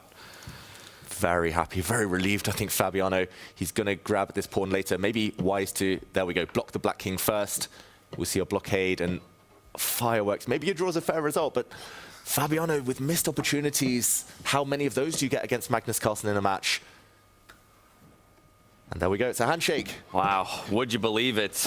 I mean, Fabi was throwing haymakers for a majority of that game, had Magnus Carlsen against the ropes, but still Magnus finds a way to keep himself alive, and perhaps a missed opportunity, an inaccuracy here or there from Fabiano means through 2 games, they're evened up at 1-1. That was absolutely fantastic to watch. You know, completely different narrative from what we saw in their first game, which was such a balance. This was an up and down roller coaster. Fabi with the golden opportunity, fantastic opening play. And then Magnus founding those genius ideas from the very start, keeping practical chances alive. And it almost felt, David, that the whole thing was about to turn around, but Fabi experienced knowing when to pull the brakes. Oh yeah, just in time for Fabiano, just as it looked like it was turning. But that was a really high quality positional game, just with tactical undercurrents, tactical missed opportunities. The clock playing a huge factor. I think if Fabiano had 3-4 extra minutes at a critical moment, he would have won that game. Magnus will be a relieved man, but he was suffering there, suffering quite a lot. But he's got to be feeling, Magnus, right, that this is going to be quite a match on his hands. He's not really made any chances in the first 2 games. If anyone, it's been Fabi pushing. Definitely. Fabi looking like he's in top form right now. Just that killer instinct slightly lacking, but so close. And if he can do the same again, apply pressure, he'll fancy himself to break through next time. All right, well, a bit of a breather for our 2 final table participants in Fabiano Caruana and Magnus Carlsen, because we have 2 boards in play, one of which is our women's match here. Again, you take a look at those score lines. It's Bibisara Asabayeva up 2-1, so Alexander Kasinyuk must win to equalize and force a tie. But what an interesting dynamic we have here. 2 rooks on one side plus a pawn against a rook and 2 minor pieces, bishop and knight for Kasinyuk with the black pieces. I wouldn't even know where to begin to evaluate how this dynamic interacts. Yeah, when in doubt, just say it's equal, James. Okay, well, I'll do that because the eval bar tells me so, but I guess my question would be, okay, in this endgame, what is each player playing for? Well, Kosteniuk needs to win, so she needs to find a way to make small progress. For now, it's really difficult since the white rooks do connect, do pin this black bishop. The knight is fully passive. It's baby steps. She needs to keep the rook on at all costs. A rook trade, and it's a guaranteed draw. White can even give up one of the rooks for a bishop or knight, since a bishop or knight cannot deliver checkmate on their own. So rook still on the board. That is the first step. She needs to activate her knight somehow, maybe centralize it, eventually use her knight and her bishop to team up against white's lone pawn. But there's so many ifs. There's so many things she needs. And the problem is, even if, dream scenario, she wins the white pawn, white can still give up a rook for a bishop, or a rook for a knight, ideally the bishop here, and still technically a draw. Rook and knight versus rook, a draw. Rook and bishop versus rook, a draw. She's praying for miracles here. what Kostanek is missing is a single pawn in the position, and that would completely change everything. If only black had one pawn anywhere, we'd be saying it's a black win, because the piece dynamics of two minor pieces is just incredibly strong against the rook. But without that, this one very likely heading towards a draw, and Bibisara is doing a great job. You know, she's just keeping the pressure on the 6th rank, keeping her rooks at the right place, not making life easy for Kostanek. And showing great composure in that, right? We talk about the youngsters in moments where they have, you know, winning position in the mini match here as opposed to winning position in the board, and she's doing everything she needs to do to get it over the finish line. Yeah, very professional so far. And Kostanek realized, I think, a bit too late that if she'd brought her rook round, as she did earlier, she left her rook defending her bishop. If she'd ever moved her knight, white just sacrifices the two rooks. Rook takes bishop, getting the rooks off the board. It would have been a draw. And now the only way to try and win is to move her king forward. But this might be it. The knight is now hit. How to keep it on the board? You can't really go back to f8, the only square, because the rook will line itself up. There'll be a traffic jam on the f line, and white will be super happy. That might just be worse for black. You might end up losing material, which means she's forced to bring her king back. And there we go. That's it. Knight, getting rid of the two pieces. White's got to capture back, and there goes the second minor piece. It's a rook and a pawn to a rook. The handshake comes out. Bibisara Asabayeva, she gets it done in the second game of the day. She is your women's exhibition winner. Yeah, great performance in the end. She looked in control today. The first game especially, very strong performance, counterattacking when she looked like she was on the defensive. And yeah, that looks like a really high-quality match, I've got to say. Really fun games. Yeah, I'm really looking forward to having both these players back in the 27 Women World Championship freestyle chess. I think that's going to be really exciting to see. I do know that a lot of women players are looking forward to it. Jan and Sebastian have been in touch with them, and I think we're going to have quite a field. Yeah, that's a great preview of what's to come next year in 2027. And here we go to our only board left in play, the battle for 7th place between Vachier Sindarov and Levon Aronian. Levon, he got the win in the first game, so Vachier needing to put the finishing touches on this matchup here from the black side of the board in order to equalize and force a tiebreak. He can force it here and now. He can give a check, and when the white king moves, it doesn't have many safe squares, the queen can go back with another check, force the white queen off the board. Queen's off the board, this pawn runs through. It's over immediately. If he finds it, he doesn't. Goes back with his king. I have to say, David, that felt like Vachier would spot that. It was such a forcing sequence, the geometry of it beautiful, but something that Sindarov should have just spotted. This is slightly surprising to me. Exactly, rocking back and forth in his chair. I think there's just so many checks in Queen End games that sometimes you get a bit confused. I've been there myself. Will we get a second opportunity? I think Levon wants to repeat the position, but he's seen it. Yes, I think he's seen it and he won't let it happen. But how does he keep the fight on otherwise? The c-pawn's about to move forward. The queen's checking anyway. If he goes the other way, at least you don't have a direct path. And watch out for that h8 square. Just don't move your queen anywhere. Queen h8 will be a checkmate in one. Yeah. Queen h8 would be the threat, but the black queen, centralized queen, is so important. Everyone's been learning from Magnus there.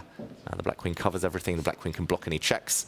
So the only question is whether black can continue making progress or, for example, pushing his pawn forward, or does he have to give checks of his own? Vachier does give that check, and there we go. It's a handshake. Levon was about to lose more pawns in order to keep the game going, and the match goes on. We're all the way back to even in this matchup. Smile on the face of Vachier as he picks up the win. Smiles from Levon as well. A good sportsmanship and good spirits between the two of them as they'll move into a tie-break scenario for 7th place. Yeah, the fight continues between these two, and I think how much they're playing this out, despite it's for the last 2 places, the bottom 2 finishes, it just shows how much love they have for this format, right? How seriously they're taking it. The fight just continues. Incredible chess by these two. And we see them analyzing. Vachier just loves chess. Smile on his face, always. Adrenaline pumping. His legs always shaking. He loves it that much. How many calories do you think he burns a day just by, just from the leg shakes? Yeah. And I've seen Nordebek do the same, you know, Nordebek and Vachier with their leg shake. Levon, I think he just wanted that to, take it over the finishing line. The energy levels must be pushed to the limit by now. Oh, yeah.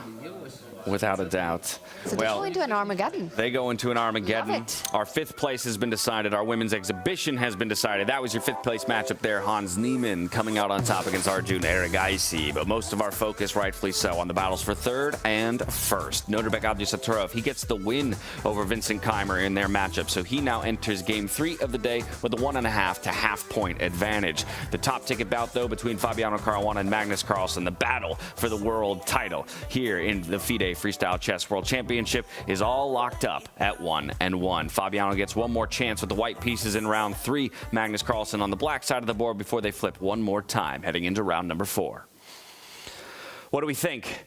Is Fabiano feeling good still, even though there probably was a recognition that somewhere in the middle game he had good winning chances, and that may have been his one opportunity to upset the world number 1? This is freestyle chess. I think opportunities will come, and a player like Fabiano Caruana, he knows that when they slip out, you just can't let that become a rage moment for you. You know, Norbek faced the blunt of that yesterday. For Fabi, I am impressed with the quality of his play today, and I think he has reasons to be very happy. Magnus Carlsen, he knows it's not going to be an easy match, David. Not going to be easy. I have a feeling that you get maybe 2 chances against Magnus. That might have been 1. Will he get another? That's the big question. And will he take it if the time comes? Well, there you have it. Those are just some of our thoughts through 2 rounds of the day. I'm going to hand things over to our Make.com deep dive desk, where Judah Polgar and Peter Lecko are standing by. What do you think? 2 rounds in, nothing's decided just yet. Absolutely. What a game it was between Magnus and Fabi. Kudos for the players, because I really felt like we are at the World Championship title match going on. I mean, the players were doing such a great job. Basically, Fabi took it over from the very beginning, so Magnus was sweating quite a bit, I think. Maybe it's time to take another shirt. I don't know how much he was sweating, but it was a very tough game. And Fabi had quite a few occasions to squeeze it more and give a... It was on the edge to win the game, of course, but there are these special moments we want to highlight, which is very small details, but actually it really gave the direction of the game.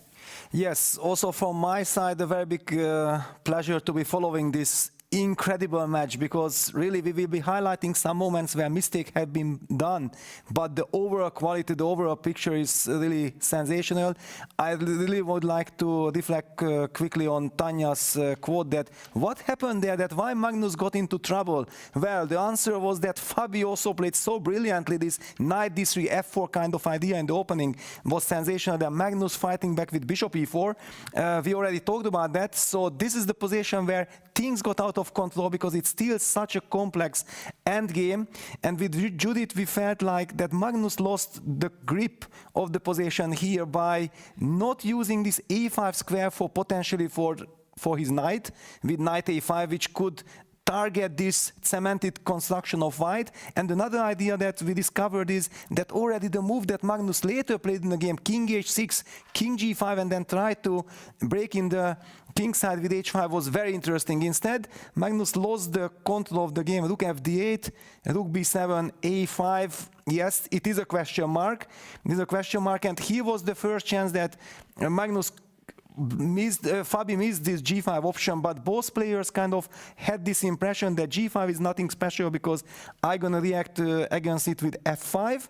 So let's continue a3. Rook h8, a very nervous move. Yeah, it just signaled that Magnus was not happy with his a5 move. He didn't know what to do. Or he was playing for already some win. You never know with him. Well, but looking what happened in the next couple of moves, no, I think he just panicked a little bit in this situation.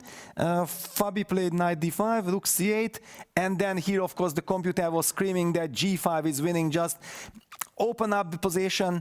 After f5, rook e1 is coming, and there will be this knight e7 motive, also very important, because kicking away the knight which defends the bishop, and it's clear that if white can trade the knight for the dark square bishop, then black's position will fall apart.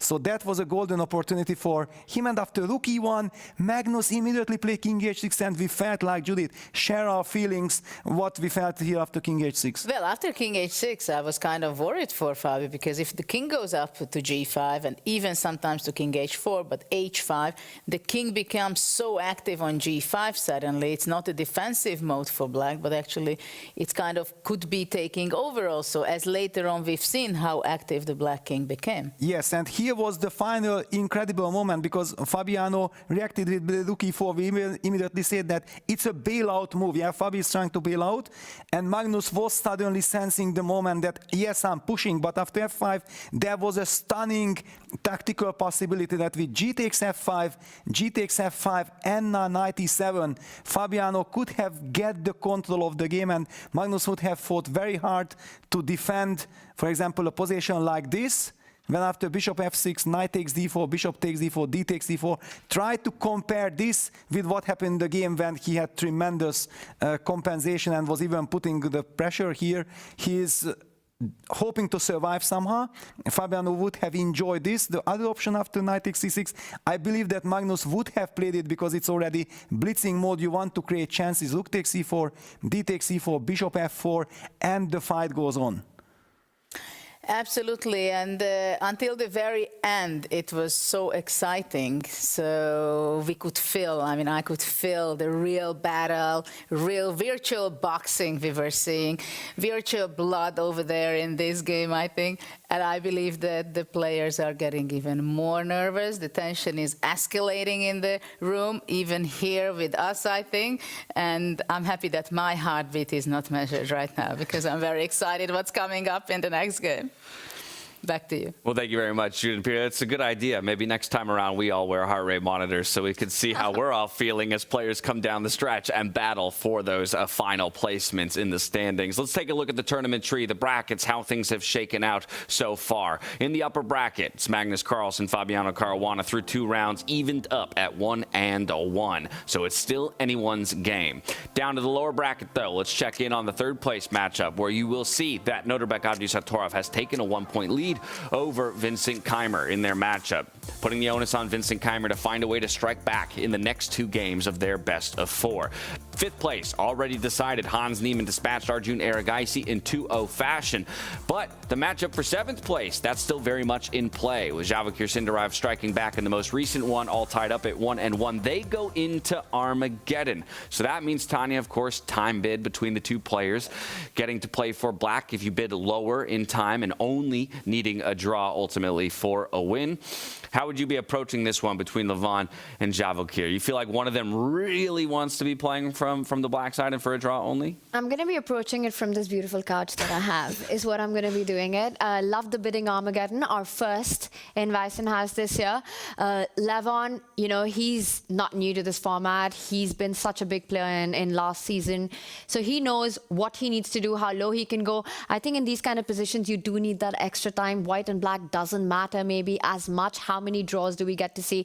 I think it's more important to have more time on the clock, is my guess, David. Wanting more time on the clock there, I want to ask you about Vincent Noterbeck, just because Vincent has had such a tumultuous knockout stage. It feels like it's been back and forth, up and down for him against Noterbeck on the back foot here. Does he have enough left in the tank to get back in? Well, I hope so. I'd love to see that go kind of the distance, come down to the last few moves, maybe even an Armageddon. It feels like, Peter mentioned it, it feels like his charge there, he's just taking too many risks, trying to be a bit too clever, finessing it a bit too much. I think he just needs to let it go and just say, okay, the next game I just play simple, clean, strong moves, and he's still got chances. He's not out of it. It's just been decided so early yesterday and today. Anytime he gets the white pieces, it feels like he's making a mistake on move 5 and can't fight back. If he can cut that out, plenty of chances. 3 battles ahead of us still. The battle for 1st place, the battle for 3rd place, and of course the battle for 7th. Armageddon will decide 7th place here and now. For the other 2 up at the top of the ladder, they are fighting it out in now effectively a best of 2 down the stretch. From here we go into the playing hall for that Armageddon time bid, followed by the position lottery. Fiona, take it away. The future belongs to those who make it happen. That's why we built Make, a visual-first AI and automation platform for change makers. It's never been quicker to start building, visually and without code, to automate everyday tasks and free your time and energy for bigger, better things. As your ambitions grow, you can accelerate progress with AI agents to create customized and agentic workflows, ones that handle complex, business-critical tasks while keeping you in control. And for leaders scaling business, you can see your entire AI and automation landscape in real time to orchestrate change and show progress in motion. Make automation and AI put to work for business, for teams, for you. Make it happen at make.com.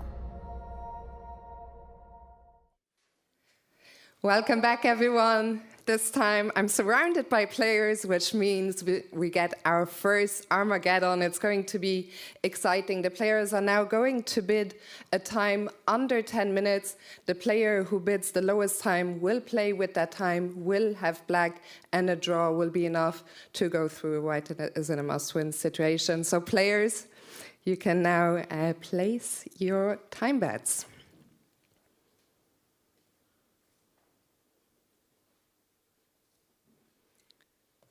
And Vachier is ready, smiling. Are you happy with your bid?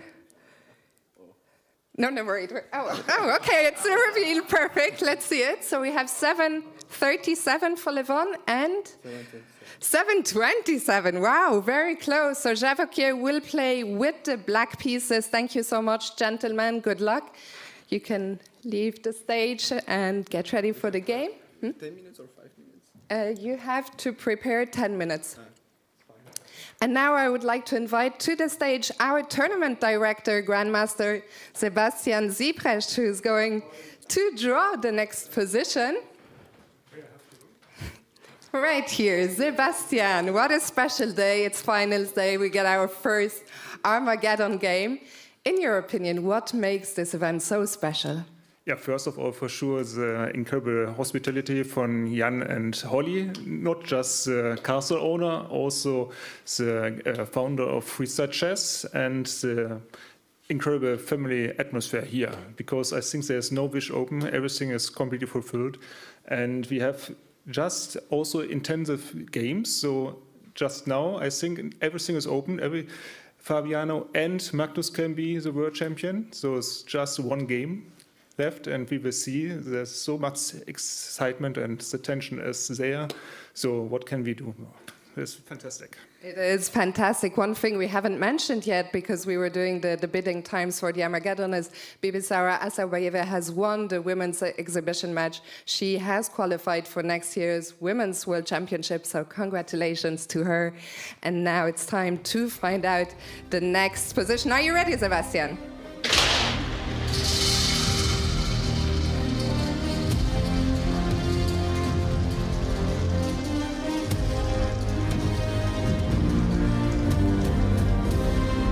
So the next position is number, show me, sorry, 889, position number 889. Players, good luck, and to all the fans, have fun.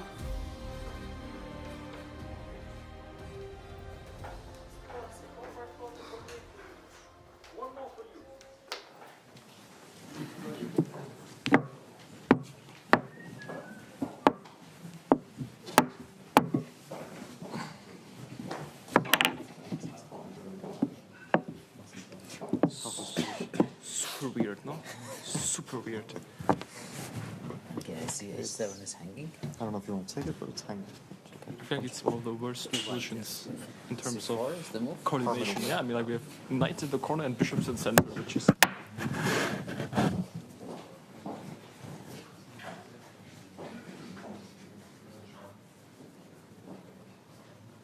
F5, I guess. F5 already, like knight.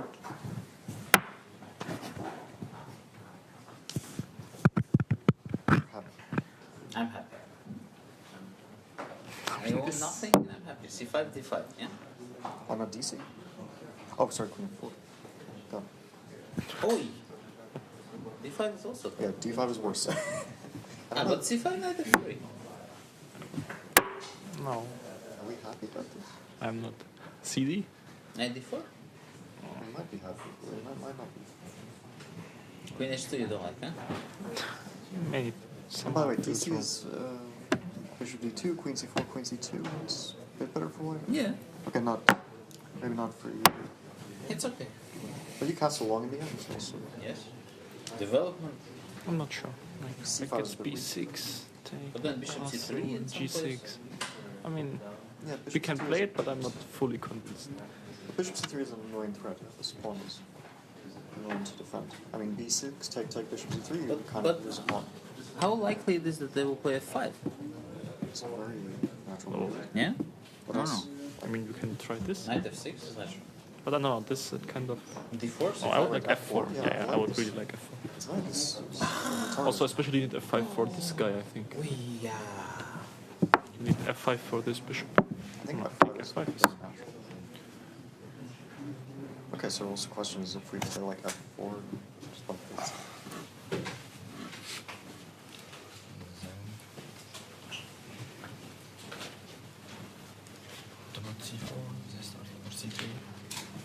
Yeah, but we play F5 now. Yeah. It doesn't matter, I just play F4. Yeah. C4, D4 is too much.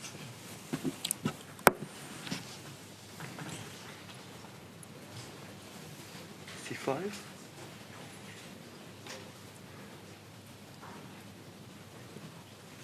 Maybe, yeah. Why not? Should be excellent now. At least Yeah. we have this Yeah, yeah. also.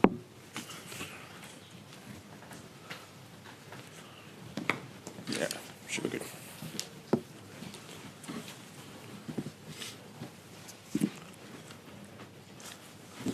So E4 clearly seems probably its most principal, no?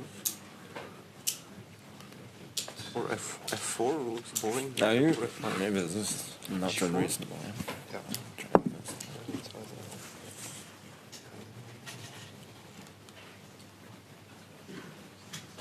Yeah, this one makes no sense. What if G5? You want to go H4? Knight No. G3, Knight G6, and E3. You can play even C6. Yeah.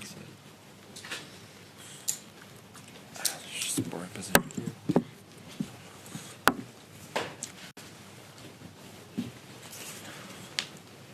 Alright, C3, F5, G4. Yeah, Is it too much? G6 now. That's the problem. Nah, I think even we can take on G4 and Knight Even- G6. yeah. It's, Why don't you just play this? okay, F4. 6. Yeah.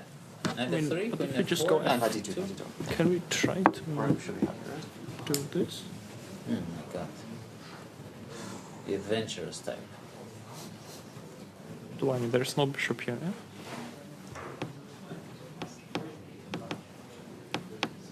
It's also possible. You don't like D4, huh? I mean there are many kind of risky things, that's what's annoying. Okay, this is so short. I mean, there's like E5 here. E5? Okay, if I just take that one. Take. Knight F3. Queen back to C7, bishop H6 comes. But it's D4, yeah? BC? Okay, so Also E6. Although, yeah. E6 is kind of annoying. Yeah, I was wondering, maybe why just sax the exchange? BC, bishop F6, knight F, or maybe not knight F3, but some other move, E3. But maybe it's, Well, yeah. maybe it's good because G7 hangs. E3, yeah? Yeah, maybe. Okay, Knight F6 has to be. Oh wait, maybe I want to have this bishop F3 option. D3. But bishop H5. Yeah, maybe it's not. Queen C7.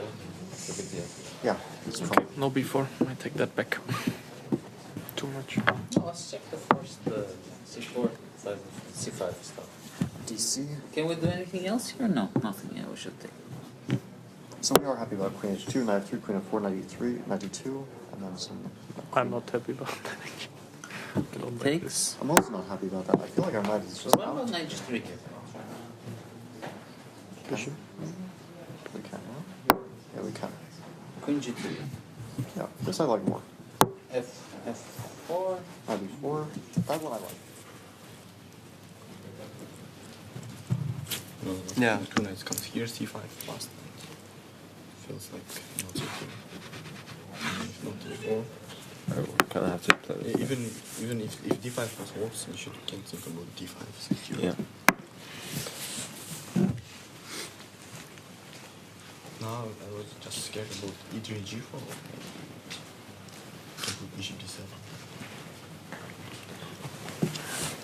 Maybe the g4 immediately also works. Okay, let's do this first, yeah. Yeah, it's not a 6. Solid.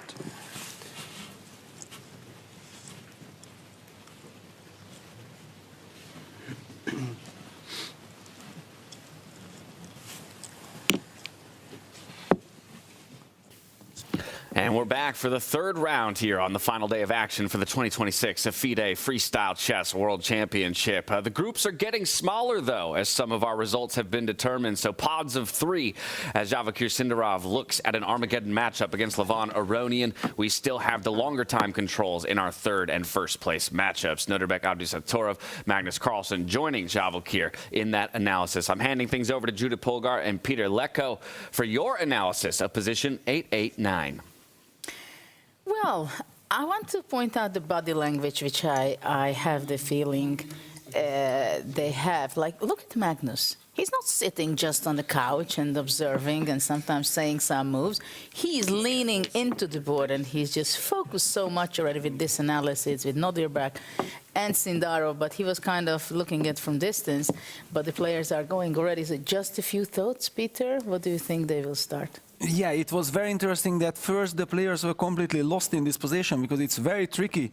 White's bishops on d1, e1, bishops on d8, e8. It's very artificial, very unfamiliar territory. And they were first thinking about c4, but they quickly considered that c4 is maybe too dangerous, too risky. And Magnus somehow sensed it that, wait a second, actually c3 makes a lot of sense.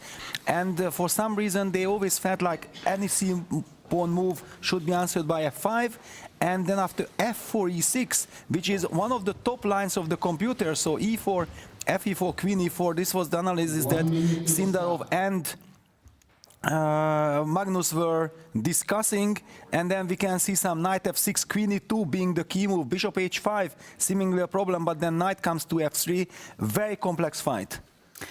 Yeah, I'm very curious how they will be playing, and we see leaning in, Fabiano concentrating a lot, and I'm pretty sure, again, the first few moves will be very important.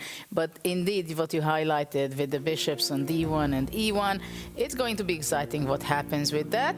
But I drop back to you guys and take it away. Thank you very much, Peter and Judith. Things are heating up here on the Waisenhouse stage as Fabiano Caruana and Magnus Carlsen return to the table, locked in battle and locked in scoreline, 1-1. Fabiano's last time with the white pieces here, unless we go into a tie-break scenario between the two of them, looking to separate himself over the world #1. Can he do it here, or will it take one more round?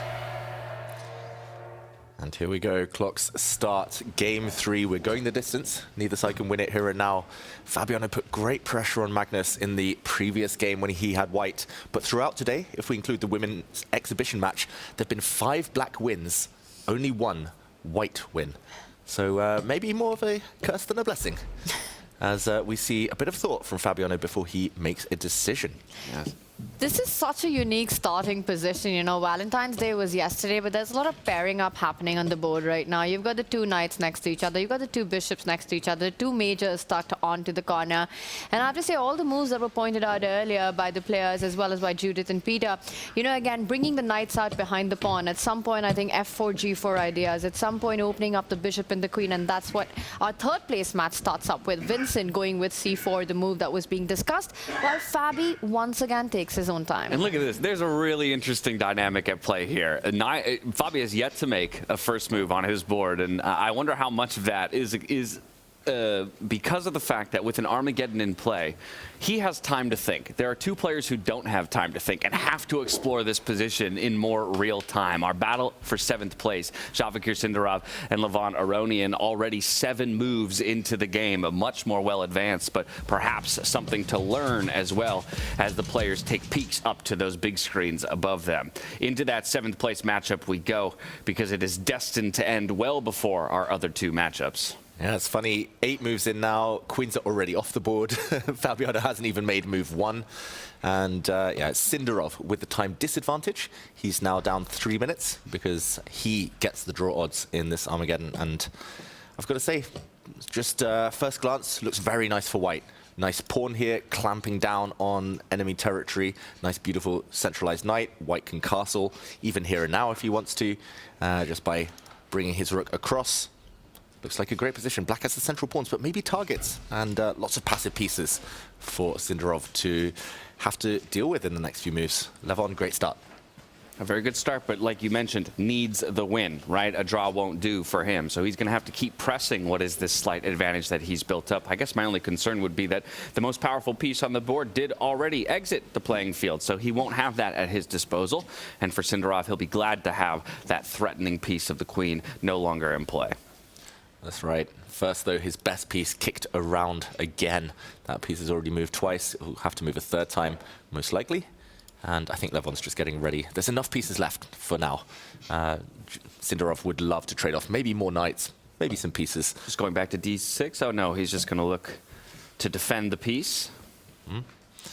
Now, Levon will, next move, if given time, starts developing his remaining pieces, maybe at some point pushing forward if the knight starts to lack squares. Difficult position here for Sindarov. This maybe will be a cautionary tale for Magnus, for example, who also has the black pieces in this round. They might have learned that these early queen checks, the way that the queens came off the board in this game, something to avoid. And wow, breaking news that Fabiano still seems to be thinking on move 1. Yeah, if I'm to believe the board I have in front of me, though, I don't see the clocks moving. Granted, perhaps because the first move hasn't been made, they might really be taking a note of what's playing out on the other boards before he wants to commit to anything with the white pieces. Wow, that's a shock. Why would you think this long on move 1 in a 25-minute game? We've seen Vincent Keimer do it before, but that was in longer classical time controls. And okay, we see both sides castle now on this board. And it's up to Levon to try and find a plan to turn his advantage into something more concrete. Well, at some point, I think he has to try to break in the center with the D pawn and get more space, find a spot for the bishop. Does it come out from f7, or will it look for another diagonal? The knight from g8 coming out, but it does look like white's made far more moves than black has.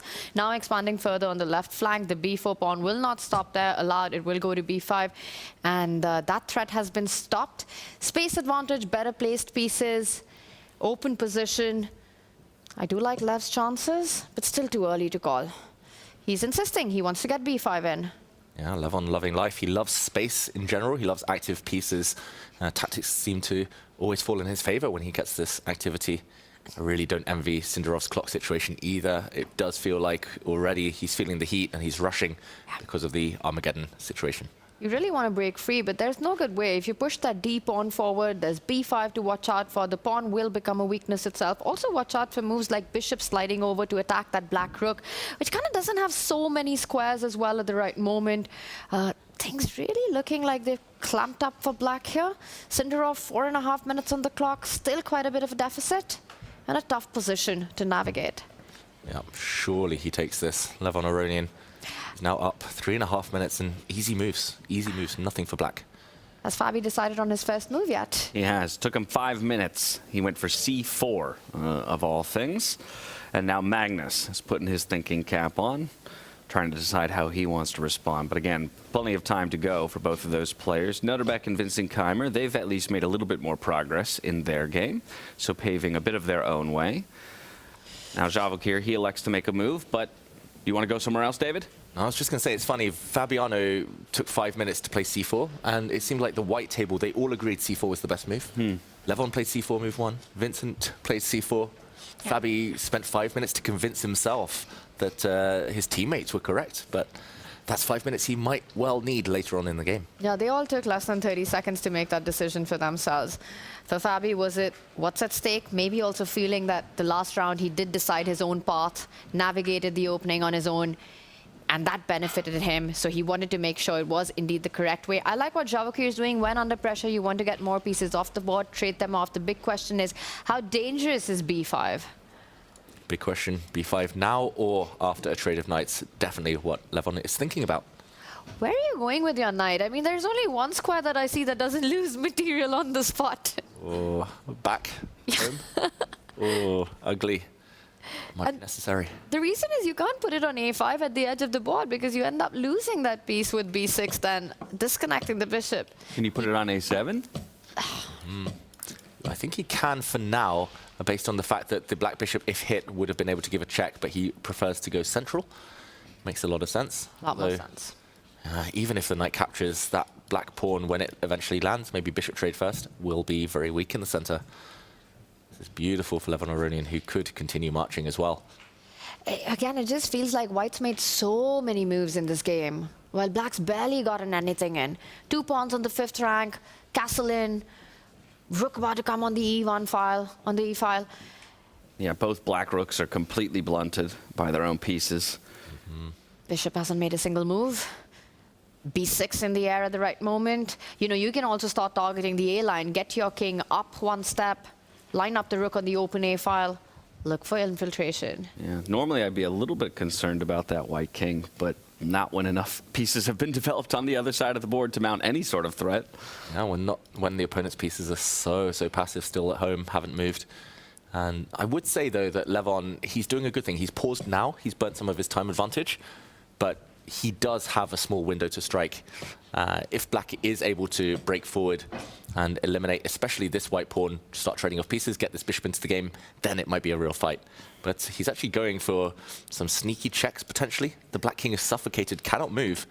So any check might be mate or a decisive material advantage. He's absolutely launched a stunning offensive from essentially move 1. He just put the foot on the gas and is basically not taking off, except for that 1 moment of pause, like you said, to make maybe a crucial decision. Great decision as well. Tanya, I really fear for Sindarov. There are these types of ideas with some checks. Now the d-pawn cannot push due to a knight fork in the center. Black is paralyzed almost. This is looking like Levon just outclassed Sindarov. I mean, just never really gave him a chance in this game at all. And he's coming for the kill. He's about to cash in super fast now. He does get the bishop out. Knight jumps in. Finally, the rook comes to the open line, but is it too little, too late? Bar keeps slipping in the direction of Levon Aronian. Can you win this immediately with the check on A7? But you're pointing out that the rook also creates a breathing space for the black king, so you're not forcing the trade. Oh, it is ugly. Yeah, knight check. The bishop could also take, but then yeah, it's going to be hard for the black rook to defend that promotion square forever. Levon's looking for the immediate kill. Yeah, you've got to be sensing it. It comes in. All right, let's see. Vachier, is he brave enough to allow a pawn on the 7th rank? I would dare not. But king d8, not a happy move either. Oh, that just looks like you're walking into the crossfire. Nope, he does step his king across. And Levon, relentless. Oh my goodness. He's not even stopping. He's not even pausing. He's not even thinking. Just putting Vachier in full retreat mode as well. Where's this Levon been all week, all weekend? That's a good question. Lion. He's unfettered. He's feeling a bit more free. Yeah, now he has the option of taking a knight. And yes, the rook will drop, but he'll get 2 pieces for the rook. And that's the thing, right? You need time at the start of the game, and just banking on trying to get black with this much deficit, and then you just end up with a dead lost position right out of the opening. Yeah, this is crazy. We're about to have move 24. Our World Championship final is only on move 3. So we will have plenty of time. Don't worry, you've not missed much, and we'll make sure to walk it back to the beginning after this one concludes. And that's not going to be too long. That's a beautiful move. Whoa. Whoa, that's checkmate. Rook takes pawn is checkmate. He didn't even bother capturing the bishop back. A nice Zwischenzug there. So, got to defend the pawn. And I think every move Levon's played has been the best move by the computer. That bar has just incrementally been going up and up and up and staying there. Whoa, and as I say that, but still very powerful. He doesn't care about material, he's only going for the kill here. Wow, he was on almost 99% accuracy until this last move, but still totally winning. Now only, oh, actually, back to 99.2. Exactly. Yeah. Not too bad. Still hasn't even given a full % of inaccuracy to his opponent. You know, one gets the feeling that this has to finish here and now. You can't go c7, unfortunately. Black will give up the bishop for the 2 pawns, so that's not the move. It is totally winning, but maybe he underestimated the fact that the black rook can now defend its bishop. Do you just go pawn takes pawn, threatening knight c6 checkmate? Oh, wow. Tanya, that would be sneaky, the knight replacing the pawn. That's one of the reasons the black pawn couldn't have captured last move. There would have been some sneaky forks. Yeah, I mean, which pawn do you capture? Do you have to capture either? I was thinking the b7 pawn, but tricky. Big moment. Levon senses this is the win. He's got 3 minutes to find it. Where is it, Lev? Show us. He goes for it, but a mistake. Ooh, oh my goodness, a big mistake. Levon, he's forgotten that the black bishop can save itself and cover this diagonal. Now he's actually the exchange down, and he's only got one move not to be worse. A shake of his head as well as he realized, I have to say, pawn takes pawn just looked so incredibly dangerous. And the only resource that Sindarov had. And he finds it. Yeah, there still is one solid move in this position, but it is the only move that he can find here to keep himself alive. How easy is it to find? He does it. Bishop to c6. Beautiful. Got a pinned pawn there, so of course can't be recaptured, gets the exclam. It's the only thing to hold on to an advantage, but that advantage has lessened.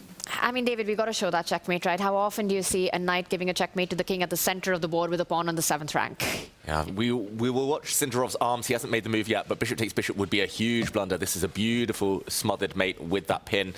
Instead, he has chosen to block the diagonal. Great move. Only move, it looked like, to keep that bishop alive. That bishop's a key defender. All he wants Sindarov is to trade off pieces. He's material up. And if he can get this pawn, he would love to grab it. And this could turn any moment. If we have the time, let's back it up just before that little bit of an inaccuracy. What was the recipe? I think it was, strangely, bishop back to d2, threatening the reroute onto the dark square diagonal. That would land a check onto the king, looking for more ways to suffocate that king that is ill-positioned on the back rank. Yeah, that would have been a silent killer. No way to actually defend this square. If the black rook tries to defend it, then check this out. Bishop check anyway, giving itself up, and a beautiful checkmate, deflecting the rook away. This was a hidden resource. Retreat moves when you're going forward, so hard to see, but that would have ended the game in conjunction with the pawn landing. And so interesting because it feels like Levon's mind has been, and now he's reaching for bishop to d2. Is it as effective now, though? It's a great move, fantastic move. It would have been a knockout 3 moves ago, but better late than never, as they say. And Sindarov's king has to run out into the open. Can it survive? Double question mark given. White is winning yet again. Yeah, but maybe the best of bad moves, right? At this point, almost nothing feels comfortable or good in Sindarov's position. The knight leaps in with a check on the king. The rook is hanging as well. The king in absolute danger. The bishop's joining the attack. Where do you run? You need to stay connected to the black rook as well if you're Sindarov right now. King f8, bishop b4 check. Yeah, wherever you go with the king, you will get checked along this diagonal, along the other diagonal. It looks like he has to part with his rook, and it will just be a clear piece advantage for white. One pawn will drop. The black rook will gobble up the farthest advanced pawn here, but totally winning now for Levon. Totally winning for Levon. So from Javakir's perspective, is it now just about the clock? Now I play the clock to win in my Armageddon? It has to be. Set a trap when Levon's down to his last few seconds. Maybe that's the issue, or the best bet. But he's not out of it completely, since he does have 2 central pawns of his own, 2 strong pawns there to advance. And those pawns are pretty flexible. They are mobile. They are moving forward. You push the E pawn, then the D pawn, and then suddenly you're talking about a game in hand. Right now, Levon Aronian still trying to put the black king in a kill zone. One check and it would be game over, but where does he find it? Yeah, a hit on the white rook here. The white rook will move, plenty of safe squares.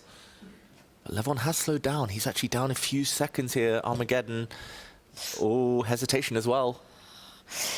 And the good news for white is that black can't push that E central pawn. That would disconnect the bishop to that D5 pawn, giving it up, losing the game. So with that not possible, where is Sindarov moving the bishop? He's going to move it out the way, maybe hit the white rook, try to get his own rook active down this open line. 45 seconds now. A dead lost position, counting on tricks, is Javakir Sindarov. Okay, that's a bizarre move. planting the bishop in the corner, but often surprising your opponent in these bullet situations under 1 minute. That is the key. Burning a few seconds off the clock. Levon goes for the black bishop, but it's going the long way around. The white rook comes in, and finally the e-pawn starts moving ahead, opening up the bishop as well. Look at Sindarov, the adrenaline pumping through, fiddling with that pawn. Pieces are coming into play right now. Huge threat. A check on e7, check on f7, winning the rook. Wow, all the checks, and that rook cannot be captured. It would be replaced by an even stronger pawn. He's got to keep up the pace, though. Too long to think here. Sindarov's got to move. He's just got to choose any random move here to play on. Anything that doesn't lose. But this one apparently does. Rook b1, do you continue with checks right now? Still a decision to be made here. Picks up. Pawns are coming. White was threatening checkmate. That was the idea. But now there is an escape square for the black king in the center. Shuffle of the rook as the king threatens it. Going to toss that time back over to Levon Aronian. It's back over to Sindarov. He's got 14 seconds to his name. The bishop slides back. Mate in one. Checkmate. Oh, Mate in one. will he spot it? Will he spot it? He doesn't. He misses it. Still their next move. Or is it? No, the king's escaping. Game continues. The clock is going to play the biggest role here. 7 seconds against 11. 3 seconds between them. Back over to Levon. He makes a quick move. Now the rook slides over to a1. Up over with a check. He's going to pick up pieces. Bishops fall. 3 seconds for Vachier. We see the players smacking the clock. It's coming down to it. The handshake is extended. Levon Aronian with just a second or so to his name. He gets the win over Vachier Sindarov. Wow, smiles on Levon's face. I'm sure Sindarov will be smiling as well. That was a real adrenaline rush. Really high quality game until the clock started playing a factor. But ultimately, Levon ends Weissenhaus on a high. And straight into the analysis they go. No time to celebrate the 7th place finish. They're going to talk through the position because there was plenty of complexity in it. Now, while we've been locked in, and rightfully so, on the Armageddon battle between these two for 7th, our legends over at the Make.com Deep Dive desk have been keeping an eye on both of our top tables, 3rd and 1st place. So I'm going to hand things over to Judith Polgar and Peter Lecko. Walk us through it. What have we missed? Oh, that was quite a game. Well, Levon made a great game, and he was winning most of the part of the game, and he missed mate in one. But of course, the time was a big element, but he won anyway. Congratulations for him. In the meantime, we were just checking what is really going on the other two boards, and it was pretty similar as a structure, how it started out. But there are some details we want to share with you, with Peter. Yes, and first, before we dive really deep into those games, first of all, they are quite slow. Yeah, it's a very tricky position. We talked about it, that with these bishops on d1, e1, d8, e8, normally the players have tremendous respect because you just don't know how to treat these positions. But one storyline we have to highlight, and what we have witnessed here in game between Aronian and Sindarov, could have maybe happened in other boards as well, because I was keeping an eye on the team discussions, and after the move c4, f5, the move d4, which was played in the Levon's game, was analyzed by Fabiano, Vincent, and Levon, and they were concluding that the move c5, which is a very tempting and typical move, is nothing to worry about, because d takes c5, queen f4 check, bishop d2, queen takes c4, queen c2 takes. This is exactly what happened in this Armageddon game. Is very pleasant for white. Now what happened? Magnus, Abdusattorov and Sindarov had decided that the move c4, c5 is a great move, and it solves black's position. And it was very interesting. I was very close to the camera. I was just following the discussion, and then Magnus said, yeah, and c5, and he's thinking, and finally gave the final verdict that yes, it's good. And believe it or not, okay, because Sindarov had very little time, so he kind of had to rely on the team strategy. Magnus, with 25 minutes on the clock, for sure would have paused at the board and would have never played the move c5. So teamwork, Levon, Fabi, Vincent worked to perfection for Levon. However, they both decided that instead of d4, they will play the move f4 for some reason. And both games, both players are taking plenty of time. Magnus opted with c6. It's very much in Magnus's style to open up his queen. Targeting the f4 pawn, the same applies for white. The queen is also eyeing the F5 pawn, the rooks are protecting those pawns, that's not a problem.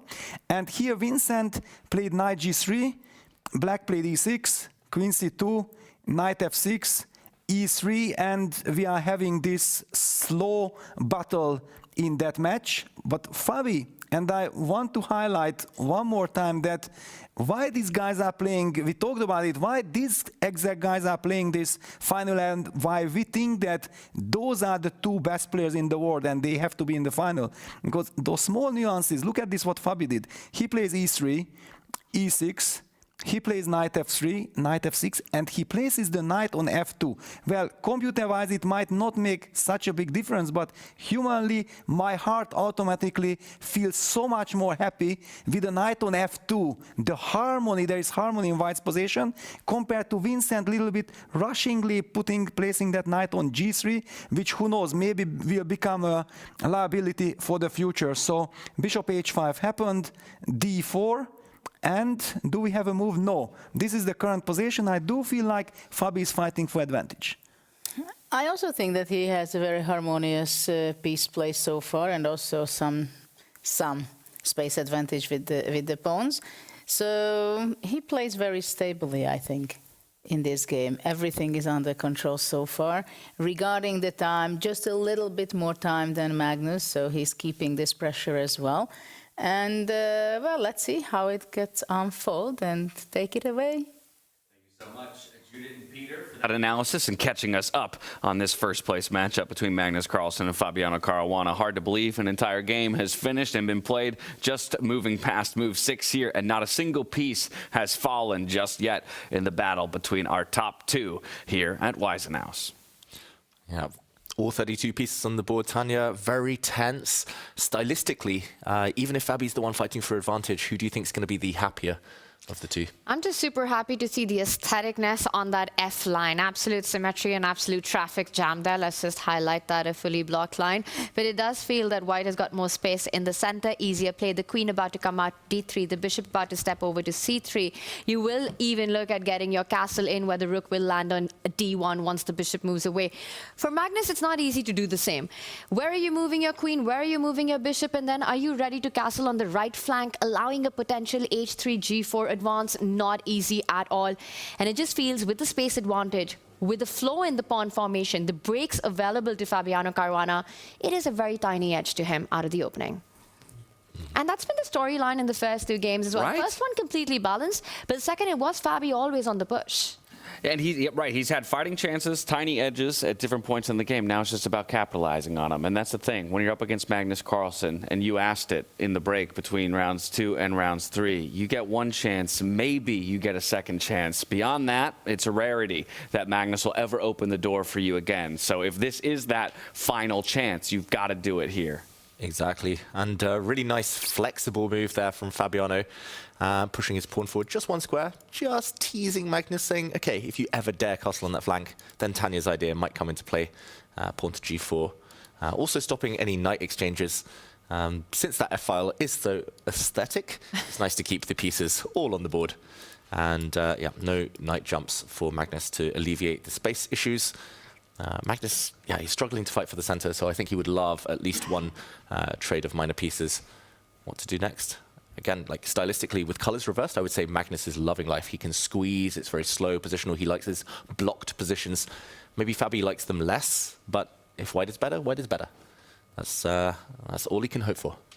I'm also already eyeing in this slow strategic position and tense battle, you know, some potential tactical ideas, David, where when g4 does arrive, let's not point out the white queen is beautifully lined up against the h7 pawn as well. There might be moments when you end up trading the g for the h pawn with the white queen swooping all the way up there, putting a lot of pressure on Magnus's right flank. I wouldn't be surprised, akin to the last game, to see Magnus go for a b5 right here. Ooh. I see your c4, I go b5. Ask the same question of Fabi. Do you want to trade? Do you want to push? And maybe I learn a lesson from the last time around and I create that extra square or space for my queen. And you know what Fabi's going to say? I'm going to do what I did last time, exactly in response to that. I will simply move forward, gain more space, gain control over those dark squares that will be left behind with that move. I just don't think Magnus has easy choices to make in this position. Yeah, I love how you're recognizing the patterns, though. This game, the queen also started on b8. Pawn also lands on the c4 square, so it makes a lot of sense. And just to put those on the board while Magnus contemplates what to do next, it's kind of pros and cons. White gains a bit more space, clamps down. The black queen's still unable to really flexibly enter the other side of the board. This black knight can no longer leap forward. But on the plus side, black does get some light squares at his disposal. So it's a bit of give and take. It's the type of move Magnus probably wants to play. He's just weighing up whether he needs to rush. Maybe we'll see it a bit later on. The question is, what else? It almost feels like at some point you have to break, right? Get that V formation in. Try to get the queens out as quickly as possible. Yeah, the pyramid, the upside down V. It's not the flying V. I don't know what you, because it's going the wrong direction, but V for victory. World Championship final. Is it b5? Is it not b5? The other way would be to maybe just wait, move the bishop, and decide to try and castle. But that's why I love Fabi's last move. It's a practical one. h3 might not create an immediate threat.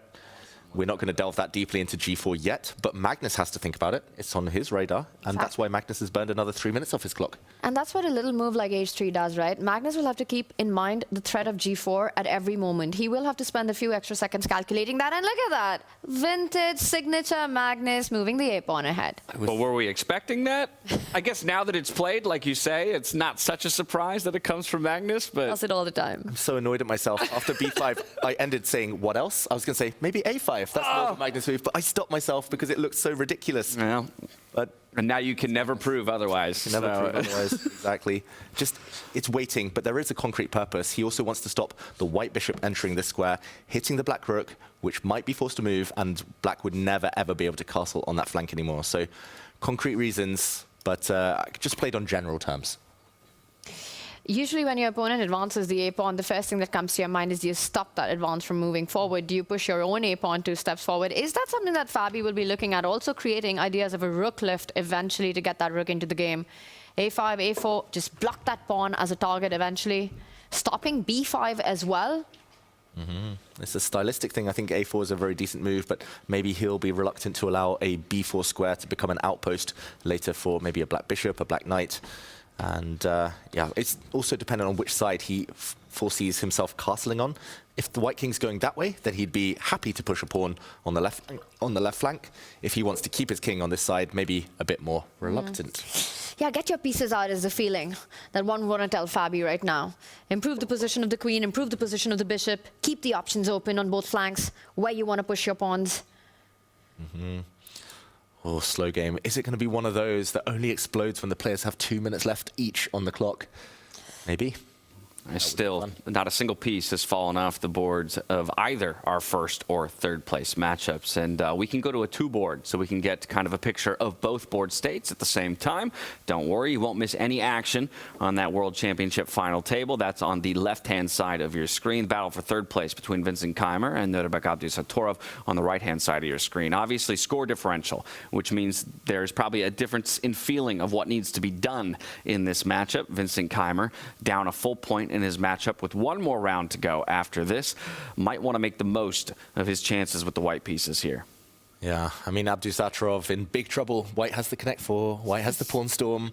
Also, I think on serious notes, Vincent, it's the type of position he loves. Like, this is what he struggled to get, especially yesterday in the semis, today in the final with the white pieces. Slow, strategic, no chance of a big blunder anytime soon. He's got a grip. And Nurbek is slowly getting stuck for space, essentially. When it's an open position, wild tactics, that's where Nurbek shines. So, yeah, great chances. I think Peter would be happy with how Vincent's playing so far. Nurbek also down on the clock, right? Which I think, remembering the majority of the previous games these two have played, and just in general, Nurbek's, general strategy against a number of players in the field is to push the clock. He's not had that opportunity this time around. Suffering. Looking for moves.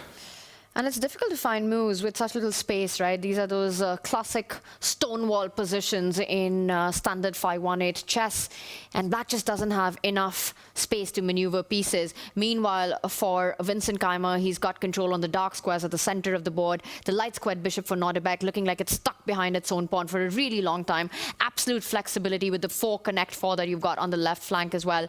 And Vincent's last move, moving that a-pawn 2 steps forward. just consolidates that space advantage. And those pawns aren't stopping there. C5, B5, A5, everything 5 coming up. Yeah, let's zoom into this game for just a brief moment, because that is an interesting point. All but one pawn positioned on light squares here for Nordebek Abdesatorov, so fairly good coordination when it comes to building that defensive wall. But like you say, Tanya, we've got a light squared bishop that feels like it's trapped for eternity, or it's going to take a very long journey to get out onto the board. Yeah, it's never easy in these pawn formations, and love that emoji because that bishop's definitely crying right now. Well, one path that you can find itself into the game will be all the way route itself to E8, but even then, what's the future from there with all the squares under control? This is just slow suffering for black. You just hold and wait that it's not enough for white to convert to a full point. And Vincent, white here has the trigger. He's the one with the pawn breaks. He can blow it open. He can capture in the center. Black never really wants to do the same and capture away from the center, only opening up the white pieces, losing grip. So Vincent can take all the time in the world, or he can say now. And that means, in terms of the clock, Nordebek is the one who has to constantly calculate what happens if the position explodes and opens. And knight for bishop exchange, that's a big strategic gamble here. Knights are better than bishops in blocked positions. Exactly, and to add to that one more reason, the dream scenario in these structures for white is to be only left with a knight and the light squared bishop for black. So imagine a position that all the other minor pieces are off the board and you're basically playing a good knight versus a horrible, disgusting, terrible bishop, running out of words to describe it. And now you're one step closer to it, maybe even two. Yep, it will take a while. This white knight here highlighted is still struggling to get towards the center, but given time, I think Vincent will find a route. Even, there we go, one knight into the center now. The other one could even step back in order to go forward and support its friend. Takes a while, but this is the type of position you have all the time in the world. Luxury, because it's so blocked. What Nordebek wants to do or is aiming to do is push that pawn in front of the king 2 steps forward just to try to create chaos. But it needs to be timed well, right? Because it's a double-edged sword when you're opening up your own king like that. Good call, Tanya. You know he's thinking about it. You know he'd love to just, boom, play G5 here, G for go. But unfortunately, it doesn't really do much. Only opens up the black king right now. Yeah, he might want to, but then he'll recall some of the riskier moves he played yesterday against Magnus Carlsen and think better of it. I've got the point advantage in this matchup. It's going to happen, boys. You'll see G5 by Nordebek at some point in this game. You're calling G5 100%, huh? I'm not sure if it'll be this moment, but it has to be the plan. And it is a very thematic idea in these kind of positions. There we go. First, the bishop puts some pressure on the white knight, maybe asking a decision from Vincent. Do you leave it there? The knight eliminated would mean doubled pawns for white. Or do you, for example, retreat that piece? I think the one move you never ever want to play is to take off the bad bishop. Never trade off black's worst piece here. Still dead, still stuck behind its wall of pawns. One thing that Vincent's probably thinking about is, again, going everything 5. Now it can even come with the tempo. He does first fall. Ooh, what? Wow. Commentator's curse. That's very reminiscent of a shocking moment. Bobby Fischer once trading off a bishop like that. At the time, all commentators said this is madness, but it turned out to be genius. Okay, well, we'll see if we'll be eating our words here by the end of this match, because it came as an absolute surprise and shock here in the studio. We talked about all the reasons why you wouldn't want to do it. Vincent says, doesn't matter to me. It has to be based on concrete calculation. Vincent's going direct in this position. You only give up that knight for that ugly bishop if you've seen all the way through. He's pushing the other bishop out. He's going to push the other pawn forward, open up the lines. Notice how all his majors, the queen and the 2 rooks, are beautifully placed for this break on that left flank. So he better be able to prove this strategically strange decision that he just took on the last move. I'm already looking forward to the next time we go to the Legends desk. Peter's take on that really anti-positional move. I'm not sure many of us would have taken that bold decision, but maybe there's deeper wisdom behind it.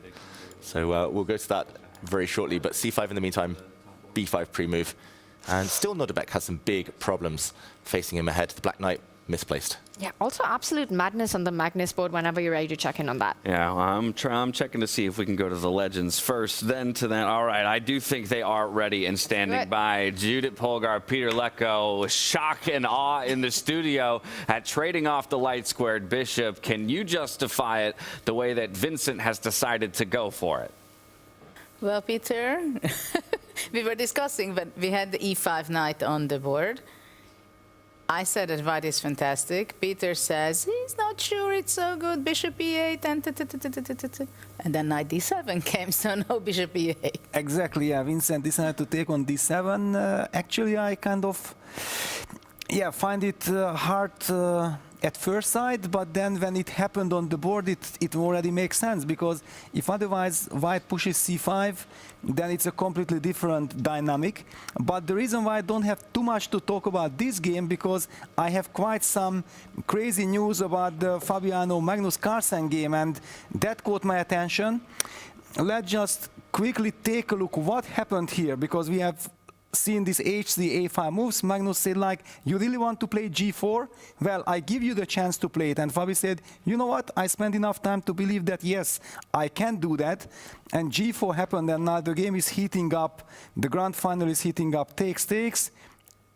The pieces are traded, and the H7 pawn is hanging at the end of the day. That was Fabi's idea. Now we see that if we just count the pawn islands, then white will have the upper hand, because one pawn island versus two pawn island with this weak g7 pawn, but there are a lot of dynamics in the position, and after bishop f6, the computer was saying that actually bishop c2 is kind of the most natural move. And it's typically when computer tells you bishop c2 is the most natural move, you believe it. Yeah, that bishop c2 is the most natural. However, if it was so natural, why Fabi did not do it? He retreated his queen to d3 immediately. This is the live action, and I just find it incredibly intriguing that in such a high-stakes situation, Fabi was willing to go for g4, believing that if this is the principal move, I don't care if this is the final, I will believe in myself. And Magnus, on the other hand, anticipated that, yeah, please go, and hits with d5 and gets grips on the light squares. Judith?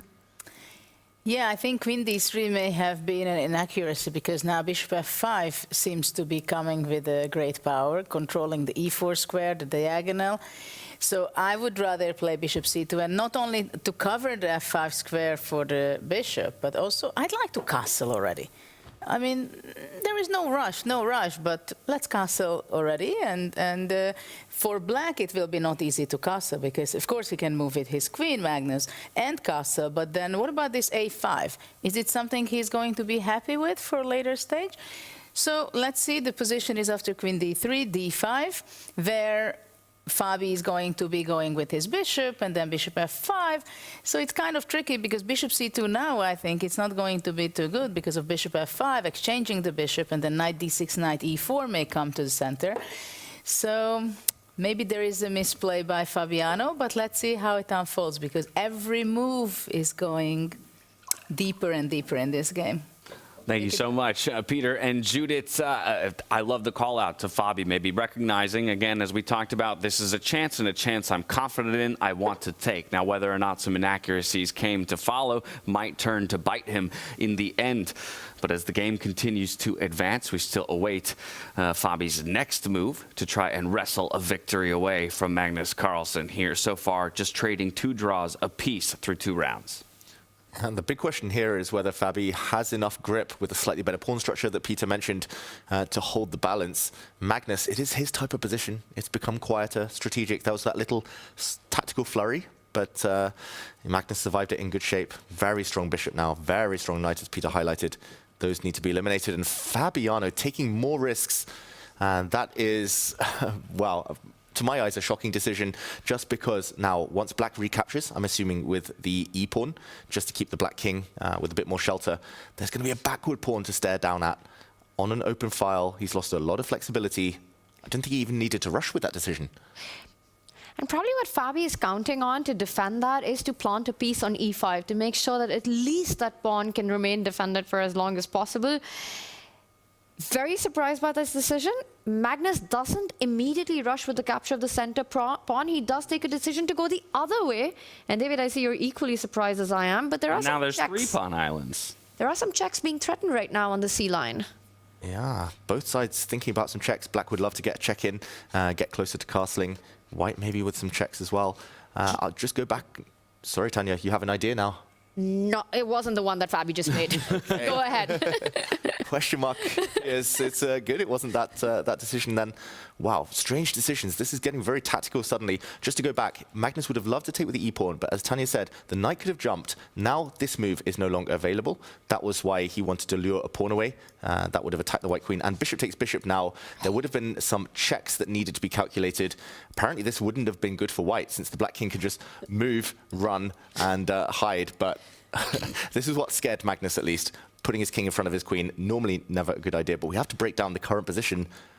A question mark, maybe a bigger mistake than some of the earlier ones from Fabiano. Now, for the first time in this game, Magnus has the advantage. Knight on the rim is dim. I just don't really see where it's trying to go. I guess jumping forward to g6, but what does that accomplish? For the first time in the game, the first time in the match that Magnus has an advantage right now. But can he cash in and make something out of it? Knight to h4. First question, do you keep the bishops on the board or do you trade them? If you have to keep it, I'm not really finding a way, because yes, you can hit the rook, but the rook can hit the bishop back, and then you're running out of squares. Yeah, it feels like a 50-50 here and now. There's one move you definitely don't want to play, I guess, and that's to take the knight, because white would not take this bishop, he'd take the other one and start hitting some pawns. Black needs to fight for the light squares. I would say the most natural, as you point out, Tanya, is to take this bishop.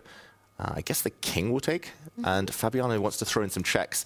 And either now you have to let the white knight in, or if you take this knight, white does flick in this Zwischen Zug, this Zwischen Schach. Unpleasant.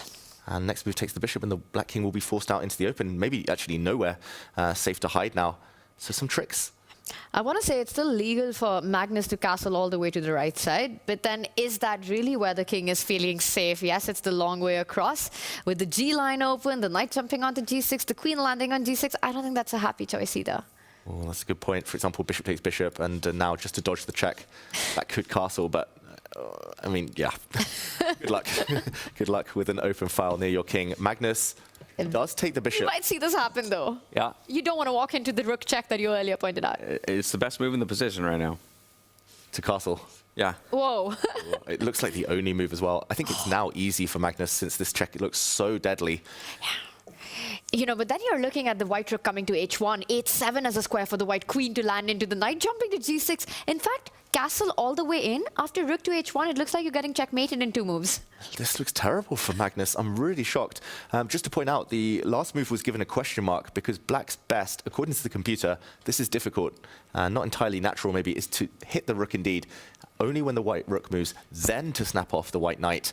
And if the bishop recaptures, now you can drop back with your bishop and say, okay, I've conquered the light squares. More importantly, you can also give checks to the white king. This looks like a great light squared grip. Actually, in hindsight, I'm really surprised Magnus has dodged that. Unless there were some tactics beneath the surface, he dodged that option. Yeah, and the evaluation bar not giving a bigger advantage to white in this position is very surprising to me. I mean, I need the help of all 3 grandmasters currently in our studio. You go castle, I line up my rook on the H line. How are you surviving that onslaught? Oof. Knight coming back, h7, knight g6, rook h8. Ideas if you move the knight away? Yeah, knight jumps to h6 just to shut down the h file. As simple as that, huh? I have a feeling Magnus isn't going to go that way, though. I have a feeling he would rather move his queen out the way and tuck the king into the corner or towards the corner, but that also looks clumsy, to say the least. Now, especially that the a-pawn has moved ahead, leaving behind so many squares, it looks like finding safety on the left side. Good luck with that as well.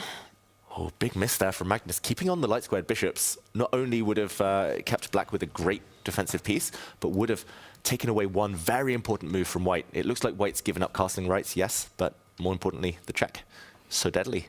Yeah, a bit of a miss there for Magnus Carlsen, but honestly, probably the biggest advantage gained here for Fabiano is the time advantage at this point. A massive think here for Magnus Carlsen down the stretch. Only 4.5 minutes to his name, still yet to decide on whether or not he wants to commit to the castle. And I'm going to shout out to another thing that Fabi did. That knight move that got a question mark by our engines. Actually, practically a really good decision. It's not easy. It was not. If Magnus doesn't find the right move, the right way forward, you know that that's not easy at all. The bishop step up that you were talking about. The reason we are here is because of that question mark move. So it might not be the accurate move, but practically a great one by Fabi. That's playing the human, not the computer, right? Yeah, you're playing against a heartbeat. He's trying to attack That's what you need to do against Magnus. Keep queens on and attack. And whoa, Magnus has taken the knight. Whoa, whoa. What? This is a check? Where's the king hiding? Has to, where is it hiding? It goes to d7, the b5 square we highlighted. The queen comes in. You go the other way, you take the bishop with a check. Wait, is this just lost? There's absolute blood in the water. Can Fabi sniff it out? That's the question. No, but this is just lost. It's check, check, check, and you're busted. If you go to the dark square, the bishop gets captured with a check. If you go to a light square, the white queen comes in. This check is... What? It looks so deadly. No, but this doesn't make sense. What has happened? This is self-destruction. This is... Did he actually play madness from Magnus Carlsen. He took a knight. We saw it on the camera with his hand. Impossibility for that to be a board malfunction. Oh my, what? That is the wildest blunder we've seen. We've seen some blunders that depend on deep calculation. This is just a one mover. I mean, you look like you're getting checkmated or you have to lose your queen on the next move. And there we have it. The bishop on h4. And he plays There it is. Rook c1 check. King quickly to d7. Now the queen needs to get involved. The most normal, logical move in the position. She's coming in onto the other diagonal with a check. If white takes a timeout and captures this bishop, then black does have the time to control all the squares. The knight will come, cover the light squares, no more checks, no more attack. So Fabi will give this check. Yeah, don't get greedy for the piece. And we just highlighted those light square weaknesses right now. Fabi isn't rushing with the recapture. He, of course, sees the queen b5 move that you're highlighting right now. Magnus's king, not surviving this. Is he going to march it into the center? Oof. Just sit, king of the hill, lead from the front. That normally never ends well. It's on a dark square as well. White has a dark squared bishop. But maybe you're right, David, because I don't see a killer blow in that position once the king goes to the square that you're highlighting right now. Let's just put an arrow or mark it in red. Imagine Magnus with the king at the center. Yeah, there's no killing blow, but I think then you can take the bishop on h4 because you've removed the square that the knight would want to jump to. So the queen check comes in, the king slides up. Now we're looking for that dark squared bishop to be snapped up by Fabiano Caruana. And there is absolutely no way that Fabi repeats with checks in this position. Could bail out with a draw here, Fabiano Caruana. He's slightly lower on the clock. So the professional thing, or the thing we often advise, repeat once. Show your dominance. Gain 20 seconds on the clock. Check, check, then take the bishop and smile at your opponent. I suppose he has two checking options, right? c5 or b6. Both look about the same. King's going back to d7 either way. Yeah. Either way, you want to leave black with the king on the dark square, though, to take it away from the knight. That is the key. So if you give one check, you should probably give the second and repeat. But more likely, Fabiano, after a bit of thought, will just take the bishop. And there we go. There we go. He picks it up. Massive winning advantage here for Fabiano Caruana against Magnus Carlsen in the third round of their best of four, looking to take an edge in this World Championship bout. For the first time, there's no gambit going on as well. Magnus needs a miracle. He's trying to trade off rooks. There are no effective checks here other than this one with the white queen. Whether that helps or not, unclear. But look at the black pieces. He's playing without a queen. He's playing without a rook in the corner. The king is out in the open. This cannot mean survival. And the king has no way back. The bishop controls the e7 runaway square. The queen controls the d7 square. All Fabi has to do is activate the lone remaining rook on the f line. Yeah, you can bring that later on the G file. You can maybe move your king somewhere and just defend your other rook. In the near future, the black pieces are going to get skewered on this diagonal. Oh, that's a painful look on Magnus's face. He knows. He will be in a must-win situation in the final game. Fabiano is so close now. This is the best chance he's ever going to have to win a World Championship title. Yes, completely agree. You were asking, does Fabi get another chance? I think this is his last one, and he has to absolutely cash on this. It's this or not. If he doesn't win this game. Oof. 1 foot through the door, through the threshold. Got to get the other one through and shut it. And we're just... 2 minutes. Will his nerves stand up to the task? He looks pretty calm on camera, though. It's not shaky, but he's got to be feeling, right? The win is here. Yeah. I think we all sense it. Just so illogical that black can survive with the king out in the open like this. In no world, surely. What feels obvious to you? Is it just getting that king out of the way, connecting the rooks, No, trading the on my F-pawn. terms? I love the idea. Like the F-pawn. I love the idea that you mentioned. I want that bishop check. I love the f-pawn too. Okay. The downside is maybe that after a rook capture, the white king is forced out the way, the black queen will be able to step away with a check and maybe offer a trade at some point. So that's why it's just, there we go, keeping it simple with the king stepping forward, as Tanya said, bringing the other rook into the battle. So effective, and Magnus can barely move.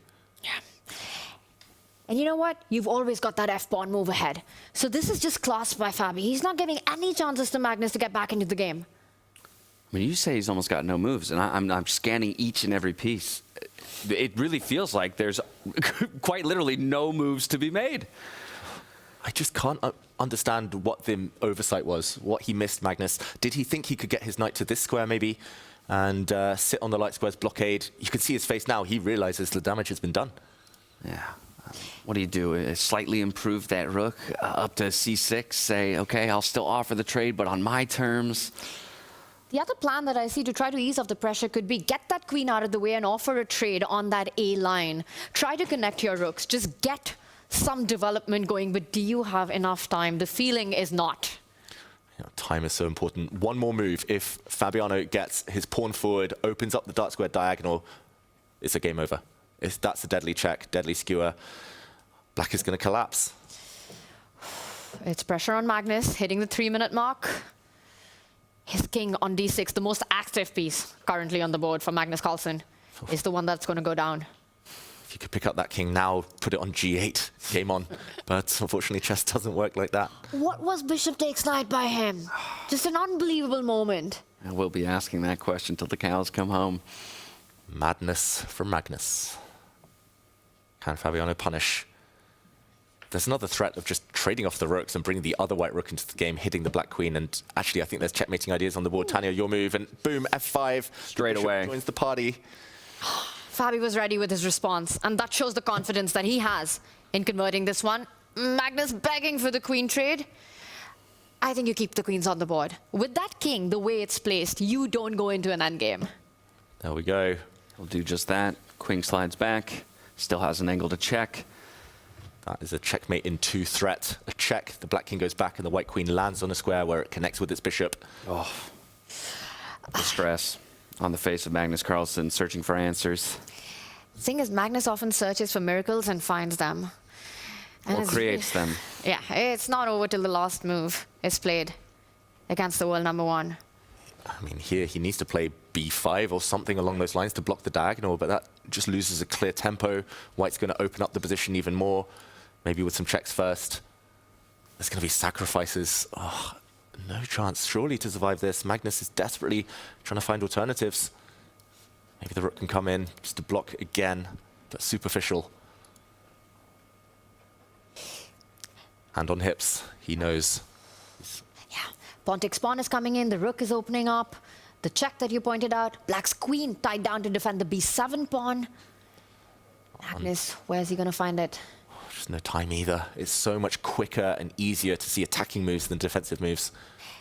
And what a moment in the match this will be to take the lead with just 1 game remaining, 1 game away from a World Championship title.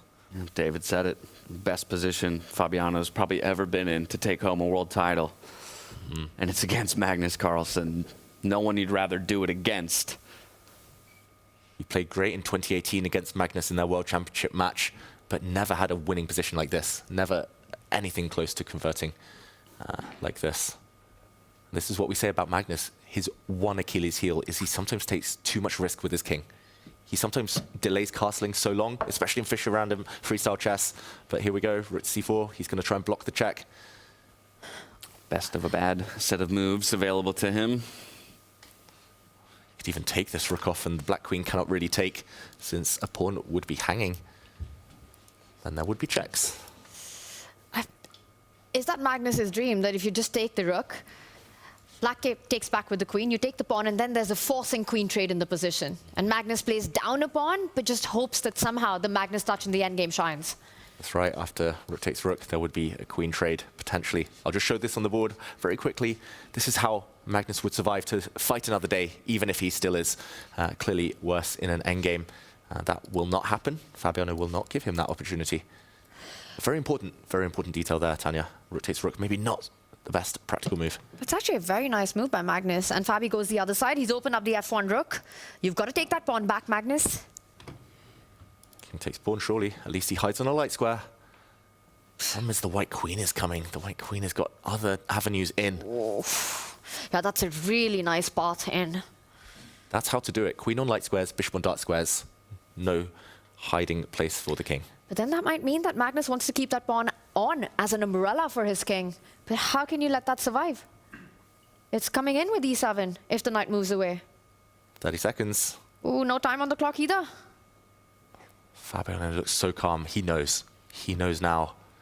Calm on the surface, but probably bubbling underneath right now on the precipice of taking a full point advantage over Magnus Carlsen going into a final game. Heart rate to match as well, 139. But 15 seconds, Fabi. For Magnus even. He takes the rook. Ooh, now is a good moment. Queen takes is no longer so good. Queen takes, there will be a simple queen trade, and after pawn to d5 check, the black king will be driven away from its knight. Fabiano will have an endgame, up a bishop. The queen goes back though. Oh, a new angle, beautiful move from Fabiano.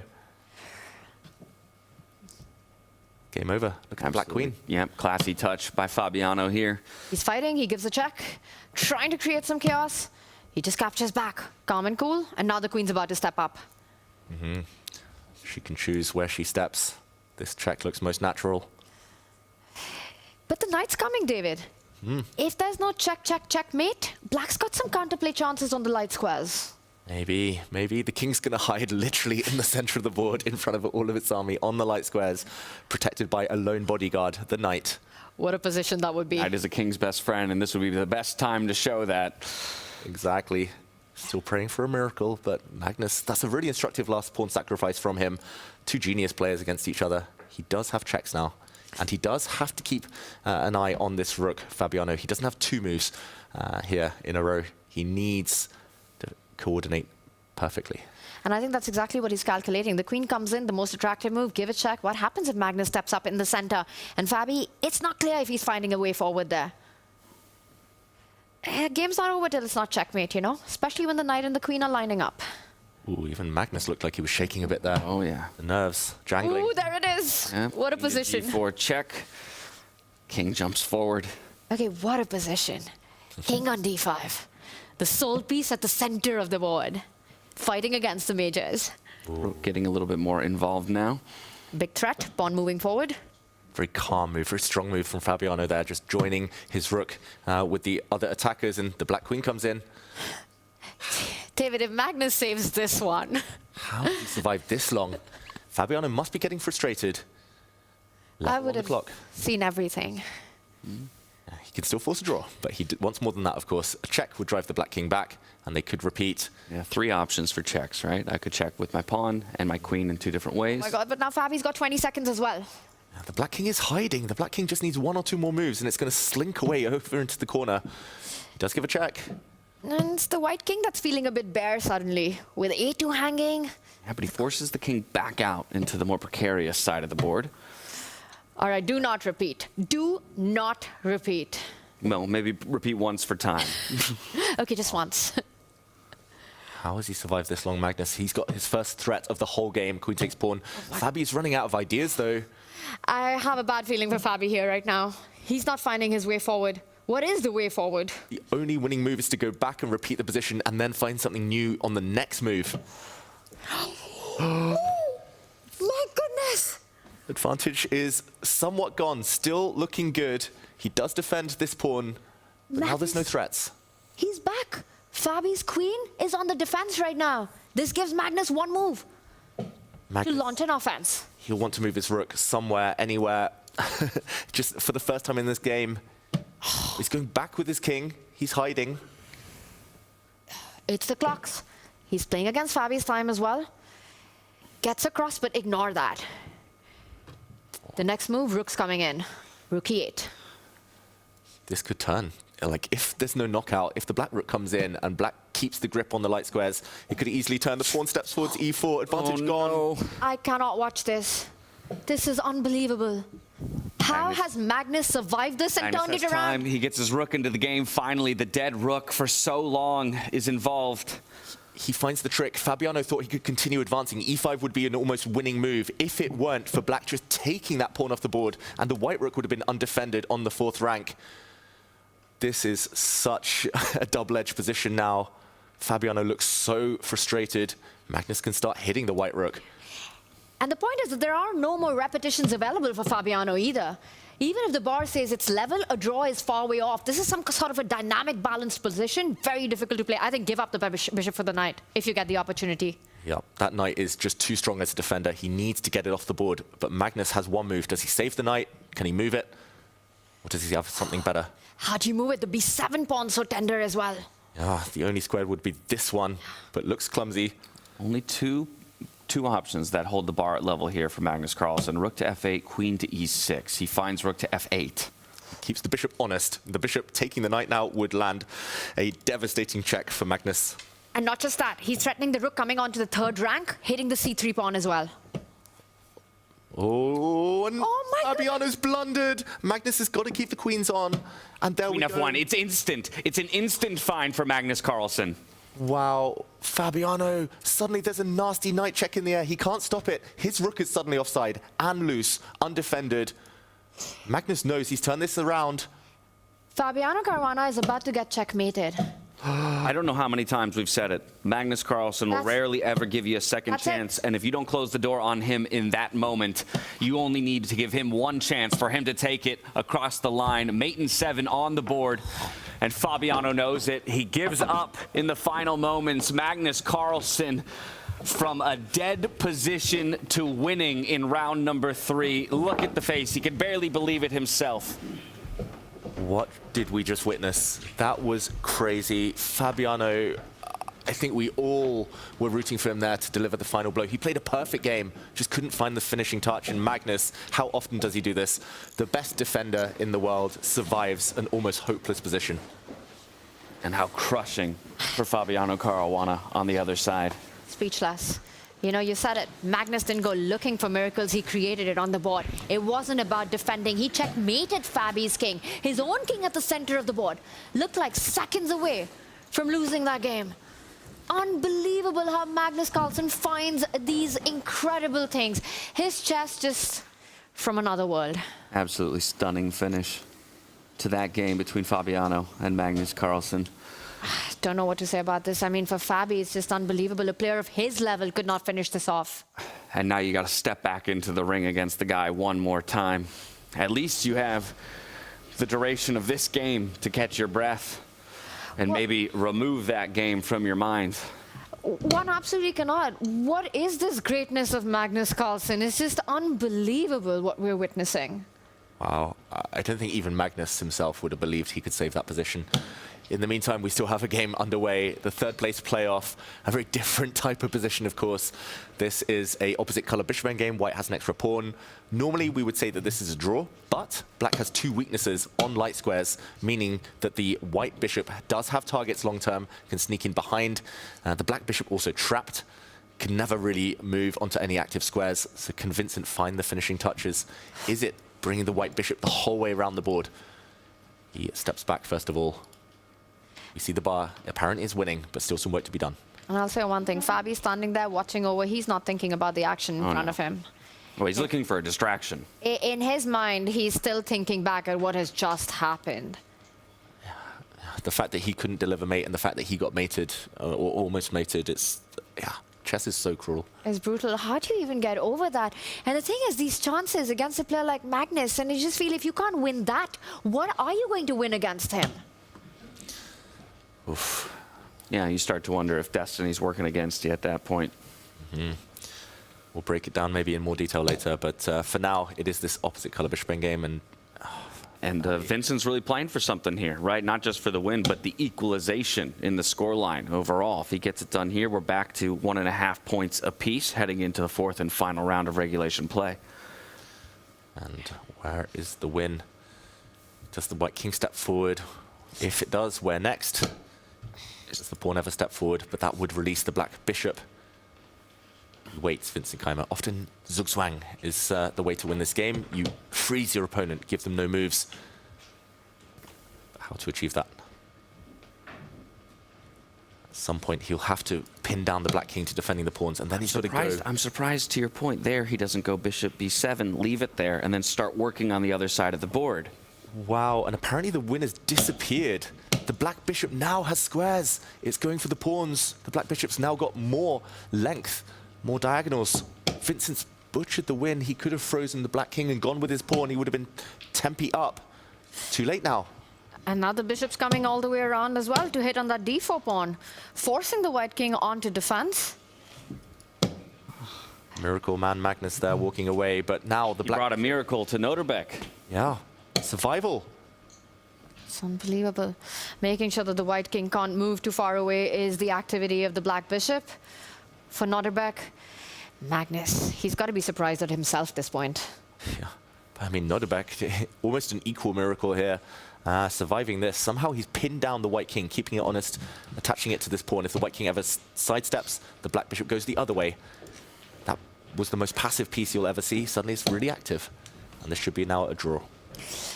The White Bishop really trying to make some inroads to get to that c6 pawn, and then the frustration on Vincent. He realizes that it's gone out of his hand. How many times this has happened to Keimer in the last few games? It's unbelievable, the number of slips. And he's one player we've been praising his consistency at converting advantages.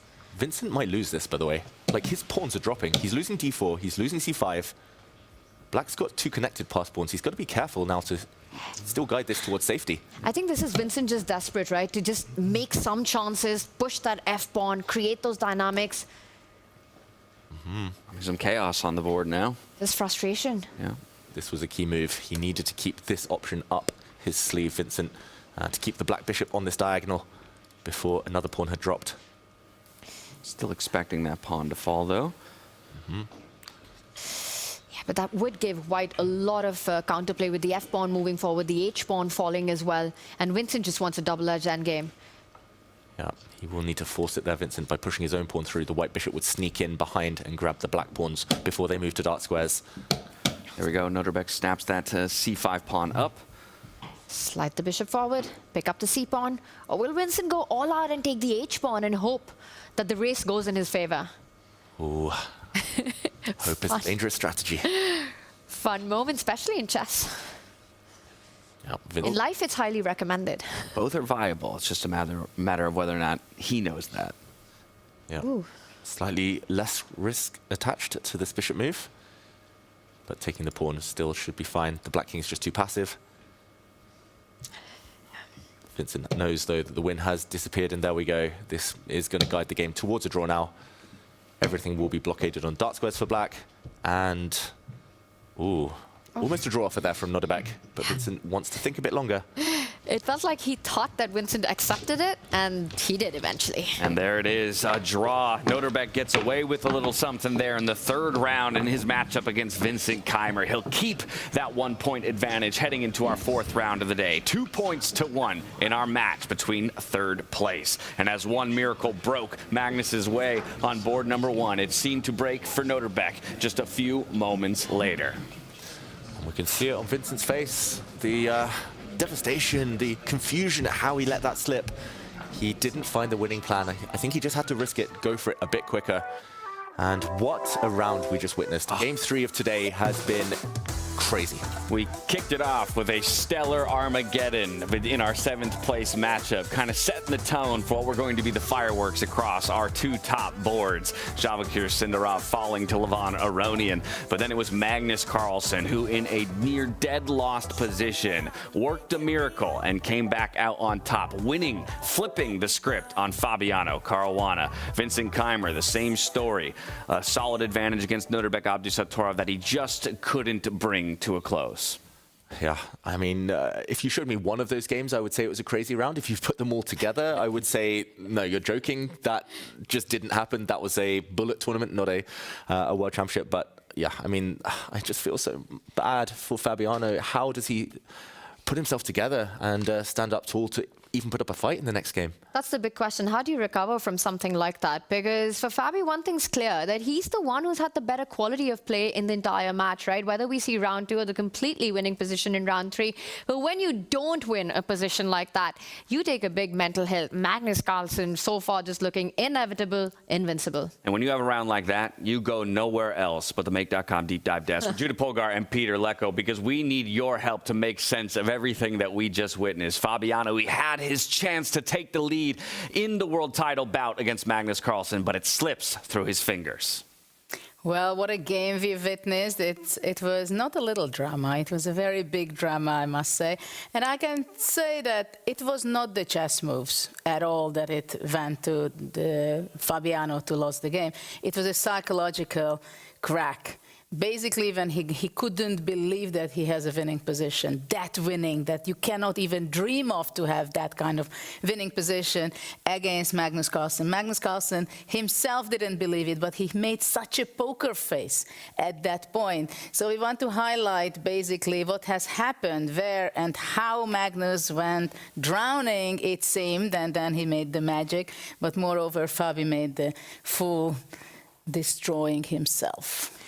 Yeah, and I think it was all based on hallucination. Yeah, all the problems that happened were not miscalculation, pure hallucination, because we have seen this move knight h4. Yeah, it's a critical move and a critical position. I'm pretty sure that Magnus had seen the move bishop h3. I'm pretty sure, because the reason why he made this terrible mistake later on was based on the fact that he just blundered rook c1 check. I'm absolutely sure, certain, because he was thinking only in pure strategical aspects that, okay, do I play bishop h3? Do I get rid of all the pieces instead? And he took on d1 with the clear purpose that after king d1, bishop takes h4, the king was always on c1. The white king, so there was no check against black's king. One could also argue that once white takes on d1, then he loses the right to castle. And he completely forgot that suddenly this c file has been opened. He already went along his strategy, bishop takes h4, yeah, because he was hoping that, okay, bishop takes h4, I will play with knight against the bishop. Yeah, long-term kind of thinking. But all of a sudden, rook c1 check came as a horror, and that's it. It's kind of checkmate, so he has to fight for his life. We could also see on his face that he completely was shocked that how could this have happened. Everything was done well by Fabi. Of course, Magnus, being Magnus, finds all the only moves to stay in the game. And here was the first moment that actually white could have just win by force with rook takes c4, and then black is unable to capture with d takes c4, because then queen h3 check just wins the game on the spot. The white queen enters and it's game over. There are no dynamics like in the game. And if black takes queen takes c4, which probably Magnus would have done, it just loses by force to bishop g3 check, e5, d takes e5, knight takes e5, queen b6 check.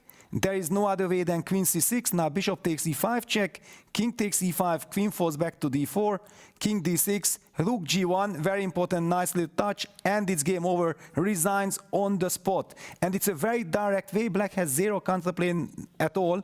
After f takes e6, however, I already kind of sense that if Fabi will not find the kill, then actually he's running the risk that he allows black's knight to get into the game with knight d6. Clearly white is completely winning. If you check with engine, every move is a win. But already here you have to be precise. And with all this tension, with 1 minute on the clock, I want it to be just very systematic. So what happened here? Takes. Of course, c3 was a genius move by Magnus, but that's what we are expecting from him. bc, knight d6. I'm pretty sure Fabi had seen this position and could not believe that this is not checkmate. There is just no way that this is not checkmate. And to be honest, I'm expecting that he will play, I expected that he will play a rook f5 check, knight takes f5, queen f5 check, and you start hunting the king, and it is over. This cannot be survived for black. Instead of this, we started seeing this craziness that after rook f4, losing a tempo, queen c4, and things got out of control. What do you make of this crazy situation? Turn of event, Judith. Well, what has happened that Magnus was able to concentrate and make the only moves and the unexpected moves, and the knight on d6 was like, you know, it's frightening. Oh my God, it can come to c4 to e4. What should I play? It should be still winning. And you're just so fast thinking, and then the panic comes. And I think while he was panicking and the time was going short, he lost the game. I think it's impossible to recover, but let's hope for round 4 some miracle happens for Fabiano. Please take it away, James. Thank you so much, Peter and Judith. It is going to be a near impossible thing to recover from. How many times do you get chances like that against Magnus Carlsen in a world championship match nonetheless? And yet, now you are down a full point. So it's no longer a draw and pushing to a tiebreaker. It's a win or nothing, Tanya, in order for Fabiano Caruana to extend to a tiebreak scenario and have a shot at that first world championship title. He's not only playing Magnus in this final round, he's going to be playing against himself as well. And I think that's the harder battle to fight right now for Fabi. That's the battle that Fabi has to fight. Vincent Keimer has to fight an uphill battle as well against Nodirbek Abdusatorov after letting a possible win slip through his fingers. He also needs a decisive victory, or it's done for him here and now in that battle for third place. 5th, 7th already decided, so it's just those two final boards in play.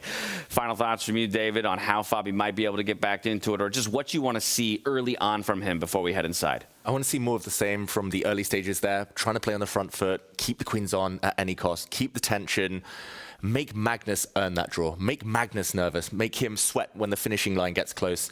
It's going to be difficult, though. I want to see tie breaks. I think it would be a fair result at this point to see it decided in the speed games, but of course, recovery, who knows? It's the hardest thing in chess. If nothing else, maybe he can fall back on the fact that there is maybe some of the pressure leaving because you are behind, and now it's just about taking the fight to Magnus. We'll see if Fabiano has it in him to extend this best-of-4 series into a tie-break scenario and keep his hopes of a world championship title alive, or if Magnus Carlsen will get it done here and now and claim his 21st crown in the chess world. We're going back inside the playing hall where Fiona is standing by for the position lottery for round number 4. Thank you, James. Welcome back, everyone. This is the last game of the rapid portion of the match. The situation in both matches, Magnus Carlsen is in the lead 2-1, and in the match for third place, Abdusatorov is in the lead 2-1, meaning their opponents are in a must-win situation to force an Armageddon. And I'm joined to draw this last position by Aditya Soy from ChessBase India. Aditya, you guys have been following this event all throughout last year. Now we're here in Weissenhaus. What has your experience been like? It's just incredible, and what an epic finale it is shaping up to be. All excited. I think everyone in this room is excited. The players can't wait to continue. So Aditya, you ready?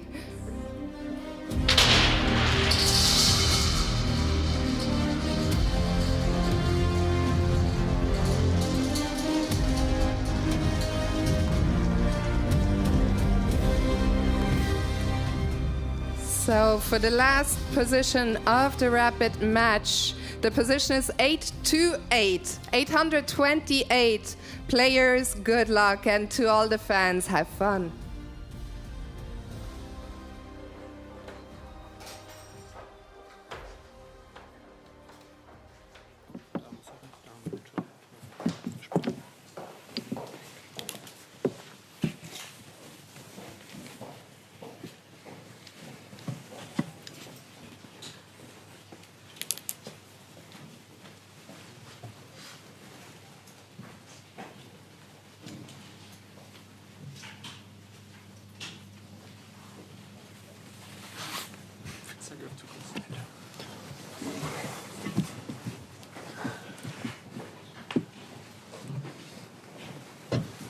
Seems nice for white. F4. The weak squares.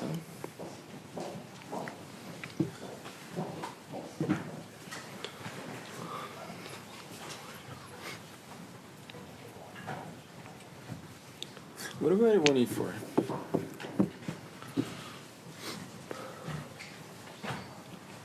Take c6. F4 is weak.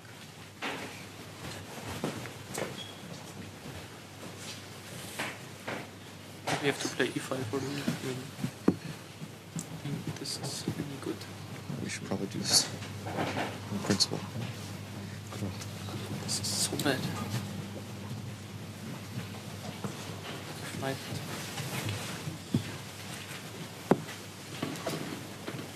C5, C3. Bishop C4, rook F2. Doesn't really bother white too much. Probably only helps white to put the rook on D2.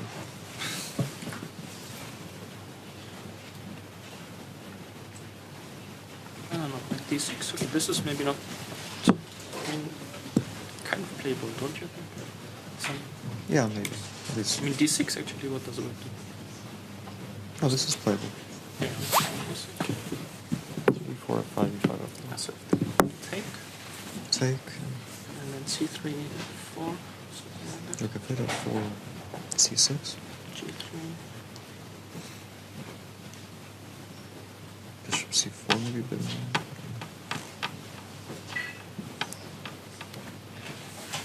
Yeah, Bishop C4 is actually annoying though. D3, Bishop D5.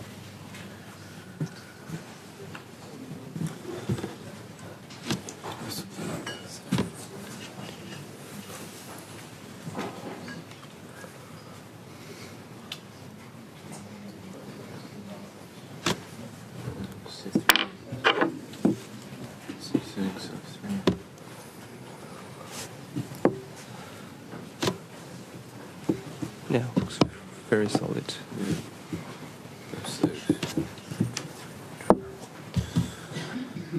Ah, then we can play the F5. Yeah, this is maybe knight E6. You're here. G6.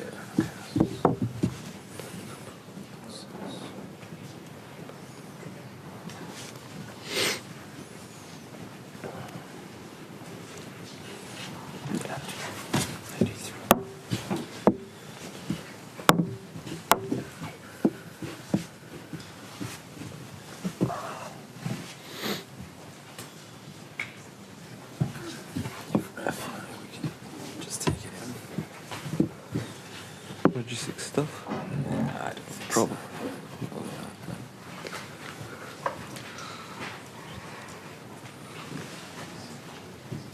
Take G3, yeah. No, G3, Bishop D5. That's not ideal.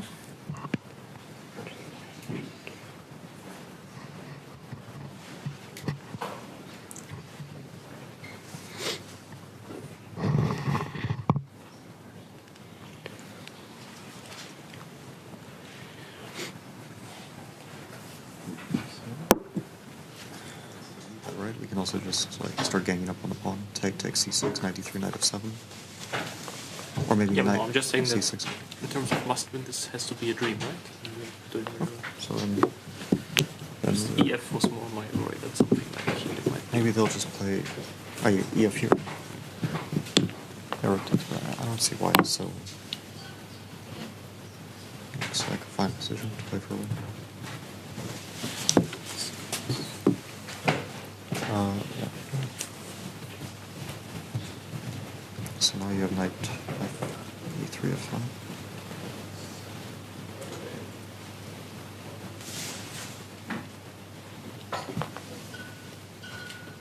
Do we have to go back anyway? Probably have to go back. Now we can play knight 2. Rook moves away. Yeah, before knight G6. Yeah, that's good.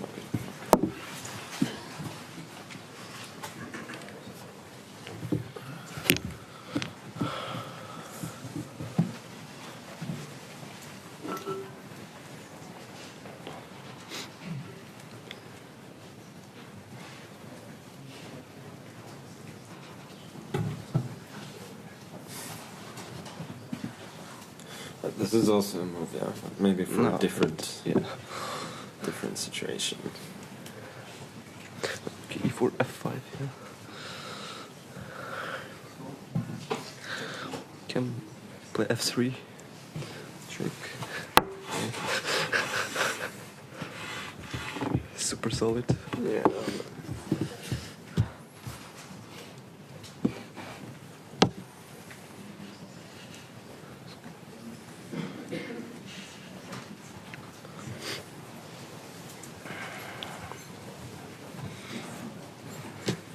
Yeah. Maybe. We can just stay with this.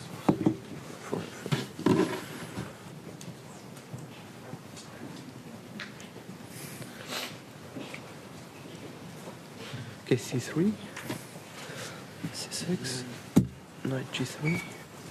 It's just the same as last game. g6. Probably still. But also d5, d4 to win this position. Okay, that's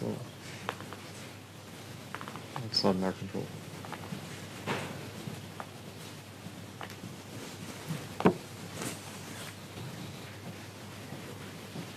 Can we like kind of make use of the queen on h5 or something? Yeah, I was also thinking about that. Maybe we should just put the queen on h5. It's a bit annoying, I thought. Knight f2. In this position, we had twice in Grand Slams, last year in Paris and in Las Vegas as well. And we found some similarities. I'm recalling some ideas with Peter. They're checking e4 and then f5. Let's discover it a bit, Peter. Yeah, it's very interesting that in the first couple of minutes, the first 5 minutes, in fact, both teams calculated and analyzed very much the same directions, because let's not forget the black players are in a must-win situation, so playing symmetry is out of question. So the big question was e4, f5, unbalanced right from the start. Magnus said, I'm not such a big believer because e takes f5. My impression was that the players did not realize that this is something that they have already played. And what came to my mind is the famous Nepo gambit with g6, sacrificing the pawn.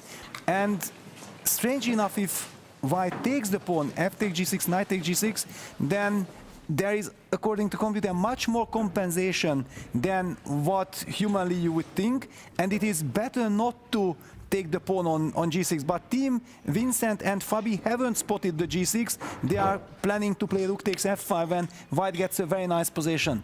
So it's crazy situation. Will also Magnus and Nodirbek stick to e4, because in the last second they also started to analyze f4.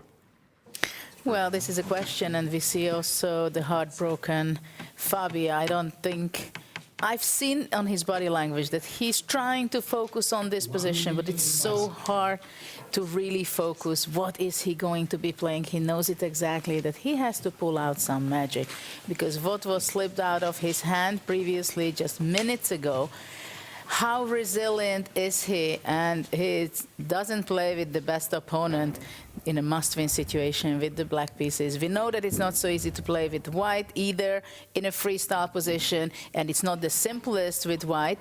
At the same time, we've seen Magnus' smile after the game. He knows exactly. It's kind of embarrassing position what he had. He won, but of course, that's how sport is. If you get your chances, you grab it, no matter how strangely lost position you had. And I give it back to you. Thank you so very much, Judith and Peter, as we head into what could potentially be the final round of the 2026 FIDE Freestyle Chess World Championship. I think resilience is the perfect word for what Fabiano will have to show in his matchup against Magnus Carlsen if he wants to retain a chance at that title crown.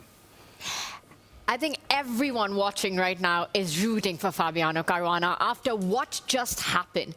That was a gut punch for Fabi. Unbelievable. You know, Magnus not just surviving in that last round, but stealing an entire point. Now a draw away from becoming world champion. Wow, one last shot for Fabiano Caruana. Magnus does Magnus things again, spending some time as early as move 1.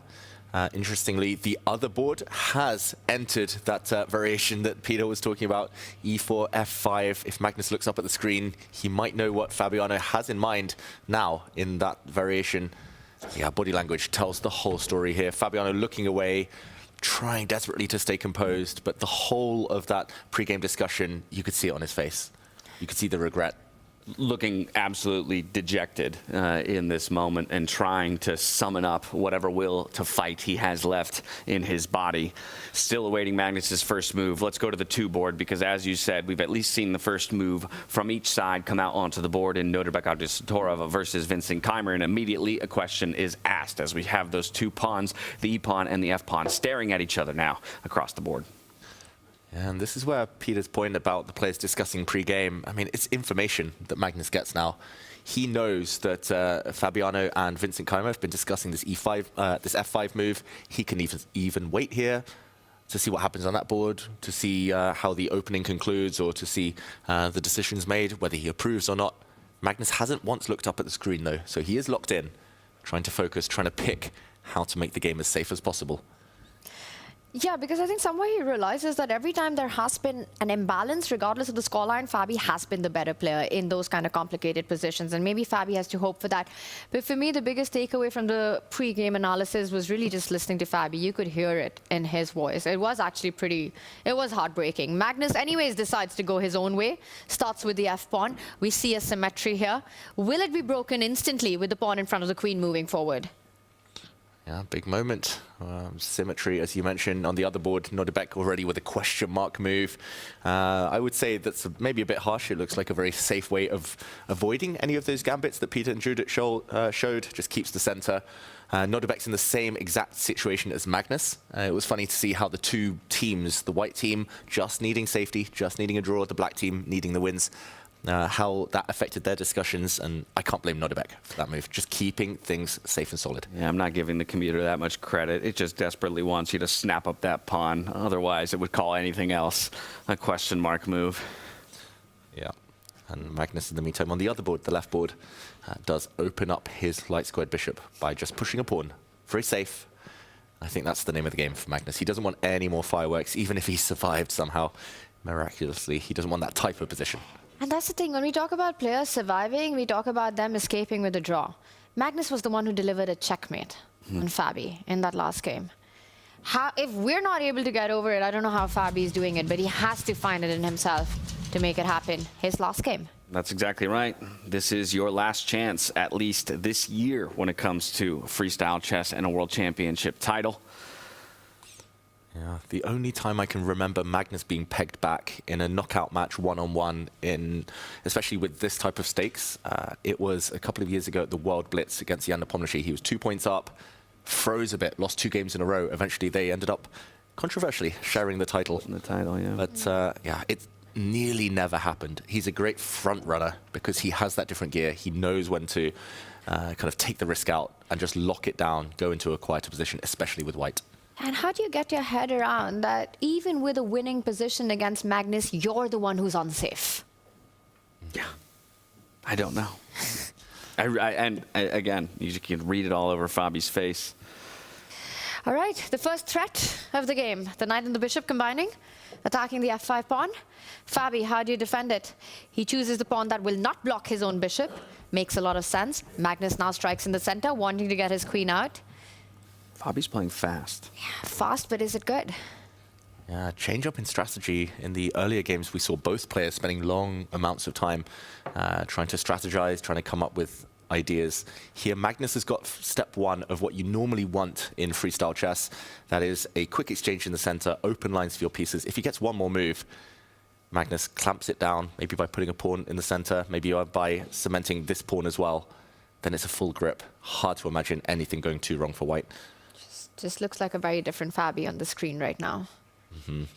His pawn to a5 move as well, like in general terms, useful, but here, hard to imagine it playing too much of an effect. The pawn marching down the board, it's so slow here. White is so far ahead in development by the time that pawn ever touches anything. You know, you pointed out the move d4 by Magnus. I think he's also eyeing the bishop to take that square, the central square as well, attacking the knight. And guess what, David? You put that knight on f7, the rook on f8 suddenly gets trapped. So it might be a threat that you need to watch out for. And just to show that, this is not happening on the board yet, but just to show Tanya's idea. Whoops. Trapped pieces. Freestyle chess. Exactly. Smothered rook. And yeah, that's definitely something for Fabiano to ponder. I think his a5 move just too rushed and already struggling to find active moves. Struggles all around. And it all comes down to what we just witnessed. I mean, when we went on a break, you know, before the start of it, everyone in the studio was talking about this, how we've just never seen anything like this. We've seen Magnus survive plenty, but not that. Not against a player like Fabiano Caruana. Yeah, it's so outside the pale right? It just would not be able to think up a scenario like that in most cases. Yeah, almost unthinkable, but Fabiano does make a move. He gets his knight out of the corner, so if the white bishop does step into the center to try and create that threat, black's knight can continue moving, and yeah, maybe the other knight can also hit the bishop, defend some squares. But the move we mentioned, pawn to d4, builds a nice pawn chain, builds a bind.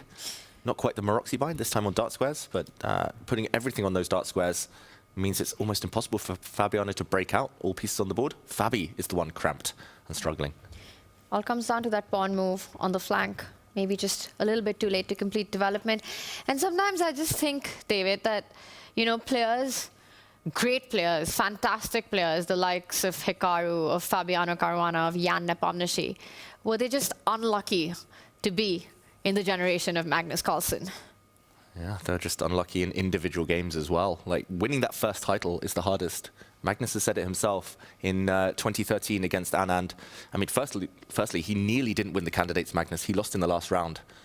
He only made it through on tie breaks. Luck fell in his favor. Against Anand, he was so nervous.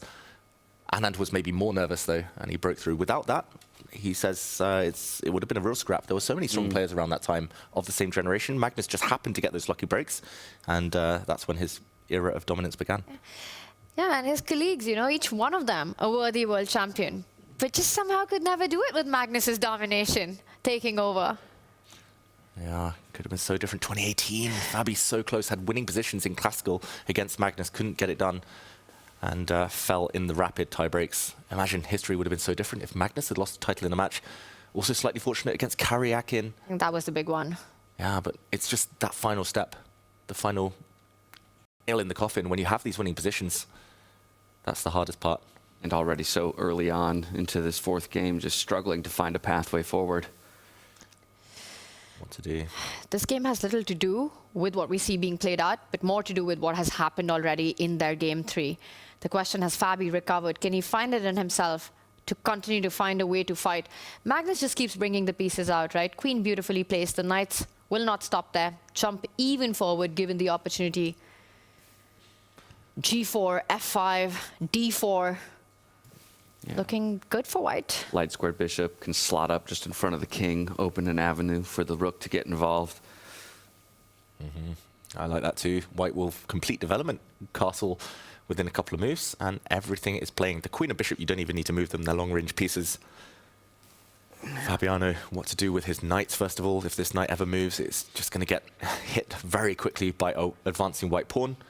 It's just... Bishop, if it moves, will just get blocked by a pawn chain.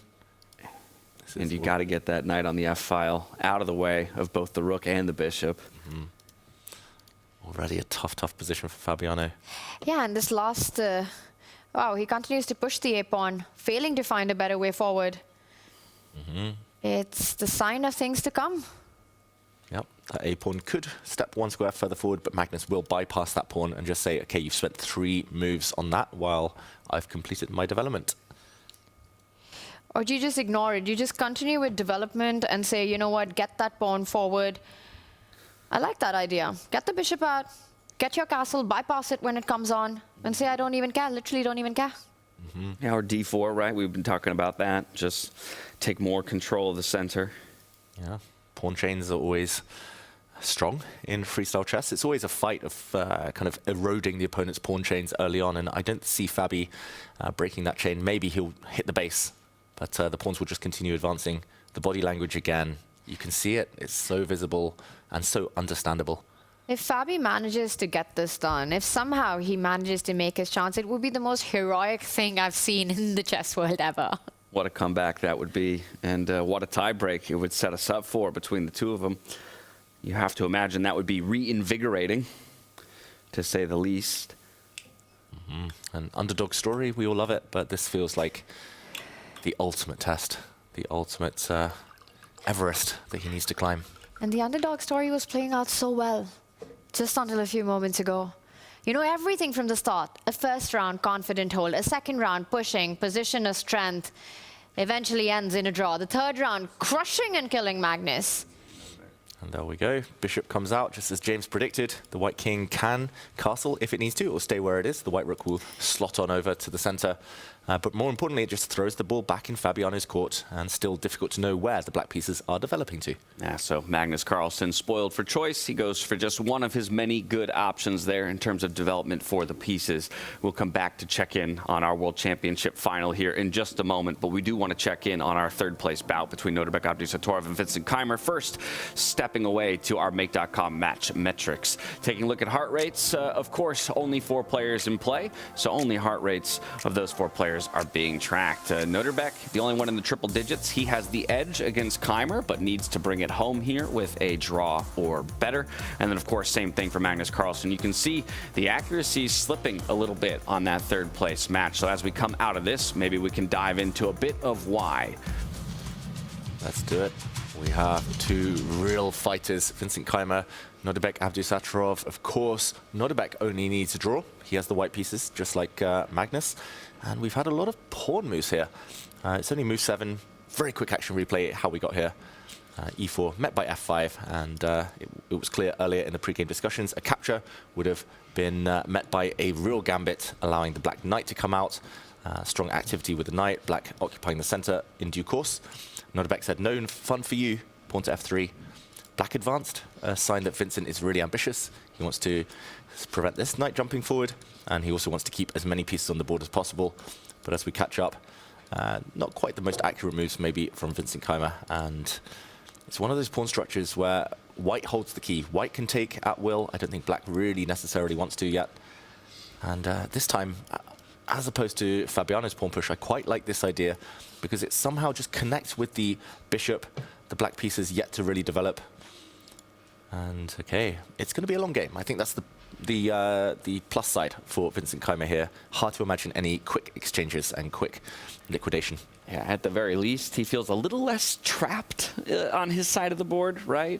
Recognizing the computer even gives a slightly better edge to Nodirbek than Magnus Carlsen has on their board.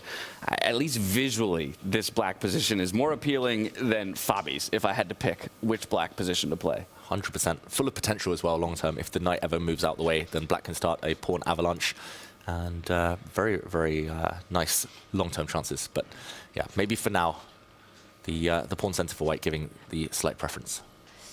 And maybe that flank pawn is about to move one step forward, forcing a decision by Vincent, putting pressure on that B pawn. The one thing I've noticed about Vincent in this tournament, which has been different from his performance in last season's Grand Slam tour, has been that his handling of the opening almost seemed flawless in the previous season. But somehow this time, it just feels like he's getting into trouble very early on, not finding those right spots for his pieces with as much ease as he was doing earlier in the tour last season. And right now, Nodirbek also going with a move that's been given a question mark. But a very natural move. You get your pieces out. Doesn't rush with A6 just yet. Yeah, I think not a bad move necessarily, but just to go back very quickly, the computer was preferring to use the square for a pawn, just to cement the white center here. That's a nice pawn structure. Nice temple there, built by the white pawns. I think my confusion with this knight move is just, where's it going next? That's a very good question. Right.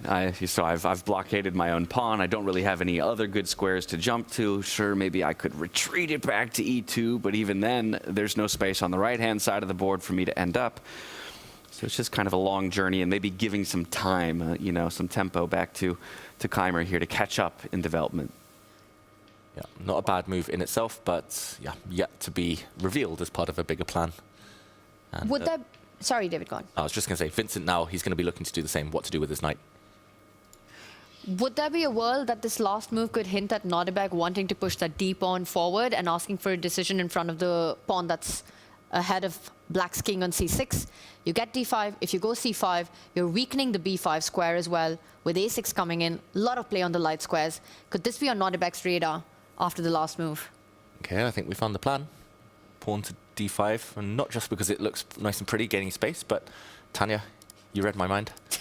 It's the only reason you like it. It might be a blunder on the board. You sold me. You had me at D5.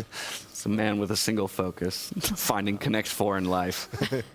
And I mean, that means black could consider taking this pawn off the board, creating a nice outpost in the center for the knight. The other thing I might consider is bringing the knight forward and provoking, especially in a must-win situation, saying, okay, you can come forward and I'll try and step into the center. The problem is, this is quite high risk. If the knight isn't strong, it also could find itself trapped. Yeah. And we see a decision from Vincent. He brings his bishop out, keeping the tension. At least his bishop will be outside the pawn chain if white does step forward. Yeah, you don't get your bishop killed behind that pawn. And now Nordebek, switching gears, he does improve the position of the queen. Given a miss there. Maybe it was time to step forward, Tanya, as you were saying there. And, okay, I'm predicting a long game here, a nervy battle in the race for third place. All right, well, coming off of David's prediction, I'm going to bring our legends in, because we have a Legends Alert over at the Make.com Deep Dive Desk. Judah Polgar, Peter Letko. Heading into this final round, the pressure's on for Vincent Keimer and Fabiano Caruana. What would you like to dive into? Well, exactly, that this is the last game, right? And both of them are in a must-win situation. Vincent just as much as Fabiano. Fabiano is in ruins, as we see the body language also when we see the cameras. At the same time, of course, they are champions. So he wants to bounce back. He wants to show his resilience, though it is an impossible mission for him. But still, let's dive in just a little bit to both games. Maybe start Keimer's game first. Why actually they are not looking for the best moves? Because they have to somehow unbalance the game in order to provoke the opponent that come, make mistakes, try to make a big battle, even if they take a worse position at first. Peter? Yeah, Judith, you mentioned that Fabi is heartbroken. Well, I'm heartbroken. Vincent is heartbroken, yes, because when we look at Vincent's situation also, he was winning in 2 games, and 1 game he just threw away. And now he's in a must-win situation with the black pieces, and I just want to highlight the following after e4, f5, f3, the move that got question mark by the computer, because this is a very solid move. White is not playing for an advantage, but Vincent thinks like, I'm in a must-win situation, and he played the move that if I ask him which move is the worst possible move in the position, that's the move that Vincent played. Yeah, that just tells you the state of mind that he is, because he knows that he, first of all, he has to fight. I don't think that he has forgiven himself missing all those chances and push the pawn to f4. This is complete disqualification. Yeah, this is what he will tell you, but he's in desperate state of mind. He needs to fight, forget about objectivity, forget about everything, and white gets the center. So everything is played out of anger from black. a4, d6, I'm not going to comment on the quality of the moves. c6, knight f2. Another question mark, but a very logical move from Nordebek that you want to activate that knight from the corner. Going to d3, e5, knight d3, bishop c7. Computer is critical about many moves. Let's not go into depths of this. It's more about the battle, yeah, and after this queen d2, ed4, bishop d4, knight e6, bishop f2, we got a game that Vincent probably was hoping for, that yes, objectively I'm worse, objectively white is better, but I have nothing to lose, I will try my chances. And I feel like very much the same narrative is also happening in the grand final between Fabiano and Magnus Carlsen. Yeah, he tries to a little bit unbalance the game, but it's not so easy. Still, I'm wondering where the king from c8 will be moving, which actually may be going to be moving very fast with queen moves away to f7 or, yeah, d8, g5 somewhere, and then goes all the way to g8 and try to make some kind of break on the queen side. At the same time, white is also kind of ready to go to g1 with his king and castle there. So it is very hard to imagine how black will be creating real problems for white, because it seems like very stable for white. Why don't we jump on to the big match between Magnus and Fabiano. Magnus plays with the white color. And, well, of course, for Fabio also it's very difficult how to unbalance the position, how to unbalance Magnus. Playing in this position, Magnus has a huge development advantage, I believe. Yes, and just look at what I highlighted, that basically black hasn't touched the center at all. And we all know, everybody was taught that, yeah, what is the aim of a chess game? Try to control the center. Well, but Magnus played with f4, F5 and C3, a super professional move. It just says that, you know what, I'm opening up my bishops. The B1 bishop on G1 is in the game immediately. I don't really want to be better, but I want to make sure that you get zero counterplay. And that kind of forced Fabiano, just like Vincent, to start going on some adventure that otherwise they would never ever start with the move A5, knight G3, G6, E4. Magnus immediately grabs the center, enjoys life. Takes, knight f7, knight e3, a4. I was telling to Judith that please, Fabi, just push that pawn to a4. At least I want this pawn to be on a4 because this gives some little hope, some life for the position, for all the other problems that we created for ourselves. Bishop c2 and knight h6, another very sad move. That where is this knight going? Normally we tell that no, the knight should go towards the center. This knight started its journey from h8. It's outplayed completely out of desperation. Yes, exactly. That's what we see, and it is. We are talking about it, how difficult it is to bounce back and to play this exact game for Fabiano. And for me, the biggest question is whether can we believe that Fabi believes the fact that he can win this game. So I'm throwing it back to you with the question that do you think Fabiano believes himself that he is capable of grabbing this game, let's say if he has a winning position? Okay, giving him a winning position, I believe. I think if he finds it, that might be some renewed energy for him. I believe in Fabiano and his ability, but I think your point is exactly right. It's about whether or not he himself believes that he has enough left in the tank, that given the winning position he gave away in the last round, if there's any fight remaining. It's what we just spoke about, right? With everything that just happened, you could be the side that's on the winning position. You could be the one hunting for the point, but it's you who is unsafe against Magnus Carlsen. That's what we just saw being played out.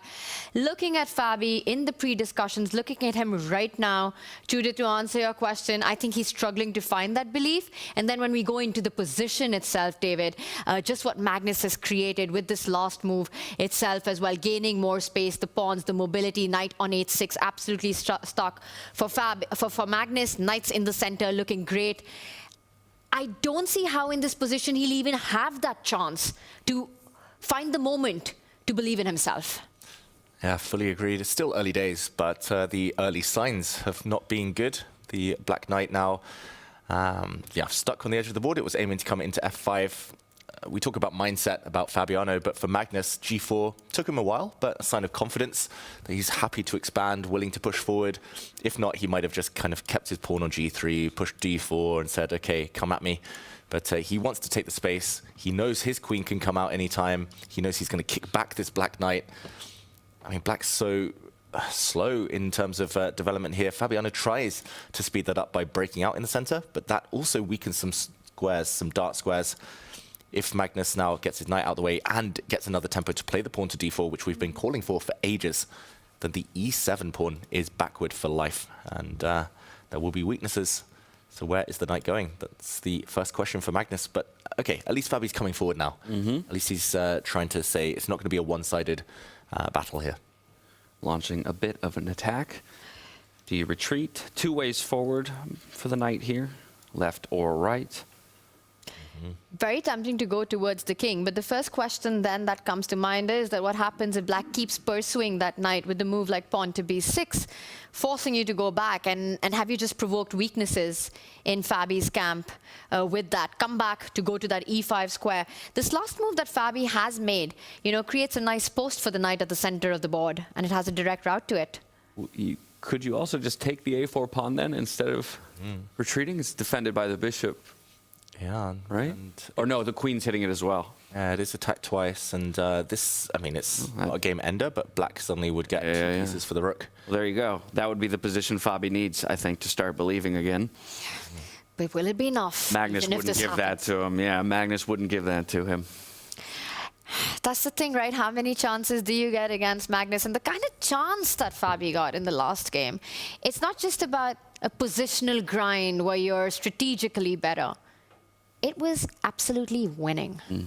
Yeah, it was knockout. It was pretty much checkmate or free material. But yeah, I guess 1 in every 100 times you don't win those positions. It's just hoping that this is maybe the few percentage times that you might win this game with black. Yeah. And imagine how difficult it is to overcome when that 1 in 100 times happens to be when the stage is a world championship title. Yeah, it's the nerves, the mindset. We've spoken about it. Just imagine how difficult it must be for the players in that arena to fully focus, to find their best form and to maintain their best form throughout long, long games here. And D5, I would say maybe this move is the most natural just because it can't be kicked away. Going the other way, as Tanya said, though, is a perfect circuit. And there we go. Magnus spots it. He wants to come back around to an outpost. Good move. So, yeah, long journey for this knight, but a happy journey. And also kicking that knight out of there would potentially create long-term weaknesses in Fabi's camp as well. So it's not an easy decision to make. And how long can you let the knight even live there? I don't know if you have the option to try to trade it off with knight e6. It feels like LPDO, loose pieces drop off. There might be tactics involved with the queen lined up on the E line as well. Yeah, something along this line, just to put it on the board, the knight coming into e6. I mean, there are questions about whether this pawn is hanging. Yeah. Bar shoots up. Something's just very losing there. I assume it's, well... Maybe just knight takes pawn, and then knight takes another pawn. Hitting this knight in the center, and you can get away with capturing here with a check. And next move, you can gobble back this knight and say, okay, 2-pawn advantage.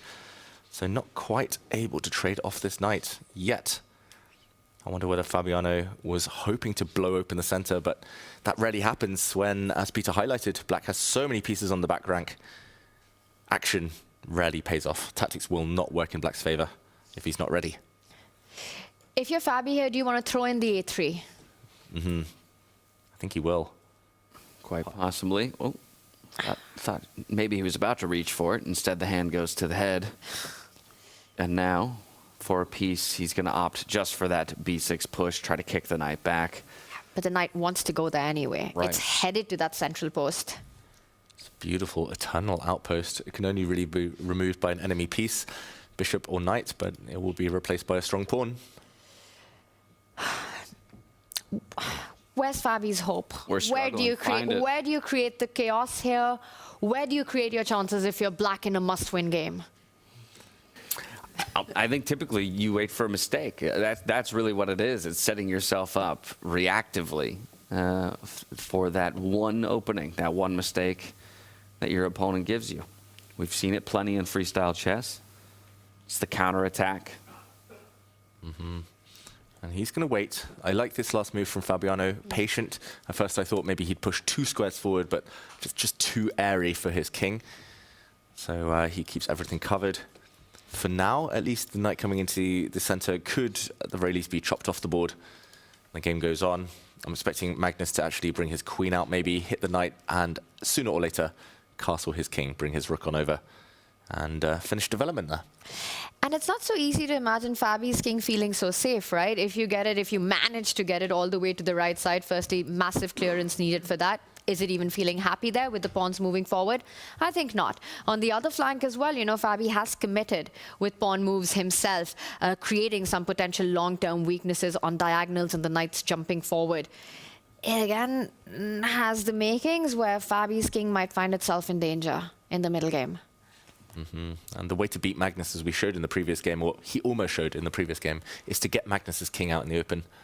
Like the few times Magnus loses, it's because he neglects his own king safety. But here, White's king looks beautifully protected, nice sanctuary with the bishop in front of it as well. Magnus surviving that last game, it makes me feel that the guy just never loses. It's impossible to beat Magnus Carlsen. It nearly is, right? You see it so rarely. We saw it once in the group stage here at this very event. But then he bounces back, still finishes #1 in the overall round robin. So, no sweat. what are you going to say about that? And then, yeah, time and time again, in definitive losing situations, he manufactures miracles. You know, the whole conversation about GOAT of chess, greatest of all time, Is it still a conversation? Magnus, exactly. And I think it's actually zoomed out of that. I think it's not even about being the greatest chess player. Is Magnus Carlsen one of the greatest athletes of all times? Yeah, the dominance has been real. And it's the gears. Like, I talk about it a lot, but I mean, certain Grandmasters, they can keep up with Magnus. Give them a game, they can hold it. Give them a position, they can occasionally outplay him. But to do it over a longer tournament, to do it every single game, day in, day out, he was far from his best at the World Rapid recently. Still won that title. Far, far from his best at the World Blitz, knocking over pieces, nervous, shaking, still won that title.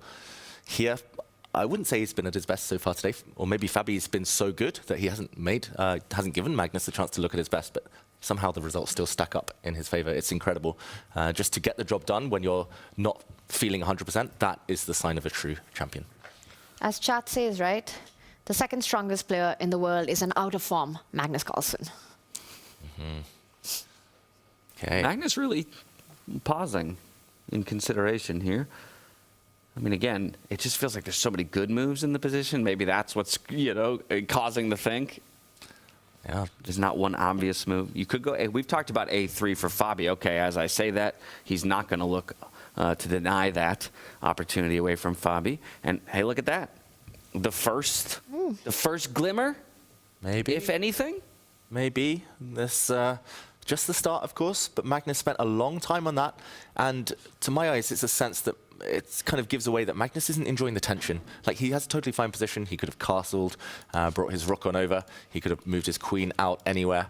But he wants to resolve the tension. He wants to get a position he knows he can guide towards a draw. And he wants to do it quickly. So psychologically, I think maybe just as much as this move might not be the best objectively, I think psychologically a first hint that Magnus smells the finishing line.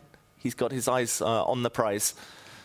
For Fabi, though, he needs to take advantage. I don't think he should be taking this pawn. I think that would only help Magnus take back with the knight, for example, open up the bishop on an undefended pawn, and more pieces coming off the board. White is closer to safety, so just sit, improve your pieces, and hope that Magnus continues making rash decisions like that.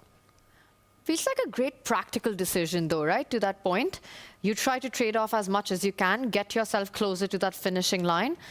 The ball's in Fabi's court to try to create something. He's the one who has to make things happen.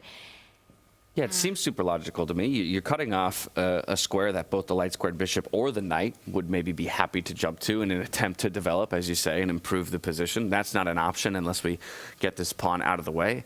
Again, we still have a knight stuck on the rim over on h6, but there's no clear way for that to get into the game. Also, where is Fabi's king going again? That becomes the big question. Till that king is in the way, you can't really complete your development. It might be the only way, as you're pointing out. Get that king up, give up your right to castle, and try to play that middle game out. Provoke Magnus as well. Magnus won by moving his king out into the center first. Why not lead from the front? At some point, the bishop will need to step forward, the king will need to step forward. Like, you got to clear the back rank. That's how just chess works. You need to mobilize the pieces. I don't think Magnus has a threat. At least I can't see one. The queen can hit the knight will step back, and it's fine. Magnus doesn't really want to take this pawn away from the center, giving black a central majority. So I think he should wait, Fabiano. Just find some piece. But find it fast. Yep. Whether it's a king move, a bishop move, something. Don't spend 3 minutes and then release the tension. That would be my advice. Yeah, playing faster on the clock earlier in this round. Now he's the one who's down nearly 3 minutes on the clock here as he approaches 8 minutes to his name. His heart rate has calmed quite a bit. Don't know if that's resignation, or finally having gotten control of his own emotions. Yeah, the longer this game goes on and the longer he feels like his position is okay-ish, everything's covered, not down in material, I think the more he will forget about the previous game. The adrenaline will start pumping. He'll be able to lock in, go in the flow, that flow state. And hopefully by then, there'll be a position left to play. Something where you can still create your chances. Again, I'm a bit worried about the clock situation right now for Fabi. He needs to pace up. It's just the start of this game. Even if the chances come, he'll need enough time to cash in on that. Yeah, only 11 moves in so far, but Fabiano is deciding that this is the time where the clock and the time should be spent. So while he gives that think, we're going to check in one more time, one final time with our Make.com match metrics as we go over to the third place matchup to see how that one has progressed. As you can see here, everybody's sporting about as we've expected and what we've seen from them so far through the tournament. The two youngsters a little bit heavier in the heartbeats and triple digits from the accuracies. Everybody's playing this position fairly solidly. but perhaps a little bit more carefree when it comes to the third place match. As we arrive there, we can evaluate the position. How's Vincent Keimer doing in his quest to strike back in the third place matchup? I must admit, I really like what Vincent's been doing. Objectively, still fine, looks level, looks balanced, but I would be scared here, Nodebek. The Black Queen is lurking nearby, the Black Rook also hinting at an attack. The Black Bishop, if it can ever get onto the diagonal that the King sits on, will help create some mating threats. But for now, the White Knight is holding everything together. Nodebek has one great piece on an outpost. Tanya, I do see the makings of some kind of comeback here, though. Some kind of attack for Vincent Keimer. Yeah, you see that queen and rook beautifully placed as well. The f4 pawn that you highlighted with the e3 square. You know, if the knight is able to just find its way there, knight d4, knight f5, knight e3 is a path that's available to you. It feels like Nodebek has spent too much time on the left flank. And Vincent, he's creating his chances on the other side, despite the symmetrical pawn structure, 3 versus 3, 3 versus 3. I agree with you, but still a far way off. Still a far way off, and White's idea might likely be on the next move to try and trade off the queens, especially if the Black Rook ever moves. I realized a queen trade might be guaranteed if Vincent doesn't want to go down on material. So I think he needs to keep the queens on, needs to go for checkmate against the White King. Not going to be easy, but there's enough pieces left for now. Retreats his bishop, very logical. Yeah, just keeping the pieces defended, and we'll try to find a way in with his knight. Queen f2, I definitely think he denies the trade. You need to win, you keep the queens on. Nodebek up on the clock as well. Yeah, just ever so slightly. Onus on him to make the next move. What to do with White? Queens off, I think he's very safe for the rest of this game, Nodebek. But if he can't get the queens off, this rook looks silly. The other rook needs to mobilize. The king maybe needs to hide in the corner.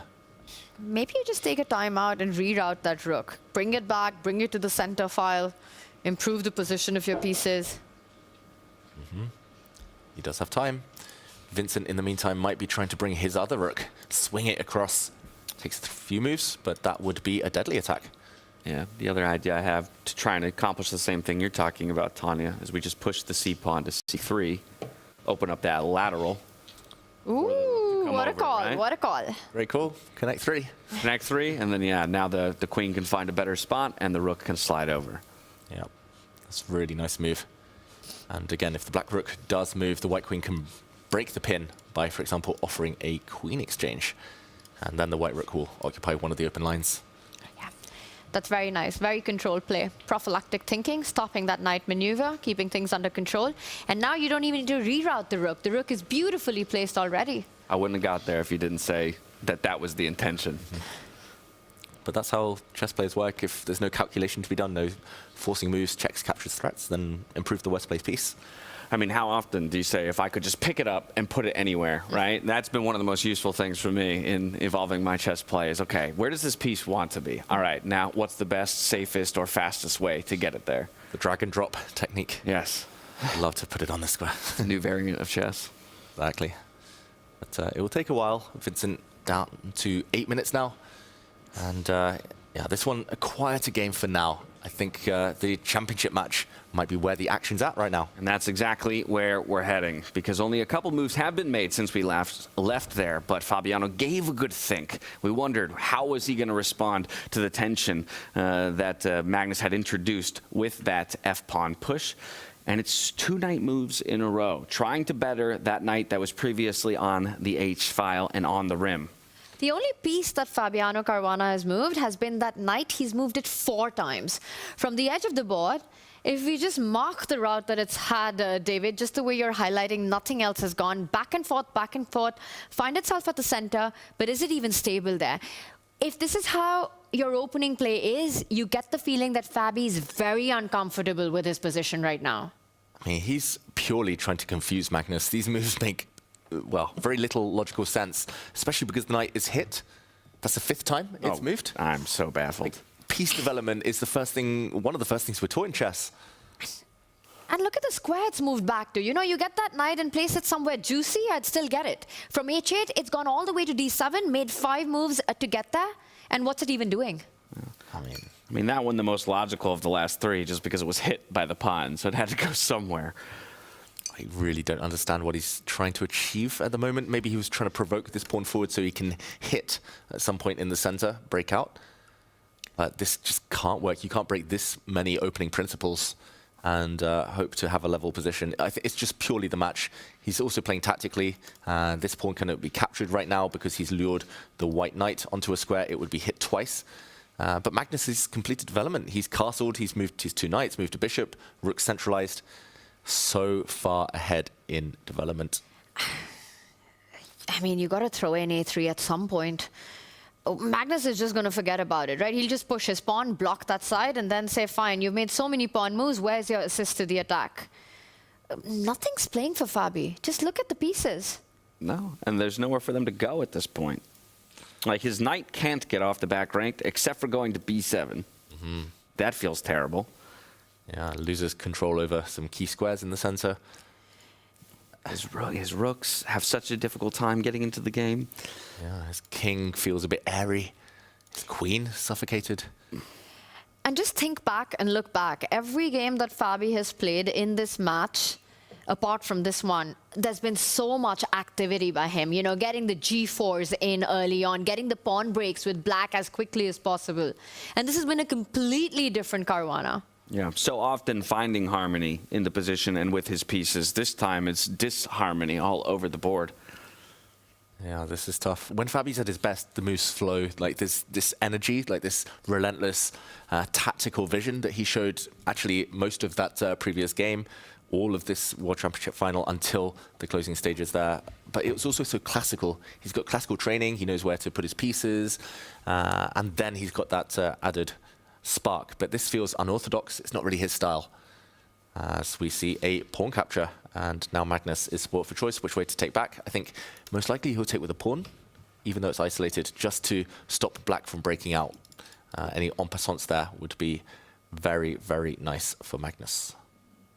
There we go, takes with a pawn. What to do? Again, hard to find moves, Tanya. Hard to find activity for black. Yeah, I'm just trying to think of what plans, except maybe more knight moves to try to get that into the game. I can imagine one knight landing on d6, the other landing on f6. The only square I see for Fabi is that e4 point. Maybe get there, but it takes so many moves, David. And meanwhile, Magnus has all his forces ready. You know, bishop f2, bishop h4, knight h5 coming in. Well, knight h5 after you defend it. Queen e2, knight h5. Get that knight in, get that bishop in. I'm really surprised Fabiano hasn't thrown in this move. He needs to do it sooner or later. If Magnus gets a timeout, I think Magnus would love to actually block this pawn just to pin down the black rook to defend on a4. You might as well, having invested 2 tempi, if the black rook isn't lifting, might as well just plant it. Hope that later you get some miracle attack against the white king. It just feels like every plan that Fabi has is so slow. I'm looking at queen e2, but Magnus can also put it on the h4 square with similar ideas. You know, the rook landing up on this... It's just not looking good. Rook landing up on the g line eventually. I'm just seeing pluses in white's position and none for black. It's tough. I think he just needs to go into survival mode, Fabi. Hope that both players drop down low on time. Hope that Magnus still doesn't have a knockout blow and do exactly what Magnus did to him. Just keep the game going and going, frustrating him, and maybe a chance will appear. You never know. He has to play practical, though. He cannot afford to be low on time. We've seen that that doesn't tend to work out well for Fabiano. He needs to keep something in the bank just in case he gets a chance. Just in case. Yeah, that ship has sailed, right? He's now under 4 minutes on the clock and a worse position out of the opening. We call that turtling up in the League of Legends space. Ooh, turtling up. Gotta just get inside your shell and wait for that moment to pop out. Exactly. It's a good strategy in chess too, but it's not talked about so much. And there we go. The bishop does move, but that does leave a pawn hanging, maybe later on the side of the board. Yeah, Magnus is going to target that. He's going to bring his queen out. He loves doing it. What better time? You put your rook on e1, you're also targeting the e7 pawn after that.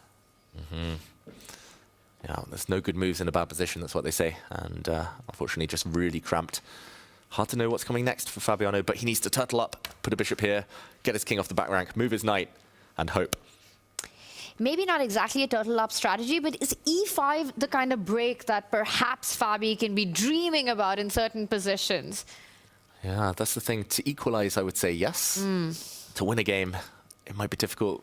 En passant there, it will be symmetrical pawn structure. White might even win a pawn. And I don't know, it's maybe something he's thinking about, but to win is going to be a whole nother matter. Magnus looks pretty calm for now. 5 minutes and a half against just under 4 minutes. Crunch time coming. Still all the pieces on the board, only 2 pawns traded off. That's the plus side for Fabiano right now. Queen h4 is such a Magnus-esque move in this position, but he's really taking his time. And I'm slightly surprised. I wonder what else he's got on his mind. Does he want to reroute the knight via g4 to e5? Is that a plan that he's thinking about? Ooh, I like that as well, but there we go. Magnus, a practical decision. I really think Fabiano should have just planted his pawn on a3, whether good or not, just in case for later tactics. But now the white king's always going to be safe here in the corner. The black rook's always going to be tied down to this weak pawn. Fabiano, I think, may be getting his priorities slightly wrong there, but okay, he's got the g-file. One piece has moved. Still not off the back rank, but at least slightly more active. No threats, though, apart from this one. Rook takes bishop. Ooh. And this knight then would fall. Okay, small trap, but Magnus might see that one. That might encourage him to park his queen on the side and defend the knight.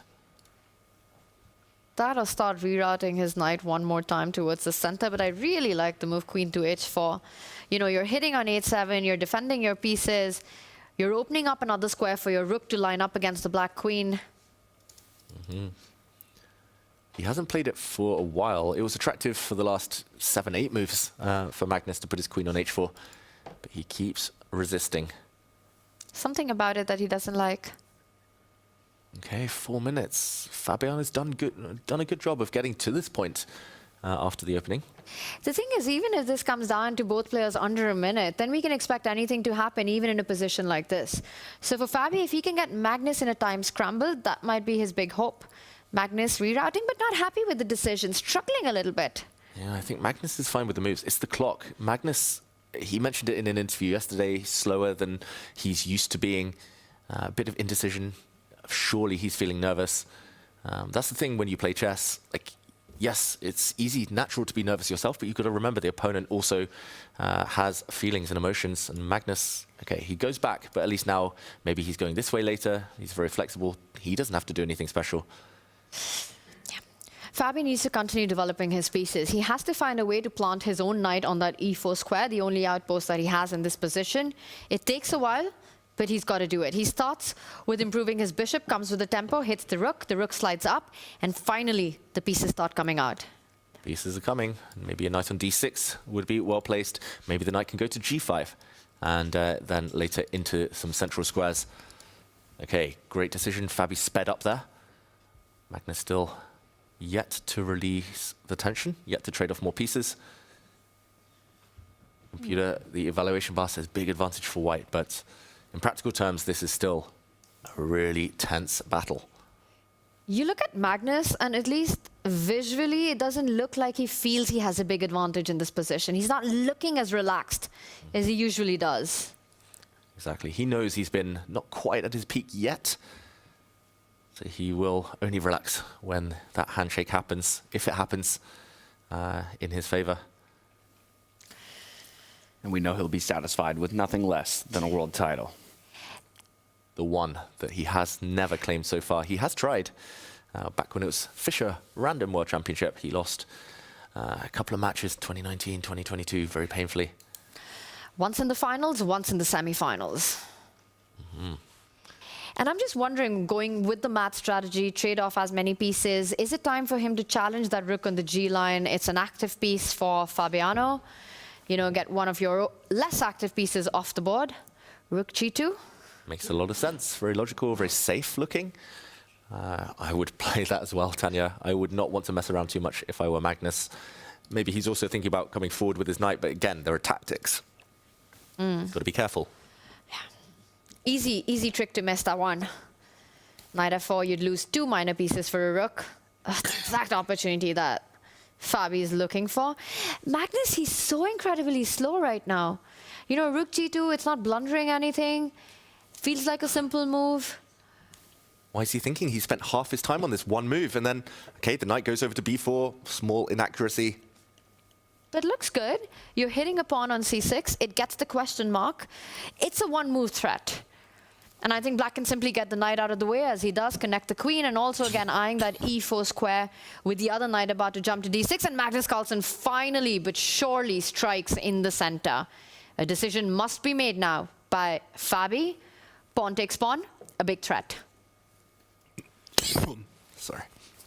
All good. That's fine. See some more tension, yep, sitting here on the board. I mean, equal clocks here. Fabiano, this is maybe the most out of tension he's been throughout this entire game. I like that the clocks have paced out, you know, James. That now it's Fabi with just a couple extra seconds, but at least it's a scramble that's coming up. And, you know, that's when blunders happen. We've seen the big turnarounds when we're talking gameplay under a minute. And call me crazy, but I actually like seeing the heart rate back in the triple digits here for Fabi. Earlier in the game, when he had dipped down into the 70s, 80s, that to me felt a bit like resignation, a bit like I was stewing in the previous game. Now, my blood's pumping again. Maybe there is something I can do here, with the clocks being a little bit more equal, with the fact that Magnus hasn't necessarily turned what looked like a very pretty, you know, early and mid-game into an overall solid advantage. There's still fighting chances. It's still uphill. Ooh, and that was a big moment. That was the only good move in the position for black. He needed to eliminate this attacking piece. The knight was threatening too much. And if he does take it, Tanya, suddenly the A-pawn might motor forward, suddenly counterplay. He's holding it together. Comes in with quite an idea, Fabi does.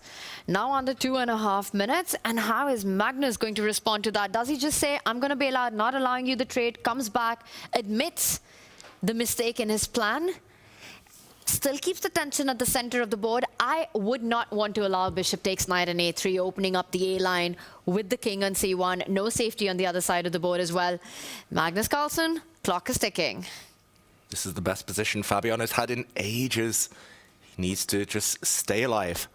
Turtle chess. This is suddenly getting fun. Okay, time advantage for black. Extra 30 seconds. And I'll point out another idea that Fabi set up. That knight, which has been horsing around, can actually even get to g5 and then eye the e4 square and the f3 infiltration into Magnus's camp. Ooh, the knight goes back. Magnus has messed around with that knight quite a lot. It came forward to f4, back to d3, b4, back to d3. Magnus is showing some signs of weakness here. Fabi needs to pounce. I agree with you, Tanya. Now is the time to change the pace. No more defensive moves. No. Come forward. He does. He hits the rook. There it is. Okay, maybe the other knight was better to get into that square. d5 now slightly loose once the white rook does move. Only one safe square, unless Magnus wants to sacrifice material. Again, he's slowing down. He's looking at pawn takes pawn, thinking about it, but that's a big risk in this match situation that Magnus is in, if he gives up that exchange on d2. Wow, there's no reason to risk it for Magnus, but he's tempted. He's down to just over a minute. He wants to give up the exchange. He loves giving up material, but nope. He keeps his rook on the board. Now, problems for Fabiano. There's an undermining of the pawn in the center here. Not too comfortable. Black is really weak on the light squares, Tanya. This is getting extremely tense, and for both players, barely any time on the clock. Fabi trying to calculate, the calculation beast, as he's known. Rook takes rook. Does that work out? The pawn on c4 hanging, or does he keep the tension by blocking the g line, keeping more pieces on the board? Get that knight to the center of the board, but d5 is soft. Very tough position to play out with 1.5 minutes on the clock. It's a race against time. What to do for Fabiano? One of the best moves might even to be good, going back with the knight, back where it came from. Small slip. He could have used the other knight. If he could just improve this one piece, he'd be right in it. But look at Magnus, David. It feels like he's getting a bit nervous right now. For sure. He is human. He might be the GOAT, but he's also part human. A very small part of Magnus Carlsen is human. Okay, Fabiano needs to decide. He's about to dip under 1 minute. He goes forward with his knight. That is a risk, but he does have threats. Knight into f3 would attack several pieces at once. It does. It hits the queen, it hits the bishop, it hits the rook on g2. Does Magnus have enough time to take that pawn on d5? The white queen doesn't have too many squares. Ooh, this is really tricky now. Magnus at 1 minute. There's one big move for Magnus to find to keep pressing his advantage. Had knight jumping forward, e5. That's not obvious. I'm going to say that's not easy. No. There must be a temptation to take this pawn in the center. That would backfire. That actually only helps black. But jumping in, That covers this square, forces some favorable exchanges. And the reason that it's hard to make that move is because you're looking at the bishop trade and the forcing line of the knight moving forward to f3 anyway. And what that does is gives the white queen the square on b4 to escape if the trade was to happen. Will Magnus find it? Caruana 24 reminding him that he's got to keep track of his time there. 25 seconds on the clock. Oh my goodness. Magnus Carlsen, he's had an edge this entire time. He does go for the pawn trade. And Fabi steps in. Fabi's quick to capitalize on it. He's jumped in with the knight to f3. Game on, that queen is almost trapped. There is real tension now. Magnus might have to sacrifice some material, give up his rook for this powerful, powerful knight. He can trade off rooks first, but suddenly this is chaos. This is such a messy position. Rook's off the board. He does it. Queen takes rook instantly. No squares for the white queen. Notice how the light squared bishop that Fabi has will x-rayed wherever it goes. Magnus is about to go down in exchange. But he's got to take that knight. Only move. Only move in the position. And then go for that c6 pawn. Does Magnus believe in that? Doesn't find it. Oh my goodness, Fabi winning for the second time in this match. Fabiano can win material now if he's accurate with this knight jump. As Tanya said, X-ray vision on the queen. He can jump his knight out the way. Wide misses the opportunity. Moves just a little too quick with some time on the clock. Knight fd2 was a winning move, taking this rook. And at the end, this bishop on g1 would have fallen. Now queen's coming off. Fabi's still fine. He's still in it. But it's going to be harder to win with queens off. And what a moment that was. You see the motifs on the board. You see the bishop lined up against the queen. Why didn't Fabi just take an extra few seconds there? He had over a minute. It feels like he got caught up in the emotion of the previous two moves, right? Feeling, okay, I'm back in it now, and started to just play towards that pace, when really that's the moment he needed to take that extra breath, play more at the pace he had approached the rest of the game with. That's where the tension comes in. That move, knight to d2, would have won material, won the rook, won the bishop, and would have given him an opportunity to take this game and to take this match into tiebreaks. The amount of chances that Magnus has actually given Fabi in this match, unreal. And we see the trades happen. Fabi will jump in with the knight, hits the rook. Doesn't have too many squares. You can step up one square, hit that knight on d2, counter pressure. He needs to move the rook. Not many squares. f2 or d1, two options. He's already once moved into the eye line of that bishop earlier with his queen, and should have paid a heavy price. Will he get one more chance? Fabiano Caruana. The rook steps forward. He can repeat the position, but probably no more than that. No, repetition not enough here for Fabiano.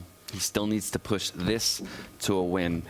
One of his best positions in this game so far, aside from that one winning opportunity that he had. Yeah, but maybe the best line forward indeed is to just repeat it now. You are down a pawn in the center of the board, but that's just something the mat situation doesn't allow. And when that's the case, how do you go into a queen trade? 15 seconds. Make a move. He takes the bishop. He leaps in. The gamble, calculated risk, but now white still up a pawn, hitting this one. A white knight is leaping into f4, and the black knight is almost trapped. Not many ways home for it. Yeah, try as he might, he's running out of options now, running out of pieces as well. Running out of pieces, pawns, and time. Magnus Carlsen so close to his first Fischer Random, his first freestyle chess world championship title. And now it's a position Magnus can control. It's not chaotic anymore. That's the issue. Black has the two bishops, so some chances, but black also has a problem piece. The knight, the bishop as well, also hit. Weak pawns all over the place, and they're playing without a rook. And the white knight ready to jump onto the center of the board to attack exactly that weakness. You are playing down a rook as well, as you're pointing out. Complete miscoordination in Fabi's pieces. And he had one golden opportunity. Missed it. Well, Magnus goes forward. That is a very professional move. Tries to eliminate as many pieces as possible. Bishop pair for black. Bishop pair is, yeah, maybe where your hopes lie. But weak pawns. Weak pawns for black. The king goes forward. The white centralized king already here for white. Yeah. The rook is coming. Rook is coming. Threats of the f-pawn moving forward. The 8-7 pawn being weak, which would give white an outside passer. I mean, Magnus moves forward with his king in the middle game. I mean, this is an end game we're talking about. Yeah, he's just one move too slow, Fabiano. He wishes his pawn was on a3. He could have played that move so many times earlier. Now the black king can move out the way. The black rook can come and challenge the g-file. 5 seconds to make a move. The pawn is hanging. Goes forward, b5. And shakes his head. He knows that's not a great decision. Finally gets the rook into the game. Comes the rook. We've been here before. It's a Magnus grind. Magnus is the one with the threats. Yeah, and he needs only a draw. The white knight can at any time reroute itself to those central squares via d3, forcing that bishop pair off the board. There are pawns that can be attacked as well. I love that move, Tanya. Knight to d3, control. That black bishop is so sad now, locked on the back rank. You would love to find it now. Yeah. Magnus reaches for a pawn instead. He's going to march forward. f7, big threat. Computer's not the biggest fan. Fabiano, it's resign time. Unless he plays rook to f8, there we go, he finds it. Still some tension, still some pressure on the f-file. Let's ignore that question mark. It was a great move. It looks incredibly scary, with white also having the option of checking the black king with his own bishop. But suddenly tactics, and Magnus has to calculate with only 20 seconds left. His best option is still to find Tanya's move, knight to d3. Ooh. That is difficult now. That is based on the fact that black isn't actually threatening to take this pawn, since the black rook needs to defend its bishop, getting the knight out of dodge, out of the way there. Difficult, difficult. He's going for the bishop instead. More natural. That's a check. I like it. King goes back. The wrong way. What should he have done instead? He needed to go the other way. That would have been difficult. He's come up to c6. Oh, 5 seconds for Magnus, though. Magnus takes a pawn. That loses the advantage, but does force more exchanges. Magnus just wants a rook endgame that he can control. A draw is enough. Exactly. Yeah, everything's going to come off the board. The bishop and the knight then, and then that pawn on f6 with a check will fall, but it will be enough to get Magnus Carlsen the draw. And Fabi knows it. That's why he keeps thinking. 8 seconds now. Takes the bishop. Will take the knight next. He takes the pawn. He'd rather fight a pawn down, but at least with the imbalance of a bishop versus a knight. He could have taken the knight. It would have ended in a draw most likely. Magnus Carlsen, up a pawn. Where's he going with the rook? Is he going to go behind? 6 seconds, he keeps thinking. He might even just offer a draw here. Yeah, he wants to play. He wants that world title so badly. That's a good move as well. But now Magnus is just going to simplify, trade all the pawns off the board. This might be the last stages of this World Championship match. Fabiano knows it. He takes a pawn. He keeps his bishop alive. But Magnus is clearing the board, cleaning it up, going for the draw. Yeah. And still with a pawn advantage at the end of all of that. The knight can come back around. There we go. Again, professional from Magnus. So close now. Is there one last chance? Pawn. Trade that one back with the rook, or with the knight rather. Rook slides up for a check, cleaning up that a3 pawn. There we go. The bishop drops. It's going to be a dead drawn endgame.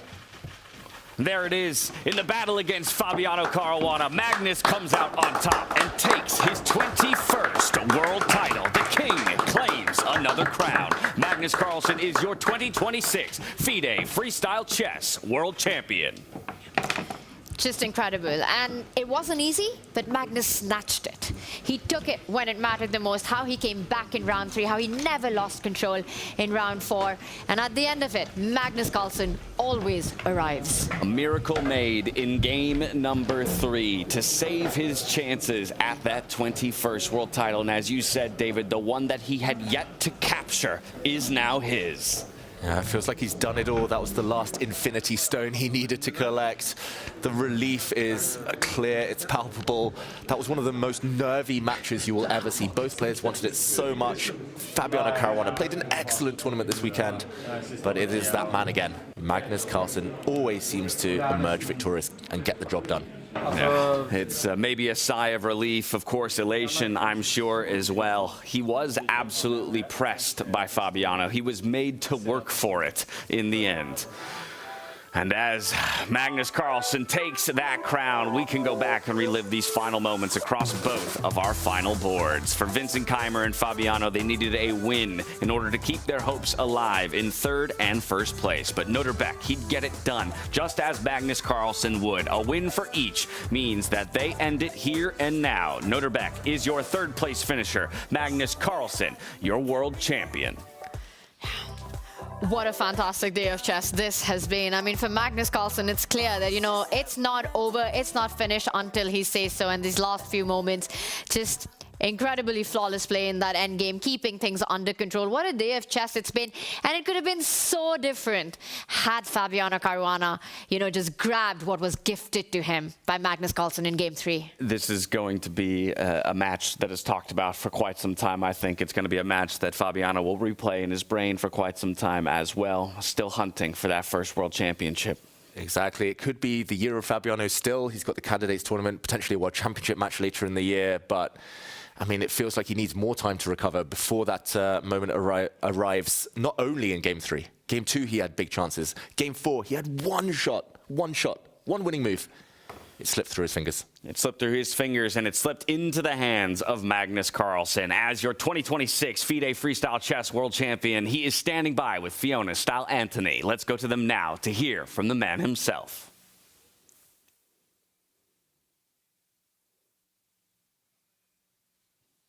And I baited all of you. He's not there just yet. So we get to talk a little bit longer.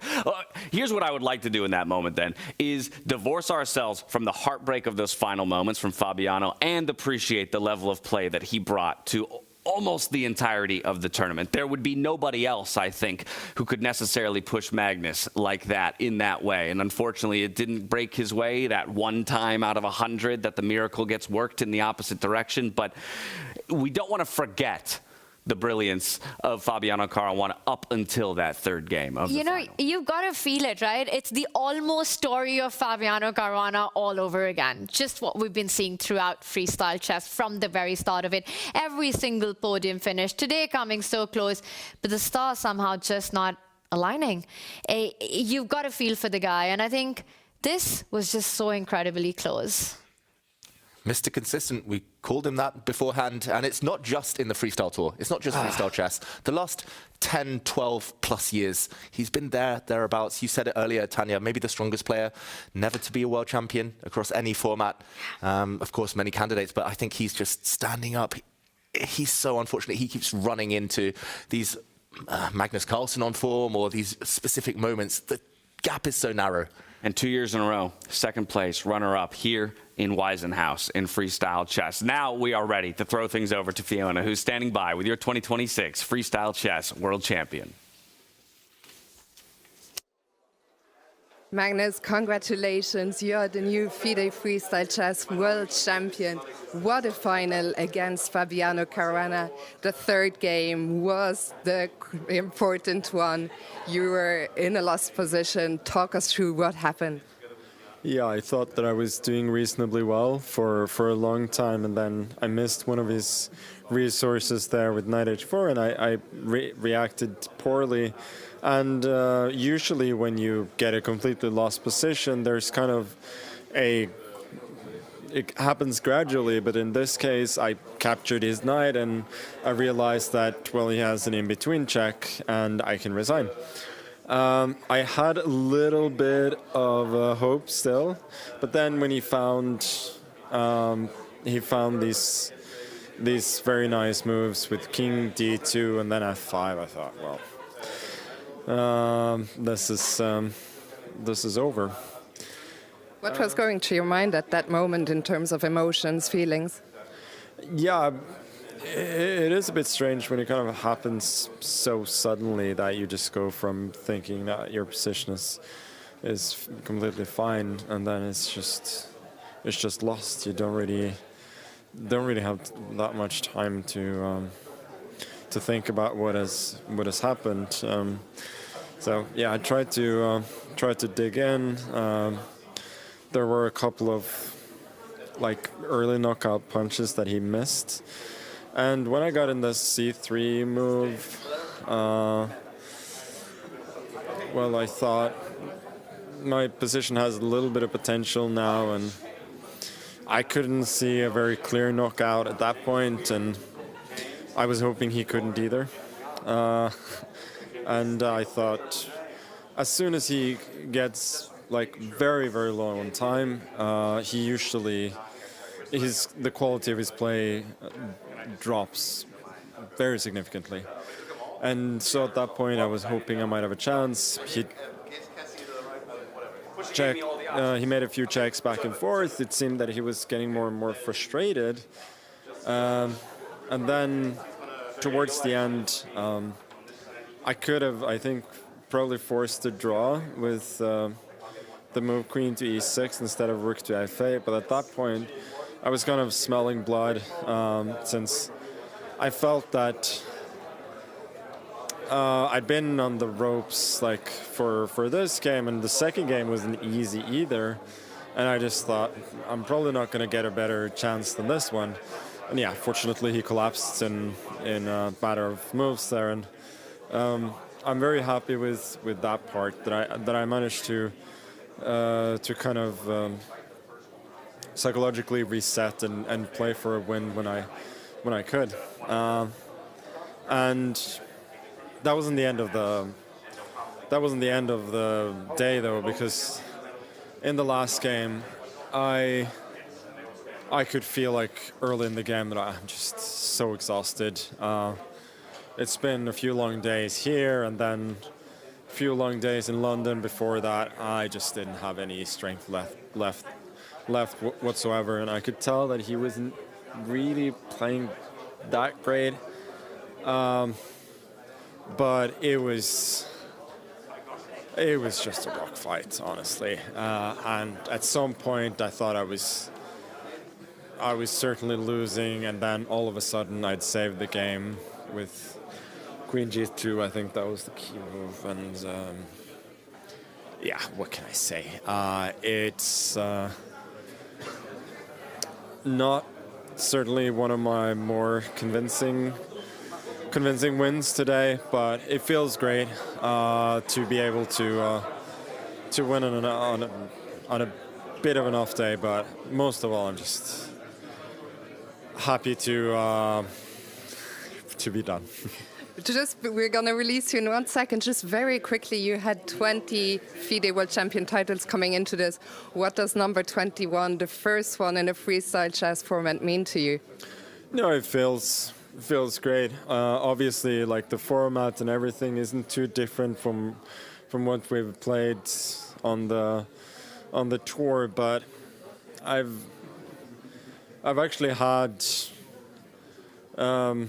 I've had like one really off day each time in these championships before, and I lost soundly to Wesley and then to Jan Nepomniachtchi as well on those days, and I'm like a little bit disappointed that I couldn't like bring the level that I showed yesterday.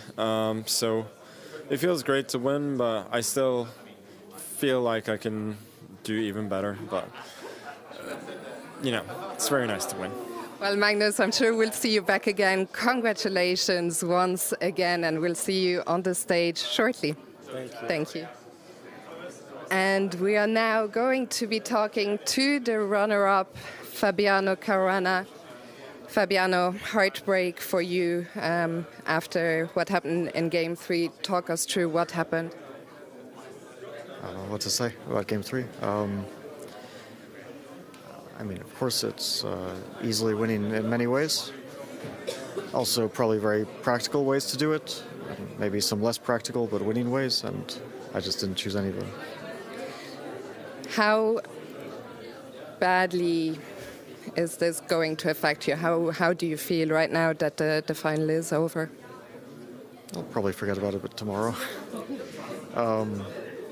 But yeah, obviously it's pretty sour right now. How do you reflect on the weekend as a whole on the competition? I mean, it's a very short event, so really all I'll remember is the last match. I mean, okay, everything before that was fine, if not super smooth, but still fine. But yeah, had kind of a golden opportunity, not necessarily to win the final match, but at least to put myself in, put him in a must-win situation. Somehow randomly I got some chance even in the last game to equalize. But yeah, I mean, it was in a bit of a time scramble. Fabiano, thank you so much for talking to us despite the disappointment, and well, congratulations still on your second place finish. And we are now going to take a look at the highlights from what was an extraordinary weekend here in Weissenhaus. What a final day to the first official FIDE Freestyle Chess World Championship.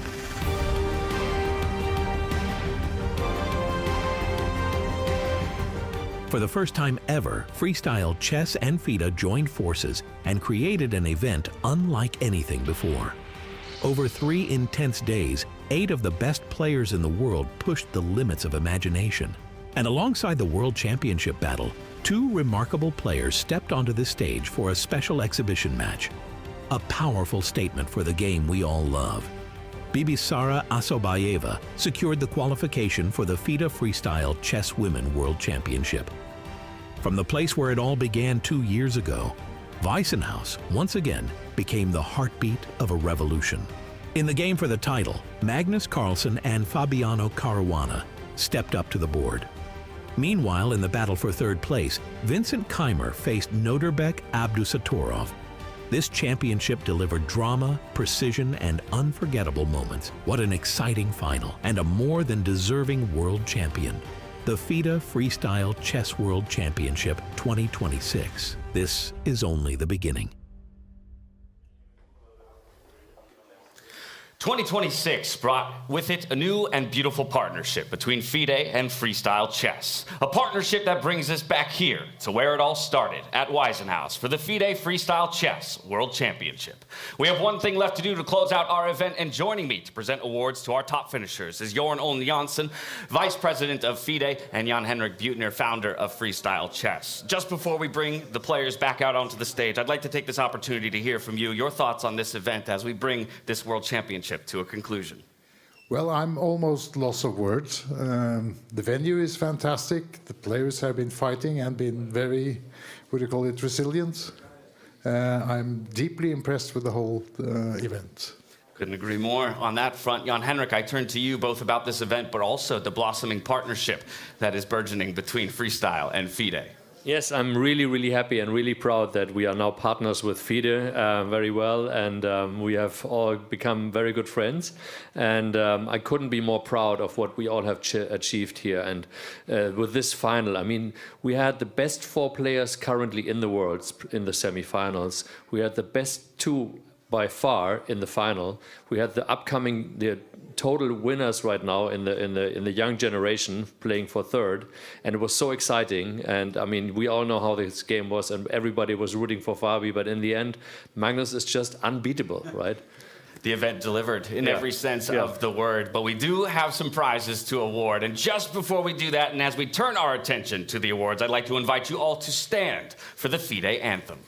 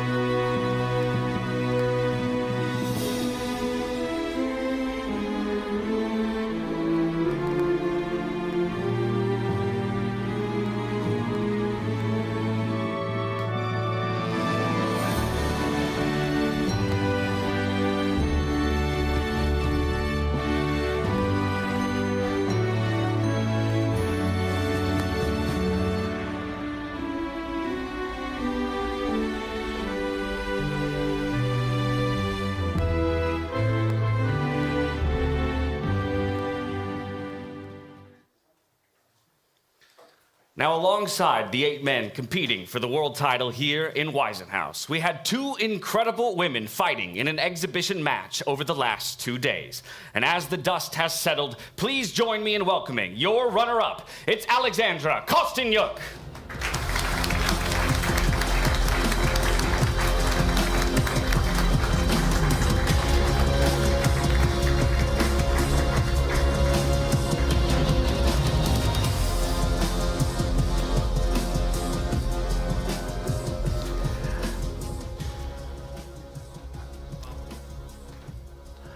And after entering the day with an even scoreline, she found an extra gear today and has proven herself to be the one to beat, looking towards the 2027 FIDE Freestyle Chess World Championship. It's Bibisara Alsabayeva!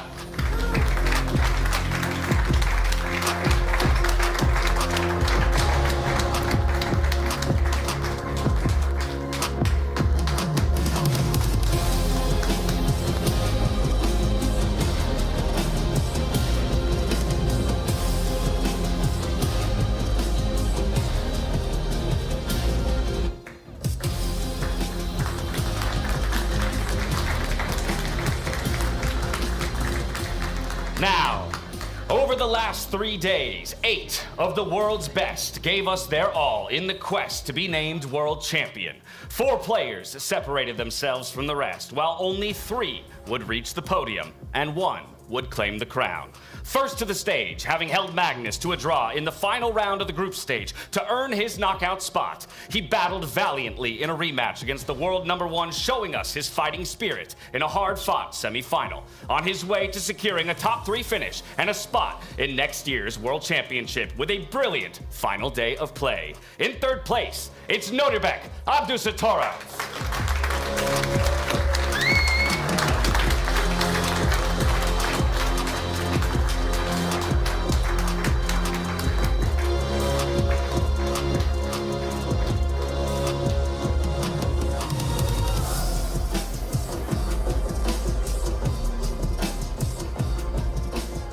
Next up, winning on demand when he needed to in the final round of the group stage, he clinched a knockout spot, giving us a rematch from last year's Weisenhaus final against Vincent Keimer. This time, coming out on top, he earned his right to battle Magnus Carlsen for a chance at his first World Championship title, falling only to the world #1 at the final table. It's your runner-up, Fabiano Caruana.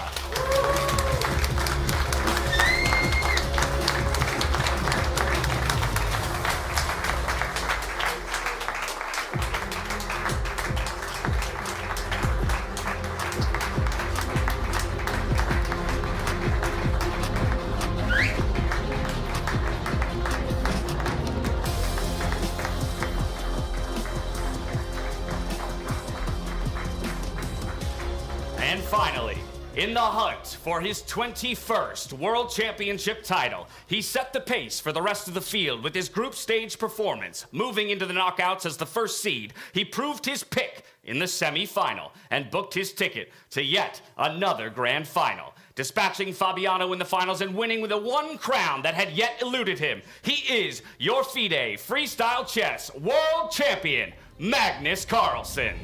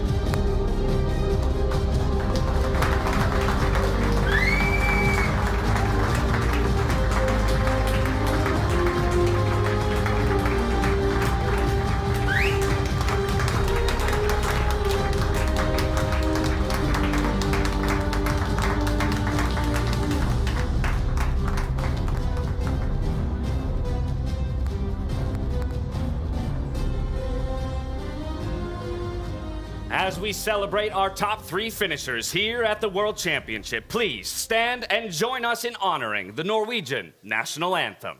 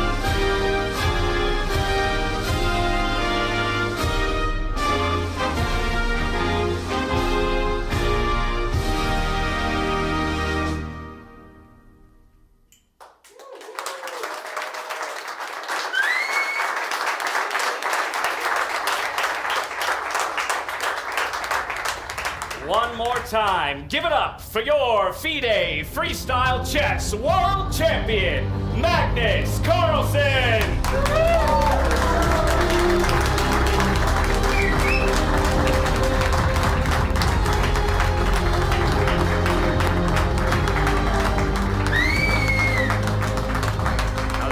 Do it for us here at Weisenhaus. Thank you for joining us, and we hope to see you next year for the 2027 FIDE Freestyle Chess World Championship. Until then, stay healthy, stay safe, and be good to each other. Good night.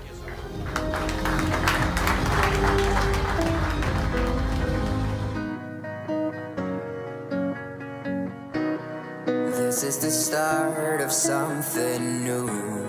Taking my steps only forward.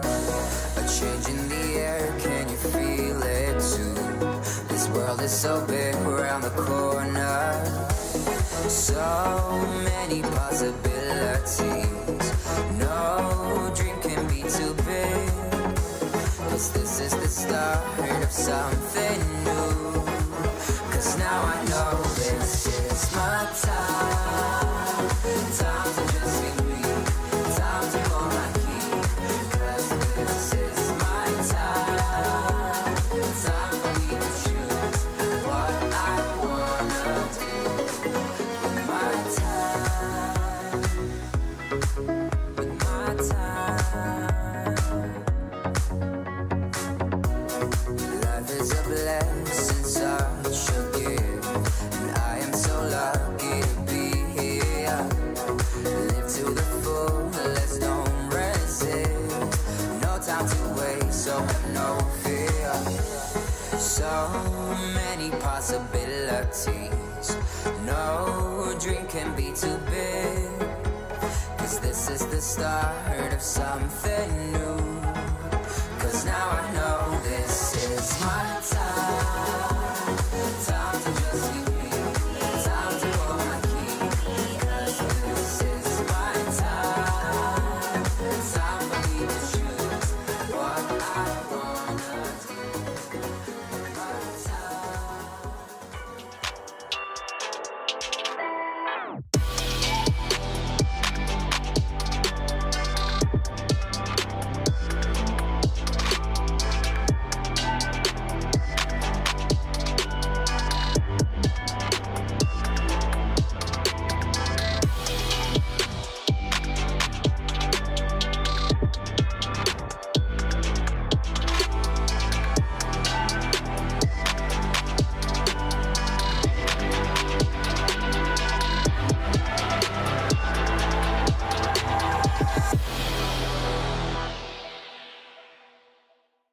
Are you curious to play freestyle chess but don't know how to? No opening theory, no memorized moves, just pure strategic creativity. But how do you navigate 960 possible starting positions with confidence? That's exactly what I'll teach you in my Freestyle Chess Masterclass. You'll learn how to develop your pieces effectively, recognize key positional patterns, and avoid early disasters. I'll break down some of the best freestyle chess games ever played, featuring Magnus Carlsen, Alireza Firouzja, and Fabiano Caruana. Freestyle chess is still in its early days. This is your chance to get ahead of the competition. Sign up now and let's take your freestyle game to the next level. Join my Freestyle Chess Masterclass today and save 20% only during the Grand Slam. The future belongs to those who make it happen. That's why we built Make, a visual-first AI and automation platform for change makers. It's never been quicker to start building, visually and without code, to automate everyday tasks and free your time and energy for bigger, better things. As your ambitions grow, you can accelerate progress with AI agents to create customized and agentic workflows, ones that handle complex, business-critical tasks while keeping you in control. And for leaders scaling business, you can see your entire AI and automation landscape in real time to orchestrate change and show progress in motion. Make automation and AI put to work for business, for teams, for you. Make it happen at make.com.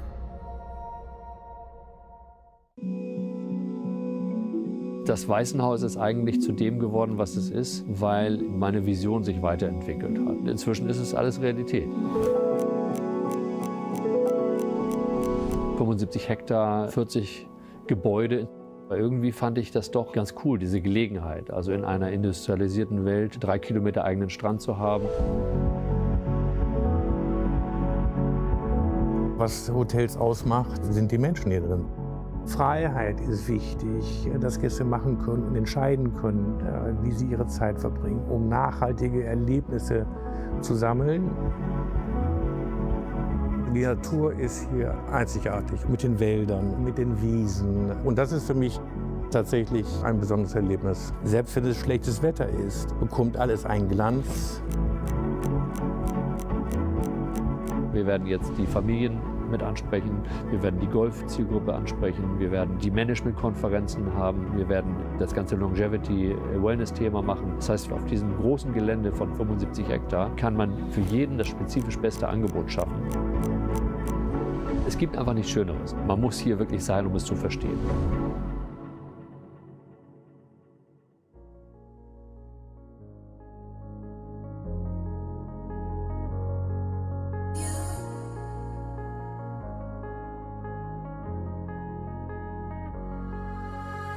I wanna know you, I wanna show you, and I wanna give you everything you